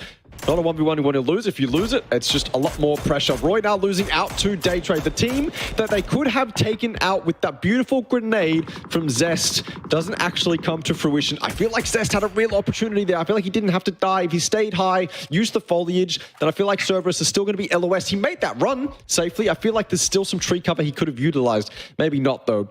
Daytrade's still going to lose out multiple members. Flash now down. Pooch's head exposed. Danahan desperately looking to try and finish this team off, but not going to be allowed just yet. 𝐿𝐿𝐿 been quite silent. Cerberus now kind of spreading their wings, getting as many angles as they can onto Daytrade. Everyone else biding their time. Dynasty especially. What can he do as a solo? Roy, they looked like they were in a decent spot, Jake, a couple of minutes ago, and now they're down to 1 member. Yeah, and hard to kind of remember, but for Roy, they won that second game of this entire tournament, 10-kill win. So really, ever since then, they've just been kind of sliding and sliding and sliding on this leaderboard. This has finally been a much better performance for them. And when it seemed like they could get, I think, a lot of points in this game, it just hasn't been the finish that they would have really been hoping for. Still top 5 kills. It keeps them in an okay position. Simon T just going for one of these crates. There's obviously plenty to choose from.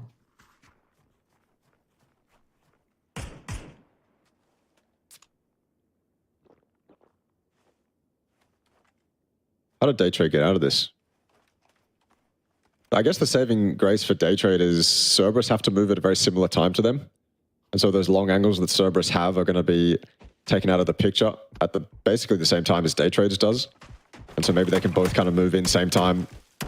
You use the tree cover that's in front of Daytrade to not die to Cerberus.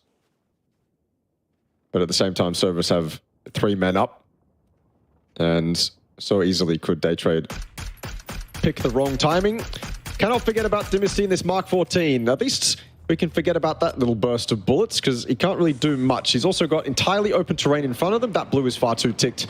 Dynasty is going to die to the blue, unfortunately. Maybe he could have done more, but not the case. And the hurt is still being put onto Daytrade as well. Cerberus, these angles are far too good right now.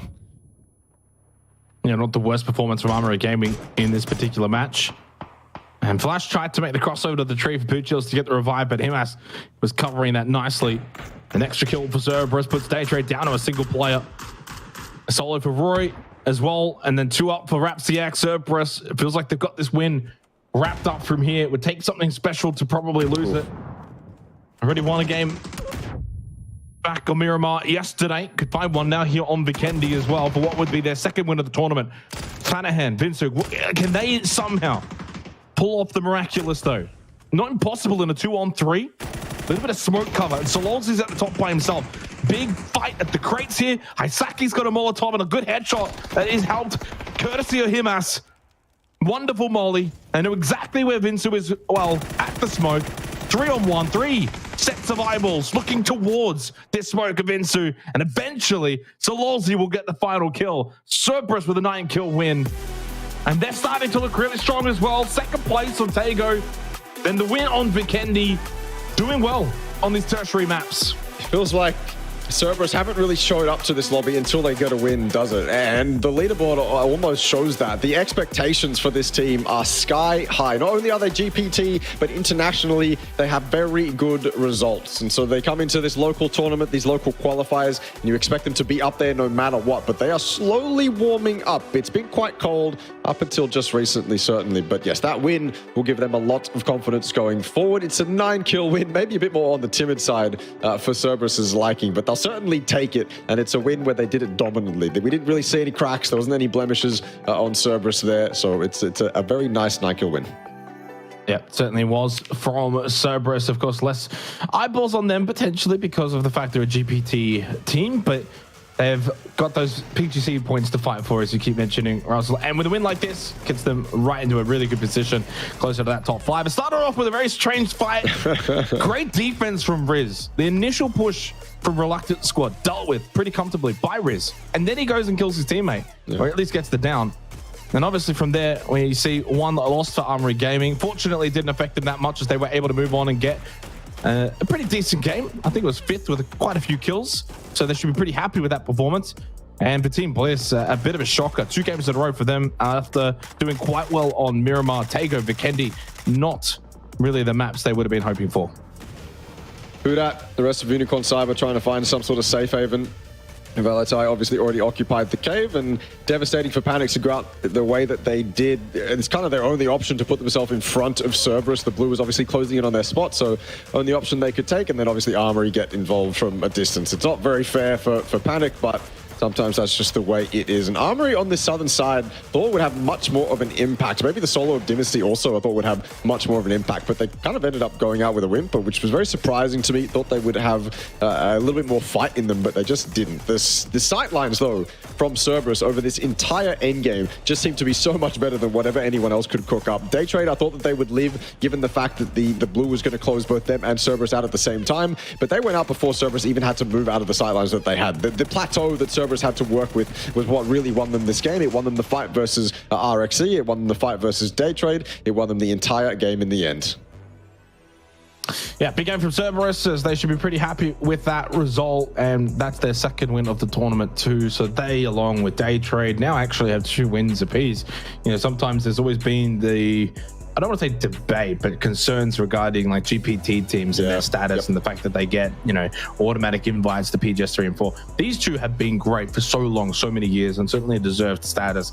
And it's good to see them still playing well, even so. And with especially look at Daytrade in the kind of the beginning of the year, they're actually starting to build a really good patch of form, I think, towards the back end of this tournament. They look like a team that, you know, on their day could be easily regarded as the best team in the region, and they've still got roster changes to be made later on in the year, which is crazy to think about. So big win for Cerberus.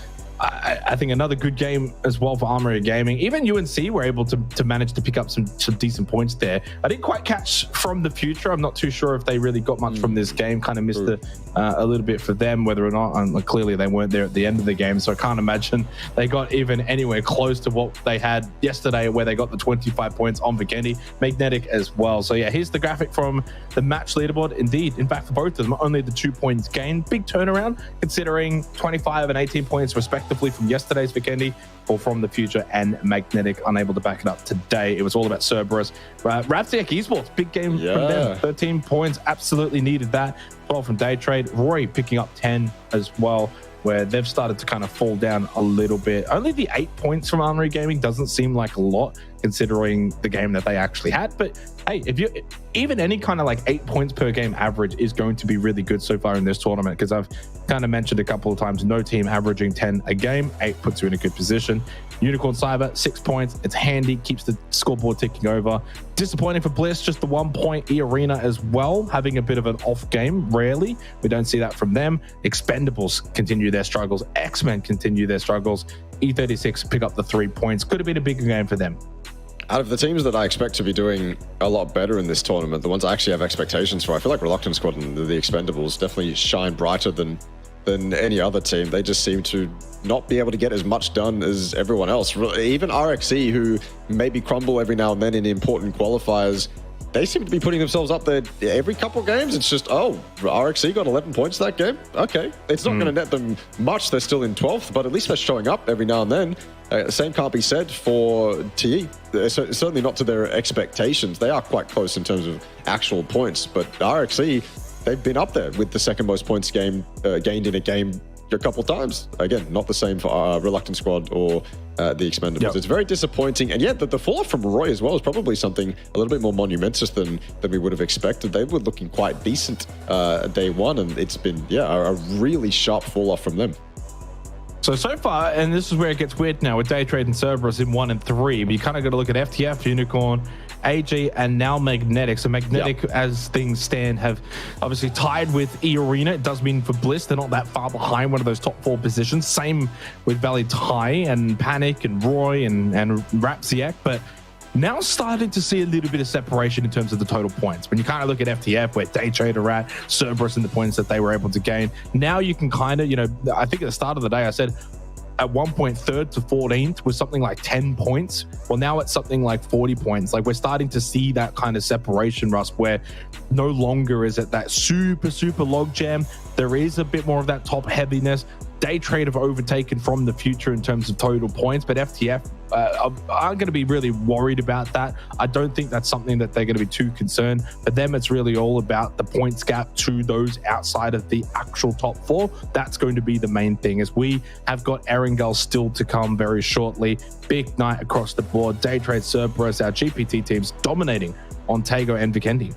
I'm very excited to get into 𝐸𝐸. I think we've had, obviously, 𝐸𝐸 was the map we started off with, and then we've just had Miramar, 𝐷𝐀𝐀, and Vikendi all the way through since. And so 𝐸𝐸, things are going to change. That hot drop in Yasnaya, the teams who love 𝐸𝐸 a lot more than they do the other maps, maybe they're going to have better games. I'm actually very keen to get into these upcoming maps. But yeah, 2 host wins, Thailand, and then Vietnam. Unfortunately, Japan not really there to get the win. Same with Xavage as well, not really there to get the win. I don't know how often we're going to be seeing their flags up here on the match win map graphic, but I hope to certainly see it at some point during this tournament. That's the thing about Xavage and E36, at least those 2 teams from those specific regions. I want to see them get at least 1 win or something. Just show us that you're there, you're actually present in this tournament, and that you're not just going out just completely dead silent. I feel like there's too much talent on those teams to completely ignore them. Yes, maybe they're on paper weaker than Thailand and Vietnam, but show me something. Show me something that we can get excited about, because I know you could do it. I know it's there. You've got the players to do it. You just haven't been able to put it together in these lobbies fully. Only need a couple things to go your way, and then the rest of it is easy from then on out. As we do head to 𝐸𝐸 as well now, Ross, we've been kind of looking at the teams from yesterday's 2 matches of 𝐸𝐸 and seeing where things could go for tonight. It was Roy. I mean, we kind of touched on them a little bit there in Vikendi. They got 21 points. They actually led all comers after the first 2 games. The beautiful thing is when I kind of look at the 2 games of 𝐸𝐸, that's basically what the leaderboard was after 2 games, which we had Roy, then it was Daytrade, FTF, Panic, Valee. How things can change so quickly in this game. You can get off to a great start, and then it's just kind of that tumble down. Unfortunately, it's been the case for Roy. It's been the case for Valee Esports. Even say Xavage Esports had 11 points after 2 games. Well, they haven't really been able to keep up that kind of rate. Unfortunately, as the tournament has gone on, we had Team Bliss. They got nothing from the 2 games of 𝐸𝐸. I don't imagine that will be the case again here. I think that was more just a bad start. I don't think it had anything to do with the map itself, but I'm very curious to see kind of Roy Esports, especially Panic, we know are very good on 𝐸𝐸. So for all these teams, that started off really well yesterday on Erangel. Can they find their form once again here if they have dropped off? For those that have kind of continued form elsewhere, Daytrade from the future, Unicorn Cyber, all started really well on Erangel and all have been able to do well across the board, across all maps. They need to. If you haven't been doing so well on maps that aren't Erangel, well, you need to do well on Erangel. The simplest way to put it. Hopefully the circles are kind. Hopefully the RNG isn't too harsh on you. The plane path is a little bit more southern, potentially. Especially for that Yasnaya hot drop, actually. This could disrupt that quite heavily if they still wanted to go for it. I think for FTF, though, we discussed this at the start of the night. Now we're actually at the point where we can continue that discussion. FTF are in first. So why would they go for this hot drop? Why would they continue? Well, one, they have that buffer, but I don't think that buffer is really going to matter. And I seriously think that FTF aren't going to play for this hot drop as much. They now have something to lose.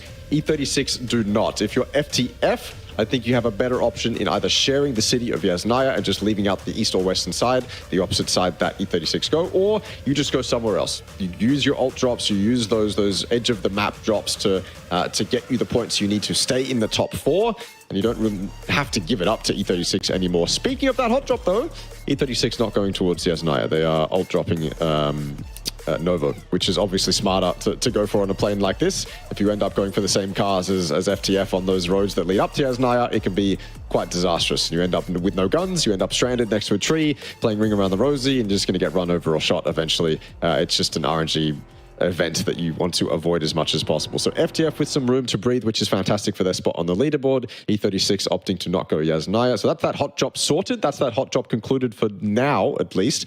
But the other teams are quite close to each. Yes! Yes! Finally. Finally, we get to... I think we had one in the Super Cup, but I don't remember it. This is one I want to remember. E36 in a great spot to actually... Was there none in the playoffs? No, none in the playoffs. Made me very sad. Wow. Yeah. So we get E36 as well in a decent spot. Like neuron activation for E36 right now. No chance they don't look at this and go, okay, we're at the bottom of the leaderboard. We just got a military zone. Time to actually do something. Time to deal some damage. So they've got access to that eastern bridge. They can camp it if they want to and still have a way to fight into the zone. Absolutely, E36 should be, lighting up right now. All the ideas should be sounding off and everyone should be on point, ready to go. Same said for eArena. Their options are a little bit more obvious, I think. I think they've got a couple spots that they have in mind that they're just going to 2-2 with. It can be quite hard to choose where you want to go on military if you're the military team because you have so many options before everyone else arrives. So eArena probably have a couple spots in mind they want to 2-2. But yes, E36, fantastic spot for them. Bottom of the leaderboard. Can they actually pull off a decent game? Yeah, it's going to be interesting. It's funny seeing your reaction to just a Sosnovka Island circle, which, back in the heyday of PUBG, Russ felt like every couple of games you'd get one. Maybe if you didn't get one night, certainly the next night you'd get at least one. But because we only play so many games of Erangel, like over the course of a night, it's only 2. There used to be a day and age where you might see like 4 games of Erangel in one particular night. And so therefore you would typically see something like a Sosnovka Island circle often enough. So look, I know you're excited, but it is also a Sosnovka Island circle. It's not going to be that amazing. It's not going to be that amazing. Yeah, it should play out pretty normal. I don't think it's and also it's not like a weird Sosnovka Island circle where it still keeps a bit of the mainland. And when teams go that 50-50, it's like, and you see a lot of bridge play. It is hard Sosnovka Island circle. So it's very easy to rotate early, very easy to say, okay, well, it is 1000% going to be Sosnovka Island. We're not going to want to get in late. We're not going to be able to then backfill in mainland. Like, we want to get over there as soon as possible. The other good thing about it, though, is it's also pretty centered. It's not like out towards the east side or the west side. You are going to be able to kind of go wherever you want on Sosnovka Island, whether you go radio tower side or whether you go the crossroads out towards the west or even within the mill base itself. It's just going to play out differently. Oh, it's just something different to see, sorry. It is. Also, it'll be a little bit more intense nowadays because you have the emergency pickups you can use to come across quite easily. And then obviously you don't have cars at that point, so you have to take terrain fights. And so I was telling Contra that military circles are almost this kind of super choreographed tactical shooter.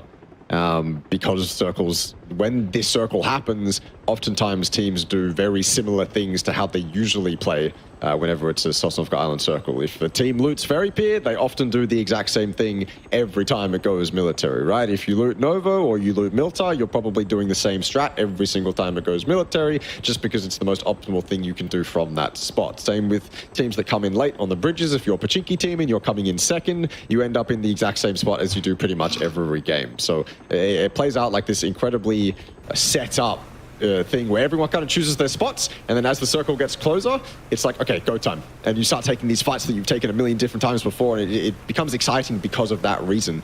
Even though it's so played out, it's still very exciting to watch. So I'm all for it. It's something I haven't seen in quite some time in competitive APAC PUBG, at least at this level in a grand finals lobby. So I'm happy to see it. Cerberus making their way across without any emergency parachute, without any vehicles though still. They've opted for the boat, but they're one of the first teams here, especially on the northern side is quite barren. So they've got their pick of the litter, at least on the north.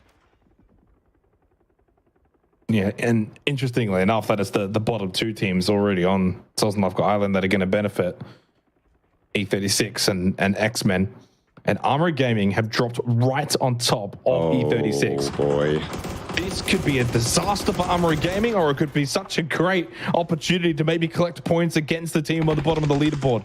They've already been able to get onto the roofs.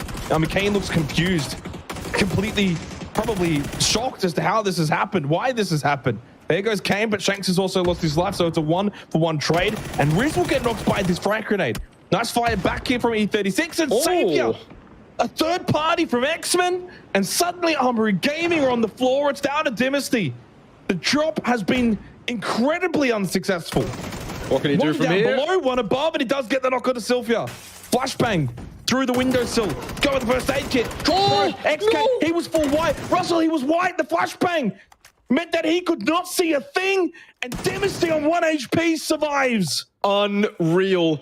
Oh, don't let him get the first aid off. You can hear him popping at Pure Boy. You've just got to get this done. If he gets back to 75, he's got a chance. He actually gets it off. Dynasty, if you pull this off, my man, you're an absolute legend. E36 destroyed. A good game in the books no longer. No way. And look at X-Men now as well. They've got a chance to get themselves off the bottom. It's just one man in Dynasty, but what a man it is. Do they really want to take this fight? They have to. They should. At that point now, it's 4 kills for AG. So they're going to go out within 10 minutes, but at least it's 4. And you never know. Whenever you're pushing these kind of buildings too, very easy for someone to go through a doorway, get knocked and flushed, and then the trade comes through. So if he can find at least one more kill here, really does solidify this as a more than good enough game for Armory Gaming. If you're getting those 5 points, take it. There's the knock. Won't be able to get the trade. Oh, he can get a second knock. What? Oh, why is Leo jumping? Half health. No frag grenade. Can't throw it towards Payne. Although he finds one here on one of the bodies. Was on. But has already crept into that building. That frag grenade's not going to connect. So, yeah, or if I know anything about Dynasty, honestly, anyone on Armory Gaming at this point, it's that not only is he going to be able to put up a fight against any 4 members in this lobby, but he's going to make it very difficult and very lengthy fight, right? He's not going to go out very quickly. Those trades aren't going to come in so easily. He's got the top 4 of a pancake to play around with. Those are some difficult angles to clear, and X-Men have already utilized so much of their utility. What more do they have to actually do to take Dynasty out? Smoke's being pulled up as well, or put out by Dynasty, so time is certainly being wasted. I think I saw like 4 smokes just then. So Dynasty going all out. Oh, that's the worst way to go. I hype him up, and then through the windows, he loses his head. But straight onto another fight. Magnetic, RXE. Lucky if he goes down here, that's kind of devastating. RXE already down to 2. Magnetic certainly want to be winning this fight more convincingly. That nade looks good, though. Ozio watching the backside as Volusia. Slowly making his way, and eventually has been spotted. A pretty decent spray with the AKM from Dalziel up close to the warehouse. Dadawa with a bit of a tag though, forcing him around the other side of the fence and straight into the arms of Thunders. Thanahan cannot help out at all, and for Xiec Esports, it is the solo on the cliffs. Not that far from the compound of Savage Men Esports, where this is happening. For what it's worth, a lot of teams still on the mainland as Magnetic will finally confirm the kills onto Xiec. All 4 kills Unicorn Cyber and Daytrade now doing battle as well. They're inside of the building trying to run away. Is Unicorn Cyber. Not sure if they want to take this fight. Just spot him below the window.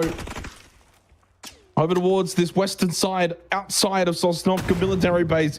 Frag grenade from Nurans. Underarm outside the window. Does get him quite low, but never enough to get the knock. Has still a couple more available in the back pocket. 𝐏𝐆𝐒 will get that knock onto Sepal. One to follow up onto 𝐿𝐷𝐻. And nicely played so far from Daytrade. Unicorn Cyber. What a shot from Flash. And 𝐏𝐿𝐻e. Destroy knockdown. Only one up for Unicorn Cyber. And a horrible way to start their Erangel games as they get wiped out. So clean from Daytrade. Such a strong team. Dude. These 4v4 fights at the start of this military game have entirely justified my excitement. It's why military can be such an exciting zone to see. It's because all of these priority positions are priority for a reason. And people are willing to throw their game away to get them. Daytrade looking on a point, on fleek right now. Panic, emergency parachute, emergency pickup. Gonna land themselves inside the silos. Safe for the moment. Maybe it's too early on. Maybe eArena can actually do something against Panic here. No one else currently inside the actual military base, so eArena with an opportunity maybe. Those silos that Panic have found themselves in are quite open, especially now that they're playing inside them. They're not playing on the extremities of them, so eArena, if they wanted to take that risk, you can see that ridge that Dusky has right above him. Right now it's covered by his teammates in the one across. So that's just one saving grace, but at some point those angles don't exist. eArena can put themselves on the south side of this one that I believe Pivy and Suspect sit in at the moment. They can throw nades inside from there, but eArena not budging. They will let Panic live. Panic certainly just playing for a late game spot, I suppose. I mean, it's not a spot where you're going to fight from. Certainly not. Plains would have been better if you wanted to take fights in this kind of circle, but not the spot that Panic opted for. Daytrade now losing members, though. They move off that hill, which, to be fair, is off, not kind of off center. It's more on edge. It's something you can control, but Daytrade wanted more, and their greed's going to cost them. Pooches down and out to Roy Esports.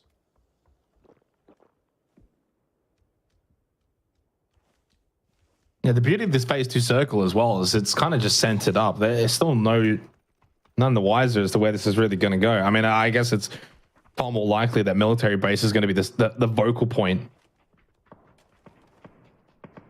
A bit of a parachute as well here from Valee Esports as well. Coming in quite late. They can actually play the terrain up north. Those hills, very nice to play out of, especially if there's no one really around them and if the circle does pull north. But yeah, imagining that, I mean, even something like C block is still available too, which, I mean, if this really does end up on military base, really good position that you can take, but they go really deep. I mean, this is greedy for Valee. It goes back to our conversation yesterday surrounding Impala. If you're going to parachute in late, I mean, there should be a lot of teams taking shots. I'm going to be very surprised if all 4 players can make it down safely. They might be able to. That even if they do land safely, now they're going to take on Team Bliss. Kind of close, not really though. And to my credit and surprise, they've been quite safe until just then. Simon T finds an angle onto Latte. He gets knocked down, and one of the top players for Valee is gone, eliminated. The top player. So they make their way in, but at what cost? Thing is it's easy to survive on a parachute like that. You make it down as 4. That's step 1. Step 2 is actually putting yourself in safe spots in and amongst those barrels, but kind of pressured by Bliss. I think they saw as they landed the 4-man of Bliss just charging their way, so maybe caught off guard a little bit. That opens them up to the off angles. They lose 1 because of it. So it can go either way. But at least they didn't die on those parachutes. I was certainly expecting them to lose at least 2 minimum, just given how open they were to the entirety of the military base, but they quickly ducked themselves under cover. Monty knocked now by Valee, so maybe Valee putting up a decent fight. Light work, very exposed over there, but I think Akita realizes other priorities are in play. Valee want to get closer to the center of the zone, and one of the ways they can do that is by putting up an offense to Team Bliss. They've already got the knock onto 1, quickly res though. And it's a 4v3. Valee know that. No one on Team Bliss down just yet. So is it a fight they want to take? Is it a fight they'll take confidently? Because if they take that fight confidently and win it, then that's just something incredible from Valee. Thai, Pain knocked down. 𝐿 getting involved. Maybe a better game from them on the horizon. They're currently dead center in that zone that's just popped, or they're just about to pop on the live feed. Centered up around planes. Panic losing lives. Oh my god, Jake. I thought this was going to happen. I didn't think it would happen this quickly. Panic have been absolutely assaulted. And look at that. Down bottom left. Look at that. 3 members knocked. It's all blood red lines. Cerberus lose a couple in the process. Majority in the process, I should say. Has it ended up in a 1v1?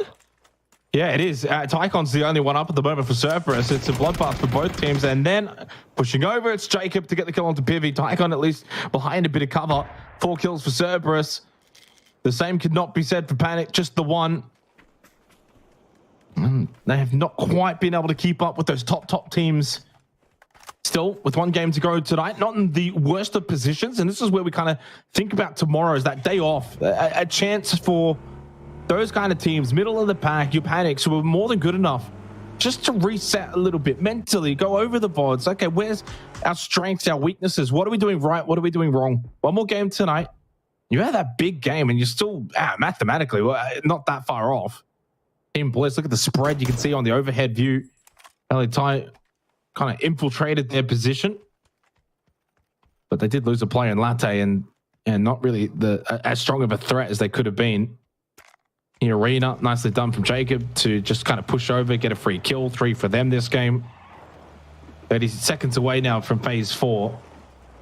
Again, could go either middle base or south side. It feels like a 50 split. Yeah. I guess it really is, considering that fence line and road in the middle of this current circle really does split the north and the south side pretty comfortably. I'd love a south side circle. Boy, the chaos that would ensue. I feel like military base would play safe. Maybe slow, unless you're those teams on the south, Magnetic and Daytrade, obviously Xavage, man, Esports. But look how much space there is to the south, and all those teams up in the military base would have to find a way out. It doesn't go south, but it doesn't exactly go fully north either. C block, for example, no longer in. And a lot of those positions on the north side of the mill base no longer in, such as the scaffolding. A lot of those main center point buildings, of course, still a factor. And for those teams in the south, it's going to be a battle of who can get the fence line positioning. Yeah. I mean, Magnetic, X-Men, and Daytrade, the fights that are about to occur between those 3 teams are very pivotal and will certainly have an impact in the late game. Like you said, they can grab the plain fence line. They have that high ground, at least Magnetic's closest to that high ground right now that is still in. So they can have a field day here against everyone fighting in planes. And obviously X-Men already set themselves up very nicely close to the center and close to the plane fence, as you mentioned. So X-Men in a great spot. 𝐿𝐴, they're the team we're looking at, not necessarily because they're in a central spot, but because of where they are on the leaderboard and what their expectations are. If they're going to be in a spot like this, it's difficult to manage. You have to play very limited angles. You're just going to be peppered from everyone else inside military and outside military. So it's difficult for 𝐿𝐴 to survive. But if they can survive, if they can put up a good defense and live to the late game, then this bowl all of a sudden becomes very good for them. Valee Thai have to make their way out, or at least out of where the barrels were. But if you're Megalos on the back of that buggy, you're just thankful that you survived enough to get into that bowl. Ooh, blessed there. Roy certainly capable of hitting those shots, just not on that occasion. And so Valee Thai survive on edge, and everyone just kind of nicely fitting into the zone right now. I don't know how many teams are actually going to die, fall out of this phase 4. I think there's plenty of room for these guys to play around in. Just that phase 5 might be a little less that case. Yeah. There's still 1 more minute until phase 5. Oh, actually. Keeps things cool for now. UNQ. The flash. The pepper shots, though, probably in anticipation of a push. Smoke on one side, and then Simon T with a good tag and a knockdown onto inside. Or Esports keeping Bliss honest.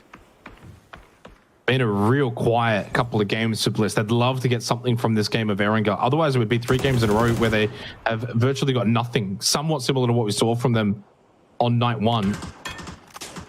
Insight should be able to get revived. Can't imagine a reason why he wouldn't be able to. Still good cover. Monty very much on top of his body. Never mind, Monty just got knocked as well. Oh, this is actually a disaster for Bliss. Valee knocked I mentioned through, Monty as maybe being the one that could get the revive on the inside. They're knocked together. Valee So you can on. instantly see that Akita is going for that revive. Valee have been eliminated, courtesy of Simon T. Roy Esports kind of doubling down on both of those two teams, Valee and Team Bliss. Akita has made his way over, and they should be able to get those revives. And Cal getting a knock into Van Knight is pretty good. Just relieves the pressure. What is that shift? Suddenly the fence line becomes almost like prior. This is a crazy shift. So much openness to the south side, and even on this edge point of the military base, it's not exactly a closed space either. Such a crazy finish to this match 5. This is what I was going to say before. Before Team Bliss and Valee went at it, Magnetic had that high ground the Daytrade sit on, and they left it. They left that high ground entirely to come down here and play the fence line, play the road ridges, and it confused the hell out of me. I don't know why you give up that high ground that Daytrade now own. It might not be the best high ground to fight on, but it's certainly a way to win the game. It's something you can leave later on in the game, especially if you save cars up there. But they left it completely, and look at them now. So limited, just completely destroyed, sitting in a pit of despair on this side of the road. No chance of them to actually win the game now. I don't think FTF's going to let that happen. I don't think Daytrade's going to let that happen. It really confused me when Magnetic left that high ground and just gave it up entirely to Daytrade. But Daytrade certainly in a prime spot now. X-Men as well. Both those teams should have a field day when these guys eventually, or when everyone else eventually clashes. Not only on this bunker, but on the fence, in planes too. So, yeah, not sure what Magnetic were doing there, but Daytrade will be happy to take that spot. eArena finally have to leave the confines of their safety. No longer is the big building inside. They're going to have to take the fight towards Bliss. And right now, it's just grenades being thrown back and forth. Maybe some good grenades if Monty can throw it a little bit further. But for the moment, no kind of DMR fights being exchanged. Just little pot shots here and there. Roy getting involved yet again, though. Yeah, and this is not a fight that can stay in this position for long for both teams. Good shot here from Cal. I mean, you can see that blue in the minimap moving slowly towards this section of the mill base. Neither of these two inside of the circle, and kind of awaiting them is very much going to be the Expendables, potentially Roy Esports. Battle of the fence here. Stanowat's going to get the kill onto Trick. Inside, Monty both knocked down. Feels like for Bliss could be just moments away from being knocked out of this game. Still have not picked up any points in this match, as Akita also has been knocked. There goes FTF. At least now a placement point at minimum for Team Bliss, but that's all it'll be. One singular point. As they go out on 55 points, it's been a struggle. 12th with 2 kills, 14th with 1 kill, and then 8th with no kills. Their last 3 matches after that win. Yep. Russell, they had that 9-kill win. It felt like they were back and better than ever. But there's every chance now that Roy Esports are going to knock them out of the top 8 here in this match with Erangel. On the move comes eArena and sending it 2 straight into Roy Esports. One more test. Duckby got the kill on to 777. That's good for Roy. A couple of extra points, but 2 down at the moment for them. They are in a world of hurt, and eArena are throwing so many frags in their direction. Everyone else is occupied as well. This is a fight that eArena can very happily take those long-range Dragunov shots. That's perfect from Jacob. The nade finishes off Roy Esports. eArena up to 14 kills, Jake. What the hell is that? Larix is going to have to get saved. Yeah, they have. Very cleanly too, 4 up. Not often you see that on a circle like that as well that continues to shift away from them. They've had to take fights and they've won basically every single one of them. Circle is tough again, though. I mean, it's really testing eArena. 14 kills, what a performance, but the circle just keeps moving away from them. Passing with flying colors right now. Reluctant squad on the fence line over towards that eastern side. Xavage Esports now with a 2-2 split and could maybe find one of the better games of the tournament. Thanawa as a solo. I mean, just making this task even more difficult for Magnetic, from a duo down to a solo, and still finding good performances, but eventually shut out.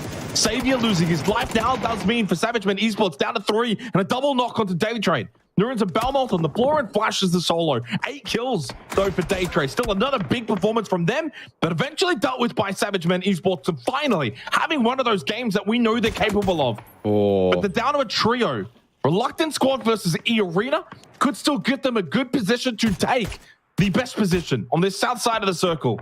We've wanted to see this from all 3 of these teams. Reluctant squad, underwhelming. eArena, good, yet to get a win. Xavage Men, yet to do anything in this tournament, and look at them now. eArena definitely more on fire than the teams around them, though. They've got a decent spot too. Xavage Men potentially in the winning one, but everything can change in the blink of an eye. All it takes is a terrible shift for eArena, but so far they've handled those shifts quite elegantly. If they were being tested, then they are passing with flying colors right now. A+ for every single member. And they haven't lost anyone on this approach to the fence either. Xavage men not really putting up a fight. Yes, they've got the angles to the fence, but it can be so hard to take those shots and actually make them land. eArena, all they have to do is press their prone button and they can start to live. Jun getting involved though. The angles from these silos are pretty deadly, but there's a trade back from 𝐿𝐿𝐿𝐿𝐿. Xavage men, they've got an opportunity to do more to third party this, but as they move closer and closer to that fence, they open themselves up to danger. Leo, good angle to get that steal, and so eArena are weakened. Reluctant Squad need that res onto Hwoang if they want any chance at winning this game. Yeah, and only the 2 kills as well for Reluctant Squad. So they got the most all the game from this match. I mean, even for Xavage men Esports, 7 kills, you know, decent enough. We know obviously for eArena, they've got more than enough kills from this match as 𝐿𝐿𝐿𝐿 gets knocked out by 6, 7, 8, 9. Anything extra is basically a bonus when it comes to eArena. They've had such a standingly strong performance. Down to just 2 players stuck on this fence. The real question is who does get these kills? Is it going to be RS? Will it be X-Men? So far difficult for both of them. X-Men so far away, shooting on the wrong side of the fence. Good tags from Tigger, considering the pressure he's under with the minute to put Tarnished on the floor and pop that first aid kit. That's pretty nicely done. Little crate, by the way, landing in the vicinity of Reluctant Squad, and Tigger will peek left side, but Jun will get rid of his head. Down to just Jacob for eArena. Such a strong performance. Not going to find them a win, but the points they've acquired are more than good enough. Yeah, rough thing for them is X-Men was never going to focus their attention towards Reluctant Squad and actually be able to do any damage to them to help eArena out. eArena were always in the objectively worse spot than Reluctant Squad, especially with X-Men obviously getting involved. You only really have a couple angles if you're Reluctant Squad to aim down this fence. I feel like if you just put a nice spray, you know, a meter out from that fence, Jacob's dead, but they've got other priorities like getting the hell out of there. Zone is nowhere near them. They have to start putting some hurt onto X-Men. A Reluctant Squad, they need to focus on Jacob, yes, but the priority right now for them is making sure they've got a chance at X-Men in this endgame. They've got the man advantage. To throw that away would be terrible. Tarnish maybe with a spot to do it. He's got Jun. Can he get that flush? It's only the UAZ and the foldable shield to hide behind, but Presidents now know they can smoke up towards Tarnish. Jacob falls. A fantastic game for eArena, but we enter our 4v3. Yeah, I'm kind of glad that Reluctant Squad were then able to get that kill, because I don't think they're going to get anything else in this game. X-Men should be winning it from here. Knock from Leo into 6, 7, 8, 9 makes it even more difficult for them. Now it's a 3-on-3. Bad position, though, for RS in comparison to Xavage men Esports. Even despite the numbers, although now tied, very much does put X-Men in the best position. AWM in the hands of Vinamilk. And dragging off for pain might be all he needs, though. Great tag and followed up by Tarnished. They combine together to get the knockdown onto Hwoang. And X-Men are on the verge of finding their first win of this tournament. Push open from Leo to get the flush. Confirms that kill. 2 more to go. Now just 1 with the knock onto Jun. Finally, we see X-Men achieve what they're more than capable of. A 12-kill win for Xavage men Esports. Interestingly enough, they've been a team that's been on our radar tonight, Russell. Yeah. But for all of the wrong reasons. Well, finally, they've been able to do it for the right reasons.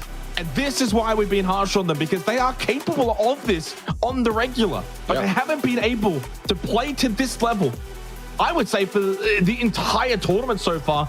And now into the 11th game, finally, they show us their best. Playing a spot that can easily fall apart too, so they kept their cool and they didn't fall apart. They were able to actually pull off 12 kills out of the spot they were in. Yeah, the circle fed them a little bit, but it's one of those spots that can so easily crumble if any team around you decides to test you, decides to push you in any way. You can fall apart so easily, but X-Men didn't. They actually show us what they're fully capable of. I don't know if that's X-Men's peak, but they certainly showed us something close to that. 12 kills from a spot like that is very respectable.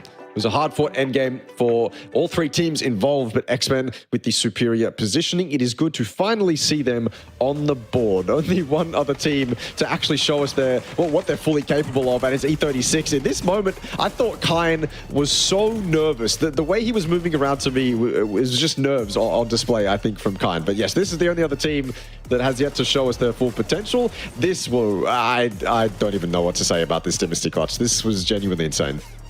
Yeah, and it meant for Armory Gaming what looked like was going to be a complete disaster, where you're talking about maybe 1 kill, maybe 2 max. He's able to walk away with at least 4. And even from that moment, could have potentially gotten 2 knocks there, and that meant he could have left the pancake and actually gone for the kills, but instead couldn't get the second one.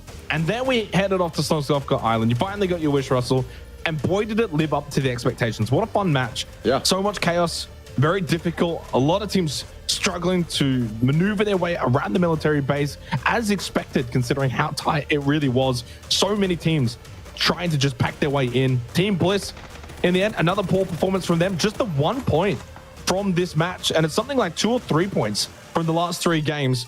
A little bit similar to what we saw from them yesterday. Roy Esports, a bit better from them. Maybe it could have done even better, but certainly not a bad game by any stretch of the imagination. But it was eArena that really led from the front. Super amount of kills, 14 if I recall. But by the time they got to this endgame position, they were already out of position as they were coming in quite late. The circle, to be fair, kept shifting away from them. Yeah, I mean, the circle kept shifting away, but they kept doing what they needed to do to win. Unfortunately, when it comes to that final shift that eventually cost them their lives, it's just a bit too hard. You come across an X-Men who have been alone on the south for quite some time. They have all the angles on you that you don't want them to have, and then you have to also contest with Reluctant Squad, who's just down the fence from you, basically sharing the same spot you have, and so it becomes very difficult. eArena, though, yeah, they're probably the highlight of that game, other than X-Men with finally some skill on display. eArena certainly showing us what they're capable of. Still not getting the win, though. Maybe that's something that we can continue looking at, but if they're going to continue performances like this, that's basically a win in our books, right? They've got the placement points, 5 placement points, I believe, and then of course they get 14 kills on top of that. That's stellar, that's excellent, but they still can't get that win. Yeah, I mean, it's an interesting one. We've had plenty of tournaments in the past where there have been teams that have essentially dominated the lobby, done really well, getting all of the kills, fragging out, high placement points, but just no chicken dinner. Yeah. And the thing is, you very much can have a good tournament, and in this instance where there's top 4 positions up for grabs in terms of the qualification pathway, you can occupy one of those positions and not get a chicken dinner. More than able to do that. Yeah. I don't think it's like you have to get a win at some point. I also do think at some point they will. I think they've been really good throughout this tournament. It kind of, for me, reminds me a little bit of also like Magnetic. Like Magnetic about to win. Can they just keep 4 players alive? Even there at the end, we saw the solo. I think it was Danawa. I can't recall, but like, again, it's like they had like 5 kill solos popping off. They're doing well. We've seen them with the duo as well. It's like a case for both of these 2 teams. It's like they've been playing so well. Like you can see Magnetic there, 8 points, but like just again, nowhere near it in terms of the actual win, because they just didn't have 4 up. Those 2 teams in particular have been playing so well, but just can never get it all to work in that one game. And that's fine, because they're doing it consistently though across multiple games, and that's the main thing. As for X-Men, finally they, on the flip side, were able to put it all together for one game. We saw that fight earlier on the very south side of Sosnovka. I will add, it's a 12 kill win, and it's super impressive, and it's 22 points. They did get a bit fortunate with the circle too, going south side. Had that gone more to mill base, that would have been really difficult, because they would have actually been having to push into mill base.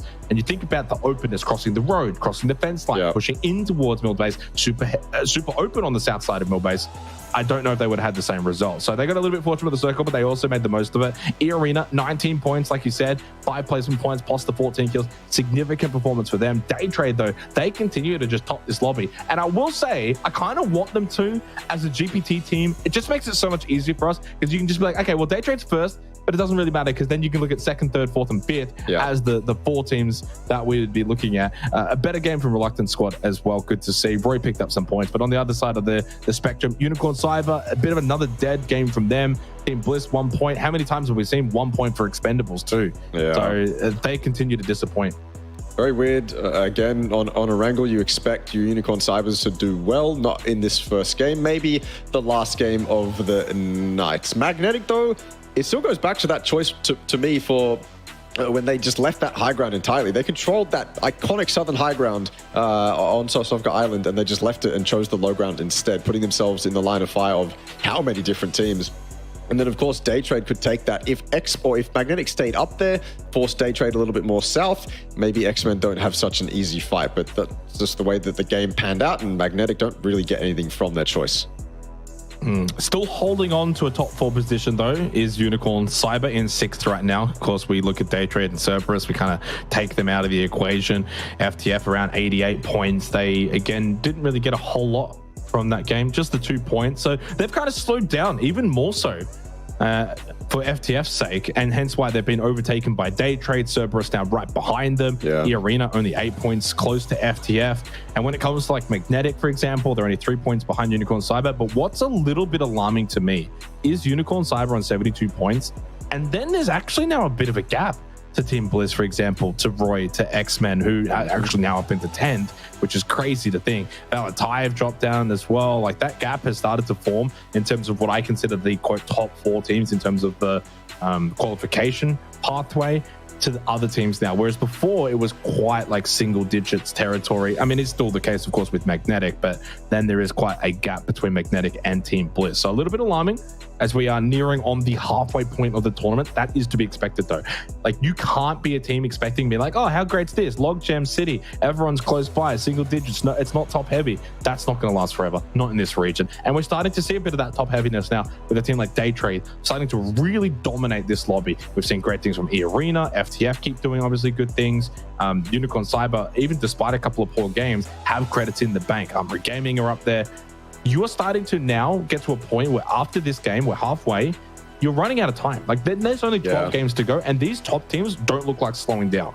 I think the leaderboard's in a spot now where it makes a lot more sense when you look at it on paper. The top teams are up there. They're actually getting in and amongst themselves. They're fighting for it, and it makes sense. The bottom half of the leaderboard, the bottom 8, those are the teams, as much as it's harsh to say, they're the ones you kind of expect to be down there. It's not the Expendables, not so much Expendables at all, but majority of those bottom 8 teams, on paper, you expect them to be down there. The top 8 teams, not the case. The leaderboard is actually kind of making a lot more sense to me now. It's shaped up nicely, not necessarily the points gap. Obviously, you hate to see that. At least there's a little bit of a fight in that top 7 for the moment, but certainly the top 8 makes sense to me. It makes sense to see Daytrade up there. It makes sense to see FTF up there. Team Bliss are in 8th, yes, but it makes sense to see them there. And everyone else that's involved makes full sense to see the leaderboard the way that it is. Not to say that the right side of the leaderboard can't do anything to fight back. I have seen Panic pull off miraculously good games in the playoffs, and in a lobby like this that is not so dissimilar from the playoffs lobby, they can certainly do it again. The same, we just saw that X-Men could do it. Yes, the circle blessed them a little bit, but certainly they are capable of doing something like that. Maybe E36, I was wrong about them and they were never actually capable in the first place, but the Expendables as well. So I still think there is things to worry about for the teams on the left side. Obviously, they're not going to slow down. They're not going to stop fighting. They're not going to get complacent, but certainly something to think about is the right-hand side teams very capable of making a fight back. Well, I look at someone like the Expendables as a really good example of a team. Can they do what we just saw from X-Men, say get a 12 to 13 kill win? I very much know they can do that. Yep. I also don't know if they're going to do it, though, because so far this tournament, they haven't shown that they're even remotely close to doing that. But as I say that, and again, to play devil's advocate to myself, I think you could easily make that same case for X-Men. Like, going into that game, it was very easy to be like, oh, well, and we already made those kind of statements that they're a team that can do that, but they don't look like doing it. And then out of nowhere, it's like, okay, 12 kill win. And so I think that's the exact same conversation that needs to be had for the Expendables. They don't look like doing it, but they are capable of doing it. We'll see if they can. They've got one more game here for tonight, and then it's the halfway point officially. You want to be in a position where you are at least like around the 20-point deficit to the top 4 going into the next 2 nights. And so therefore, that's not a really difficult hole to get yourself out of. But it always is the conversation that needs to be had, which is like, oh yeah, we're only 20, 30 points behind, but it's not like the 20, 30 points behind. It's not like that team that you're chasing is going to get 0 points. Like they're going to get more. So if you think about they're going to go and get, say, 50 points, we then need to go and get 90 points, right? Like, depending on how many games you want to look at it. So that's when it makes it look a bit more difficult mathematically. Team Bliss, disappointing, and that now a gap has kind of formed to that top 4, so they've got to kind of get themselves back out of that, because after their win tonight, they were like single digits, like low single digits away from top 4. They pulled themselves out of that hole, and they're starting to shrink back with the last 3 performance. So disappointing. eArena, big game, they're in a great spot, and it's a lot of those same teams. I remember when we kind of finished yesterday, Russ, those top 3 teams that I kind of mentioned, which was FTF, eArena, Unicorn Cyber. You can throw Armory Gaming in there as well. Like, they continue to at least put in a good, consistent performance every game. They're getting their 4 to 5 points. They're capable of even more than that and getting, say, a 16-point game. So those 4 teams right now, hard pressed to see who replaces them. You're obviously looking on the window outside, which is Magnetic, and then Team Bliss, and then it's Roy, X-Men, Valee, etc. Not to be too disrespectful, but I feel like if there's any teams to replace them, it has to be either Magnetic or Team Bliss. So that means for everyone else below those teams, the conversation is you need to do something that's going to really surprise us, and do it soon. Yeah, they have to. They absolutely have to. And again, capable of doing so. A couple of those teams, at least. Is this something that we're going to see consistently from X-Men is the question going forward? Maybe for X-Men, honestly, I feel like, and obviously this is far-fetched to be able to judge a team's mentality from how they're playing in a game, and to judge the vibe in Discord or TeamSpeak or whatever from how they're playing a game. But I feel like maybe if the vibe just isn't there, a win can do wonders for you. And all of a sudden you go from this team that is just so down and out and feeling like the world is entirely against you, to all of a sudden, oh, we're actually in it. We can actually do this now. And then all of a sudden, with X-Men's talent, with their experience, with the players on that roster, they can start making a run. They can start making a run, and we can have some upsets. Yeah. The Expendables are already out of it. That's, I guess, suppose, or not out of it, sorry, but they're not really looking like their best selves. That's another upset that could happen. I feel like Panic, again, a team I've seen pull off miraculous wins. We could see them upset these teams on the left side, need to be on guard. But yeah, I do agree that everyone kind of out of that top 7 right now, they need to pull something out of somewhere, and do it consistently. That's the worst part, right? Is they need to be able to do it consistently. You can't just be a one-off. The one-off gets you up there, but then you need that consistent back and forth to actually put you up there consistently. It's going to be very hard to displace those teams. I think Unicorn Cyber is probably the only one that's really disappointed me tonight. Based off their night 1 performance, I thought they'd do a lot better, but they've really kind of fallen off, and I haven't seen them in positions where you saw them on night 1. I haven't really seen Unicorn Cyber show me that they are... I think they're still playing as a unit, but I just guess they're not doing it as good as possible. I suppose one of the things that I've seen from Unicorn Cyber is they are playing probably a little bit too timid. Maybe the captain of the team, the IGL, is telling everyone that it's to play safe, kind of micromanaging, don't peek this, don't peek that. We just need to stay in this spot as 4, just defend, hold the angles rather than go for an aggressive peek. That's probably something I've seen a lot from on Unicorn Cyber, especially on that Tago game. Looked like they were just not being aggressive enough to actually deal damage to the teams around them. Maybe that's something Unicorn Cyber need. You know, yesterday they were playing as 4 and being decisively aggressive. Haven't really seen that today, so hopefully last game of Wrangle they can actually pull that off. Yeah, and we head into that final game of the night now for what will be the halfway point of the PGS 3-4 APAC qualifiers. After this match, only 12 remain, and there's not much time.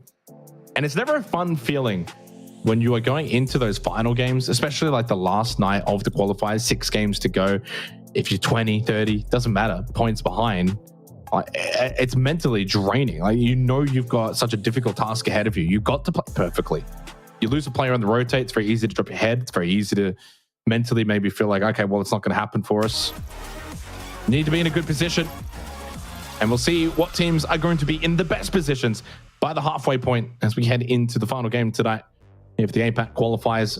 Look at some of the stats in terms of the individuals that are really standing out. From eArena, Jacob leading all comers in terms of kills through the 11 matches. 24 kills. Next best is actually Samoy on 19. So a little 5-kill gap. Pretty nice for Jacob. And he actually doesn't even come close in terms of damage dealt. Well outside of the top 5. But hey, efficiency is really what matters. Riz actually has 4,000 damage rounded up from 3,883. So, I mean, I could have just said that initially, but only 13 kills. So the opposite effect. So someone like a Riz, great for damage, but not quite getting the kills. And then boy, does that clearly summarize Armory Gaming to a T as the team with the most damage, but not quite there in terms of the overall kills. And in terms of others having a pretty good performance, I did mention Samoy. What's interesting, though, is one that might surprise you. in terms of tied for second on kills, it's Leo from X-Men. Yeah, what's more surprising about that is he's lost 6 kills. Oh, sorry, he's stolen 6 kills. I thought that was lost kills. Who has the most lost kills? Delwyn has lost 5 of his kills. Very unfortunate for Delwyn. But yeah, Leo's got the most stolen kills. So that man has got eagle eyes when it comes to Nox. Maybe one of the reasons he's up there. Bit of a gap between him and second as well. Of only 2, but when it comes down to those micro stats, the numbers kind of just don't really matter. They become, you know, negligible, essentially. Either way, nice little military power, or Milta power, sorry, circle. Magnetic in a decent spot. Maybe they can end off their night much better than it has been previously. Obviously, the only time we saw Magnetic do well tonight was that duo performance on Taego. They're one of the teams, of course, we're looking to see what they can do when they have 4 up. I guess same could be said for Armory. Most of the time we've seen them, they've been a little bit weaker than 4, either 2 or 3 most of the time. And we know Armory Gaming, when they're up as 4, put them in a late game, and they're very scary. So that's another one of those teams that we want to see in that kind of position. Valee Thai as well. They came second in the Thai League, by the way, and they're sitting in 11th. So maybe expectations a little bit higher for them and not really reaching them. They also did pretty decently initially in the playoffs, and then they fell off quite a lot towards the end. Maybe they're still kind of carrying that lack of momentum. FTF firmly in control of Yasnaya. E36 has gone for that Novo drop once again. This was a plane path where you could easily make Yasnaya. And so I think E36 have submitted to FTF. FTF victors of Yasnaya in this circumstance, at least. Kind of funny, because obviously FTF have something to play for. E36 in that spot where they have a lot less to play for. So I would have thought it would go the other way around. And E36 would have Yaz, and FTF wouldn't want to give up their spot in second, and they actually play from different spots, but it's gone the completely opposite way.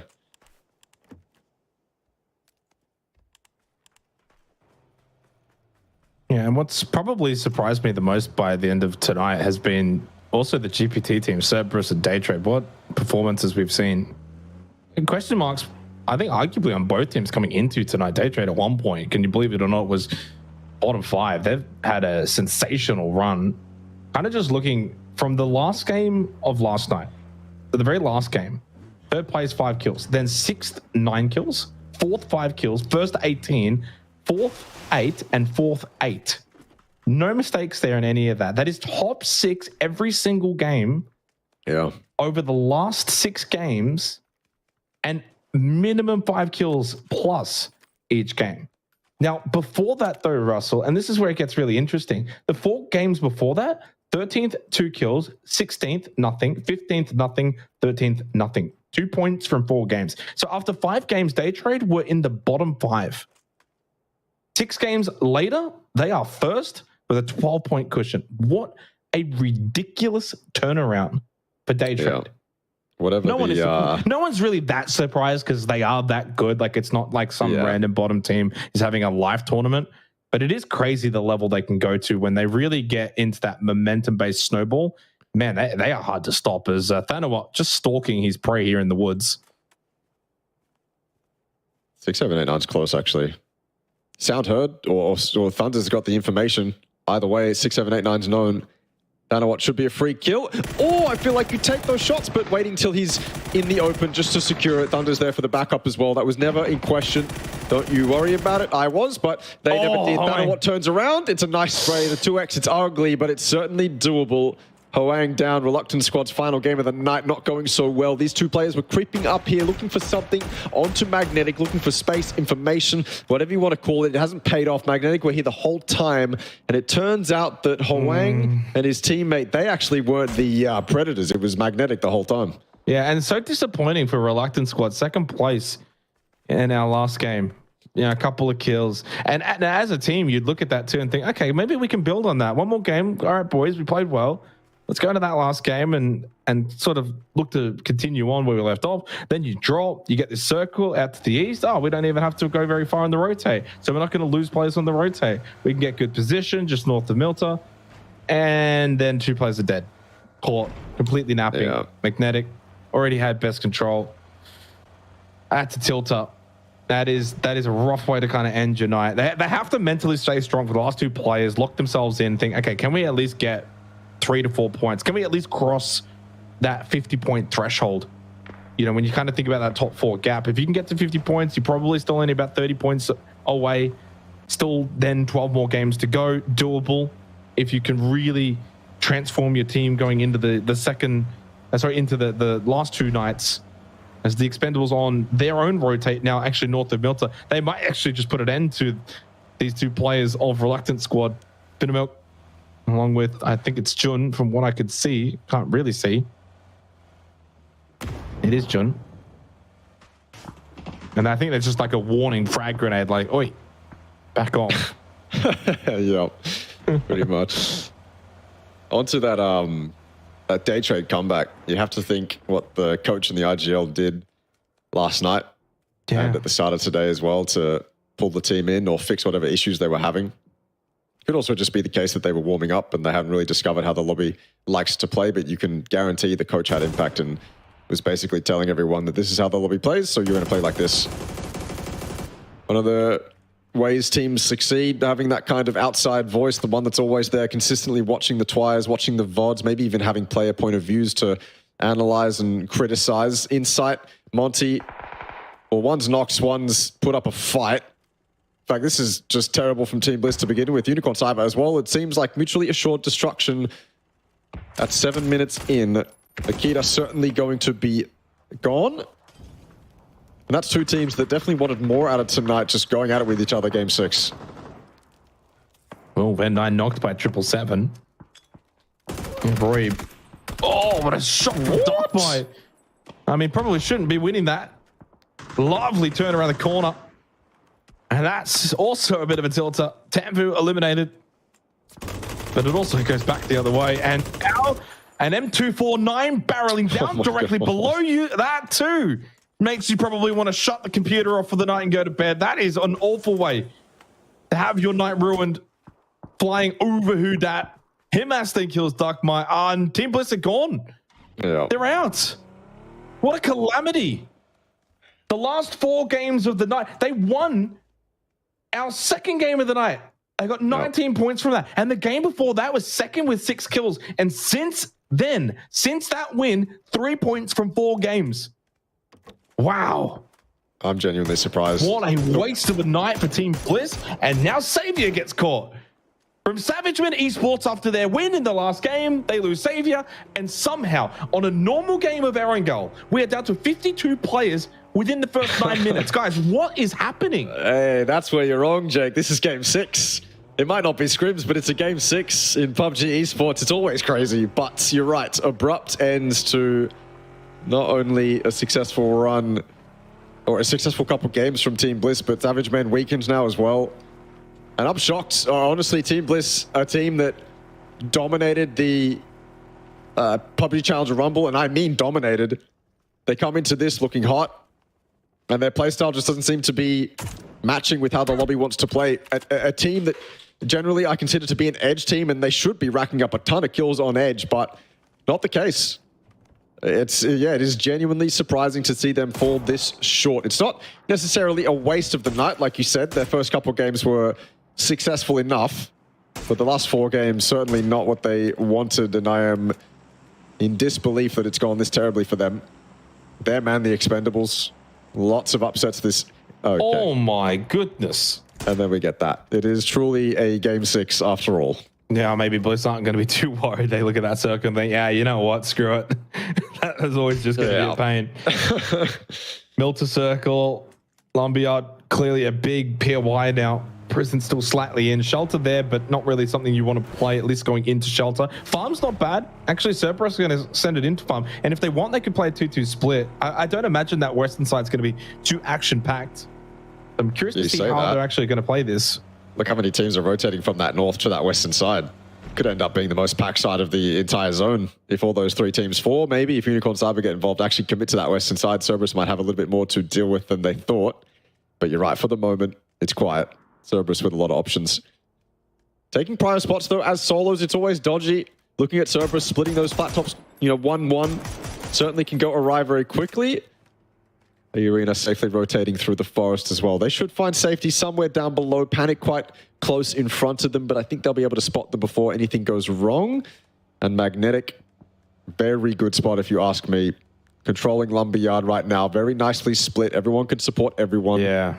They're in for a really nice game here. Even if the circle goes away from them, is eArena pulling up? Could this be the game? Could they get four players up to the end game? But yeah, you're right. And Unicorn Cyber has actually just dropped on them too. Emergency parachute. I mean, they might actually keep parachuting forward ahead. eArena just to their south. They're not directly into Lumberyard. And UNC, I think, are going in towards Milta.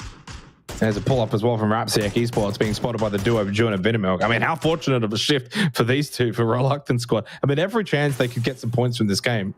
It's bittersweet, though. Oh, Duck choosing. He gets caught leaning over to the right side of that fence. And the solo for Roy Esports. Simon T gets the knock. Here comes Unicorn Cyber too, parachuting in. But I think they've got themselves a good landing zone. Everyone has been able to make it in safely. Initiated the drop just over Lumberyard and floated in towards the city of Milta. Simon couldn't quite get the flush. He will lose his life to Delwyn. And Duckshoe should get brought back up, which will give 3 players for the Expendables, plus the 3 kills now this game. So not the worst result right now for TE. Enter Force 36. Can they have a decent game? Just outside Milta on the east side. I don't mind the split they've got either. 4 players up. Depending on what the circle does, if it does go to the south side, then I think they could have a decent match from the position they currently occupy. 12.5 minutes gone. 50 seconds from phase 3. So far, I kept an eye on that farm rotate. No one really pushed in, and a crate has dropped onto Cerberus. So I think they're pretty happy with the split they've got. It's a 2-1-1 split, occupying a lot of that road going into Milta. But very aggressive from Cerberus. It's ballsy. Sololzy is so alone. But no one interested in breaching that flat top just yet. He's got to put up a decent amount of presence just to dissuade anyone from actually taking that breach. But it's a double-edged sword. You start taking shots and they identify you're a solo, all of a sudden you become a target. This next zone shift is going to be an interesting one. Light work down and out. Daytrade making that assault from the eastern side. Panic was set up for it. Light work gone though. Daytrade making a decent push forward. Pivy's in that kind of southern cube compound. Maybe a fallback. That one, honestly, not too bad. Lots of water inside, but I think enough room to play. Farm is going to be a factor now. Sololzy smartly regrouping. Cerberus could even just leave farm entirely and group up with that center spot on Haisaki. That might be the play, unless they want to get really aggressive and potentially even really greedy and hold this 2-2 with farm. But still space for teams to play. 14 teams, though? Maybe not. Yeah, very interesting circle shift. Unfortunate for E36 that their spot, they're going to have to move out of it.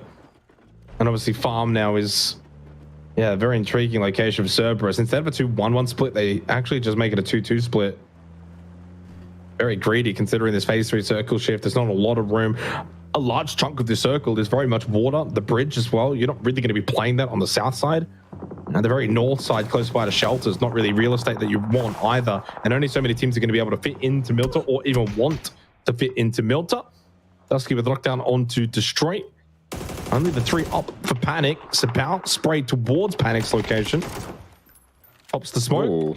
And now pressure onto the Expendables here as Panic wanted to maybe find themselves a bit of real estate for themselves, but I think they're going to fall back. Suspect driving back over towards Unicorn Cyber. Are they just going to play the Ridge here on the beach? If they are, it's super vulnerable, though, to any kind of push from Unicorn Cyber. They kind of have to. I like the play from Panic to actually go over here and try to take this space. It's space that's oftentimes going to be occupied by mostly just one person. Trick through the windows. It's clean, double-heady. The helmet flies off. Shanks is down. And this is a fight.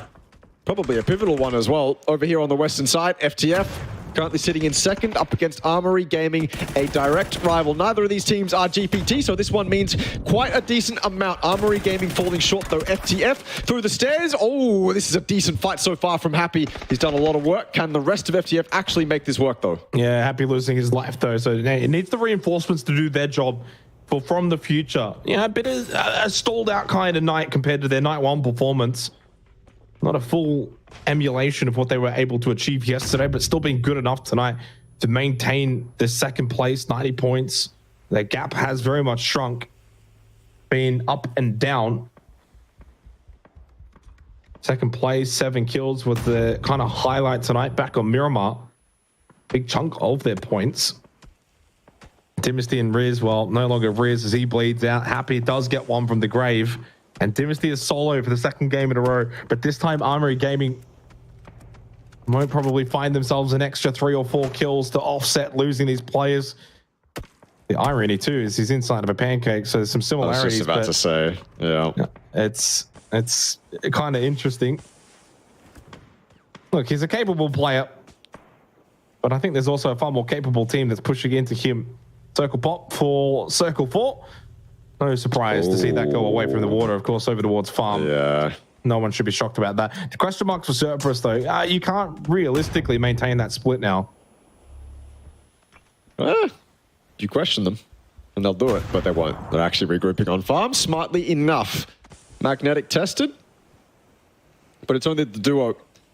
Imagine for a Reluctant squad if they didn't lose members to Magnetic early, and this is probably the byproduct of Magnetic knowing that Reluctant squad is weak.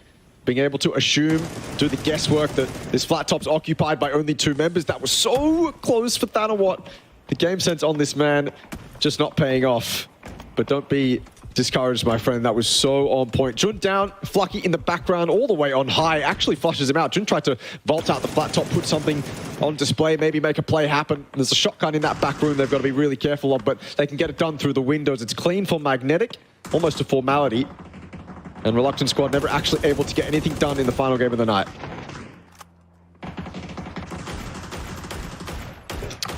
Dizzy on the drive-by for eArena. For what it's worth, Magnetic lost one as well. So we've kind of been talking about, can they win a game? Can they have a solidified 4 until the end? They do have 4 kills, but this might end up being another classic Magnetic game. Potentially so for eArena. But they have rotated to the north side now. 4 players up, no kills, but you know what? I don't mind that. How many times we see eArena with a bunch of kills, but never really in a position to go on and win a game? I think they could get themselves into a position where they could maybe win this game if they can keep 4 players up. But where are they going? I'm watching them on the map stream. That center ball. Not into farm, the center ball. Not good though, right? Why is Ticket then fallen back, but the other 2 have committed? It seems like maybe some miscoms between the teams based on the pressure coming from the farm side. And then Magnetic and backfilling behind. I think eArena might just be second guessing their own decision making. Seeing some shots here from Daytrade and Flash, forced to immediately heal after getting that knock on to Pure Boy. And Magnetic on the very north side now are absolutely under fire. They're basically taking the position that eArena were once in, but Xiec have started to shoot at this location. Vehicles blown up. They are inside of the circle, but nowhere near in a good position. Thanawat tries to get into a better aggressive position. Headshot, and 𝐏𝐿 tagged. And it's going to be another awful finish to a game for Magnetic, I think, on the horizon. Sylphia not going to be able to land his shots up close. And Kane does get the heal off and has got 2 frag grenades to maybe make an impact against Daytrade. Decent. Suspect basically telling him to stop, though. Every time he exposes his head, he risks his life. Oh, there you go. Grenades, though. Yeah, actually one does work. Nuruns and Flash still survive.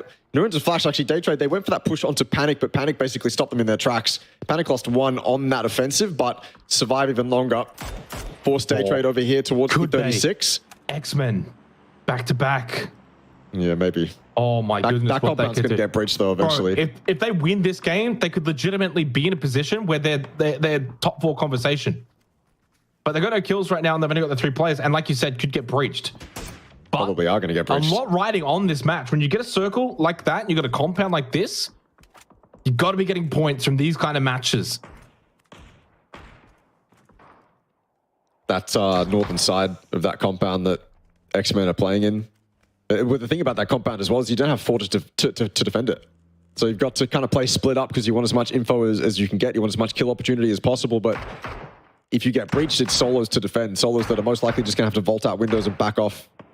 And you just end up sharing that compound, and all of a sudden that win from X-Men can turn into a 3rd or a 4th with not many kills because you just end up being so limited. TE, the other team certainly that we're looking at, down there in 15th. They have gotten lower and lower as the night has progressed, and teams have just done better that are around them on that leaderboard. And it doesn't look like they're going to do any better this game, especially if RXC keep 4 up. That push should become, or it should be easy, honestly, towards that late game. There's no one that RXC has to worry about. Unicorn Cyber probably not going to be a factor. They can LOS them and take the fight towards TE quite easily.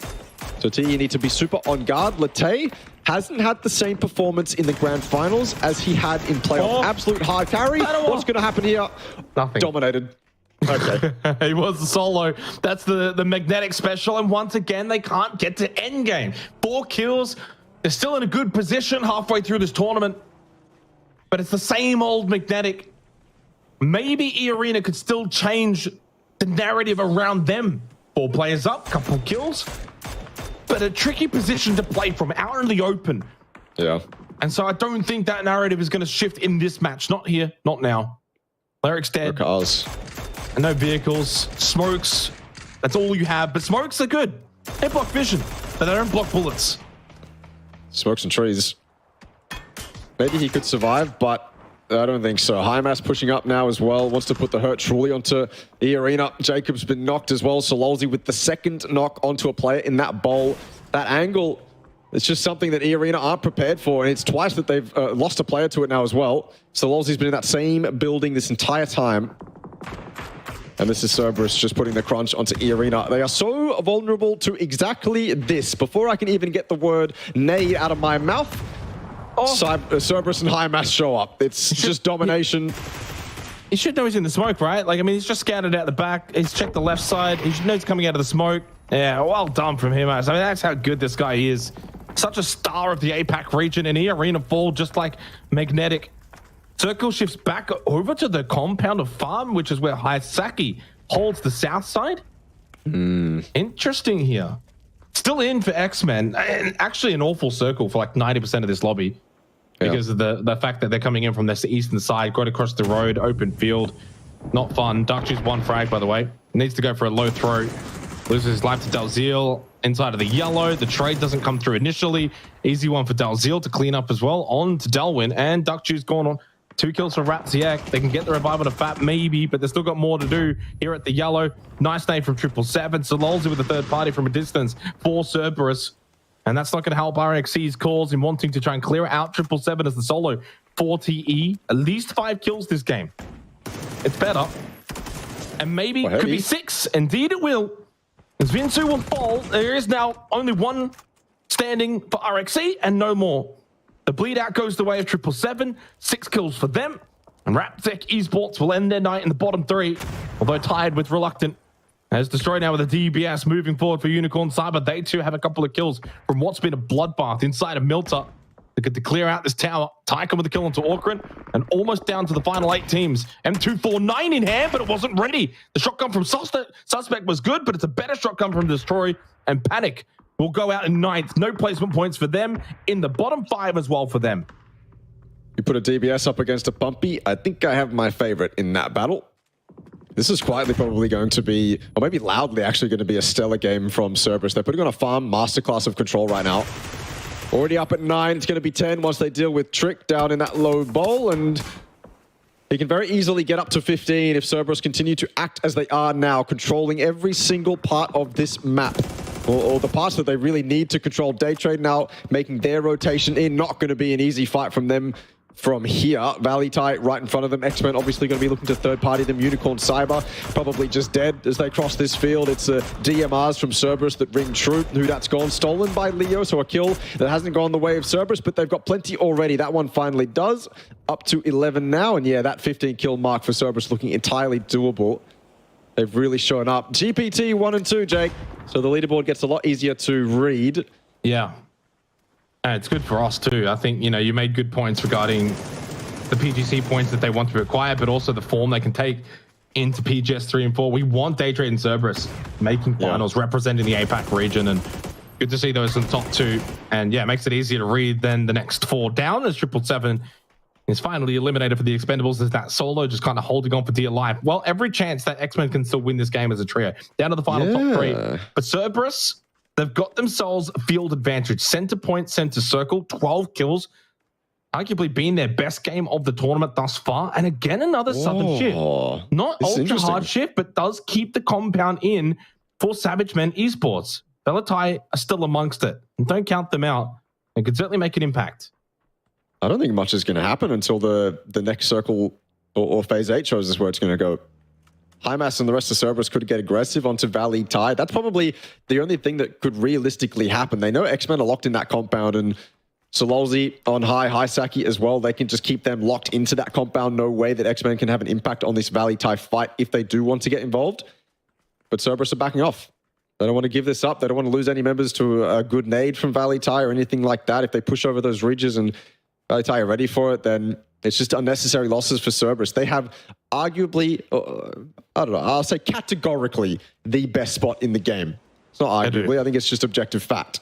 And they don't want to throw that away, which is smart enough from them. They're already on 11 kills. They get the remaining members in the lobby. They could make it 17. Certainly doable. I think Valee Thai, X-Men, they're going to go at it before we see any sort of Cerberus win, though. Interesting spots for both these teams to be in, but for the moment, at least, X-Men can play the buildings, and Valee Thai have got their little shack and their little ridge. Leo's just went back, grabbed a vehicle. You can see there in the distance. Handy. You need those. Oh, Pain. And a little double tap there onto 𝐿𝐼𝐳. Can't do much. A lovely overview here, really highlighting the field. Now, you do have the hay bales you can kind of duck behind. I got to say, in terms of field play, this is one of the better ones. You can throw a lot of smokes out and then duck and weave between hay bales if you do need to close the gap. The only issue is that it's not X-Men versus Cerberus. You got Valee Thai. So if you go early and you try and push into those fields, well, Valee Thai is just going to peek this ridge and get free shots on you as well. In fact, both teams would essentially just start shooting at you. It's really difficult right now. X-Men can't move, shouldn't move. Cerberus don't have to move. And Valee Thai, guess what? Don't have to move. No one should be moving right now. That's actually the best thing all three teams can do is what they're doing. You said it, though. I think even on this Phase 8, X-Men should be one of the last teams to move. Valee Thai will certainly, or the onus should be on them to move, unless this one goes super far south. And all of a sudden, Cerberus have to get closer and closer. That's the thing as well. This Phase 8 probably isn't going to push one team so far out of position it just results in their death. It probably just means we get closer and closer. Valee Thai still with the ridge to play. X-Men's compound is probably far too out of the zone for them to justify sitting in the corners of those buildings. Pushing behind them. Pushing behind them if they know they can play the ridge then. Like you push out the backside of this compound and then take the fight with Valee Thai from behind. The only issue is you can see from 𝐿𝐼𝐳's position, they will be able to watch that cross the whole way. Yeah, so open. But you can smoke it up and then take the fight. And then when Cerberus do third party, they'll be third partying into Valee Thai first. That might not get you the win, but you might get second. That's the thing, right? The trouble for the people trying to piece this puzzle together is how do X-Men win? How do Valee Thai win? It's so hard to actually envision I don't think anyone but Cerberus wins. Yeah, I mean, the IGLs of either team are going to be trying to think about it. How do we actually get the win here? But yeah, I think the universe has other ideas. You can make an argument, go for a knock, but even then, Cerberus the only team up with 4 players, even if you do find that knock, which almost was found. 5 HP on Sololzy. Oh, that was close. He actually does need to push forward, but with that blue pushing in on his back, it will do the same as well for Xavage Men Esports. And there you go. They send it into the field. They'll smoke up, play behind vehicles. I imagine they're going to go out here in third. They have to make their move first. Cerberus are going to find the win, you would think, from here. 𝐏𝐻𝐿 knocked. A nade from UNQ comes out as a bit of a surprise. Only 1 up at the moment now for Xavage Men Esports. 3-on-3 when it does come down to Valee Thai and Cerberus. And they've just been able to maybe put a spanner in the works. Cerberus no longer a given. Losing that man advantage as UNQ trying to steal that kill. Knocked off into the distance.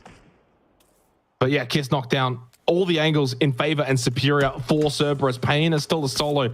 Playing off of these smokes. Fen still to push through. Cerberus, 14 kills. It's a matter, though, of how many kills they're going to have with this win. Such a dominant display for both of our global partner teams tonight. Daytrade and Cerberus. Blue Zone nade should push 𝐏𝐿𝐼𝐳 out of that position. Does go down to the frag grenade as well. X-Men do go out in third. And Cerberus with a very resounding win. Now, just trying to flush out UNQ. 2 down in the background means this should end up being an 18-kill win once they deal with this solo, and they will. Such a dominant performance, and how fitting that they match the highest kill win of this tournament with their direct rivals over in Thailand, Daytrade. Both of our global partner teams today, Russ, with an 18-kill win, and both of them are in the top 2.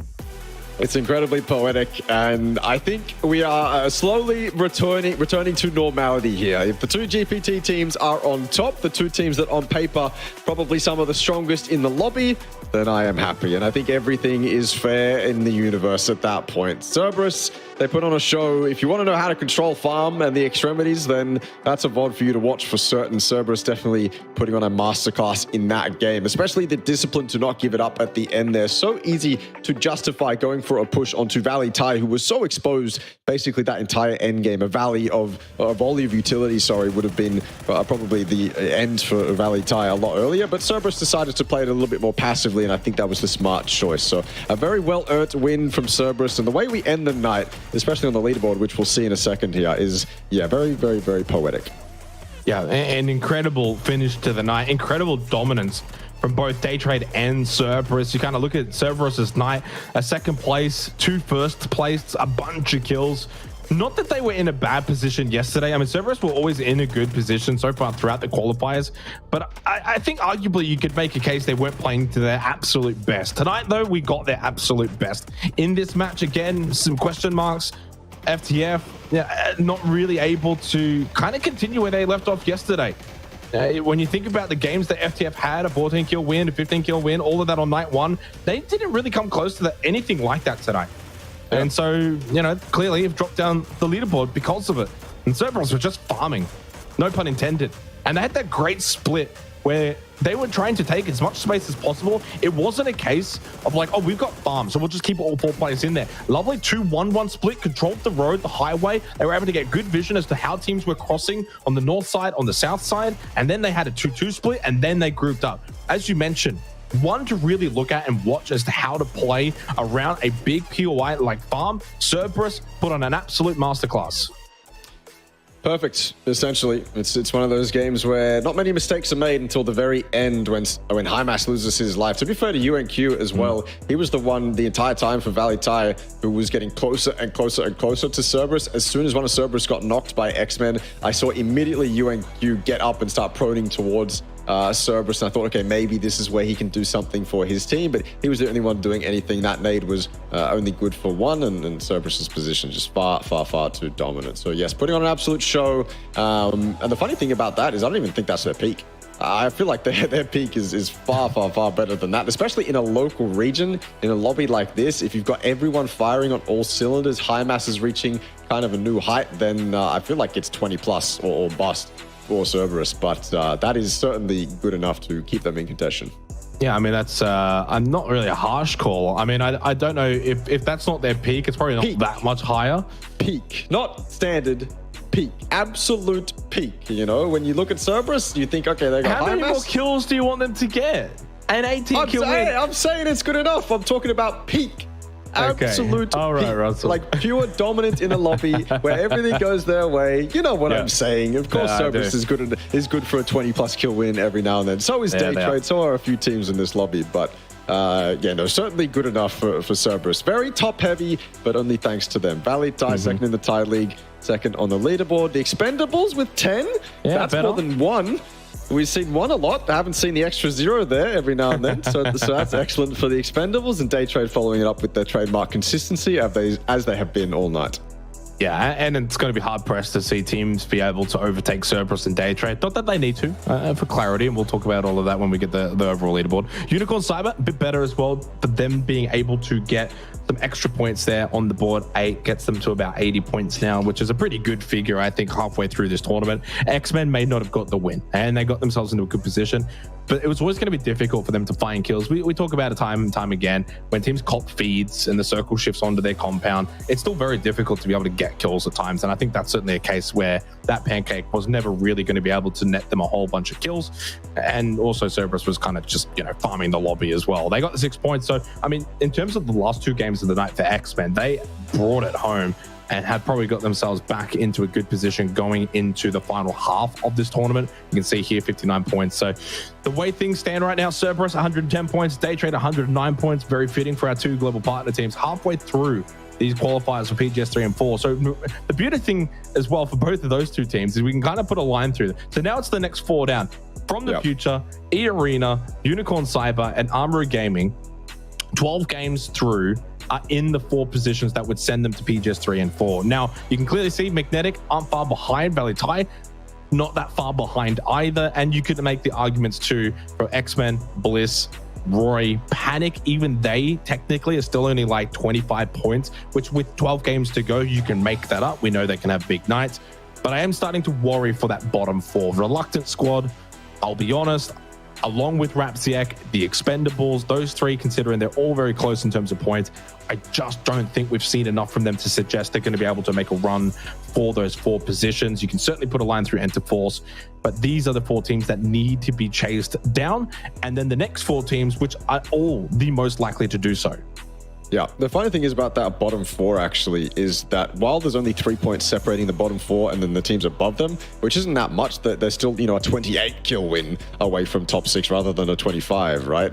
Those bottom 4 teams haven't showed nearly as much as the teams that are right next to them. So we've seen goodness from Panic. We've seen great things from the teams in and around Panic. So yeah, that bottom 4 with your Reluctant squad, your E36, it's just not looking like you're going to have a good tournament here. Historically, in the last 12 games, you haven't shown it. Do we expect you to show it in the coming 12 games? No. And I think that's totally fair to say. We've seen good things from the teams above them, so we can expect maybe a comeback from them, a little bit of a resurgence.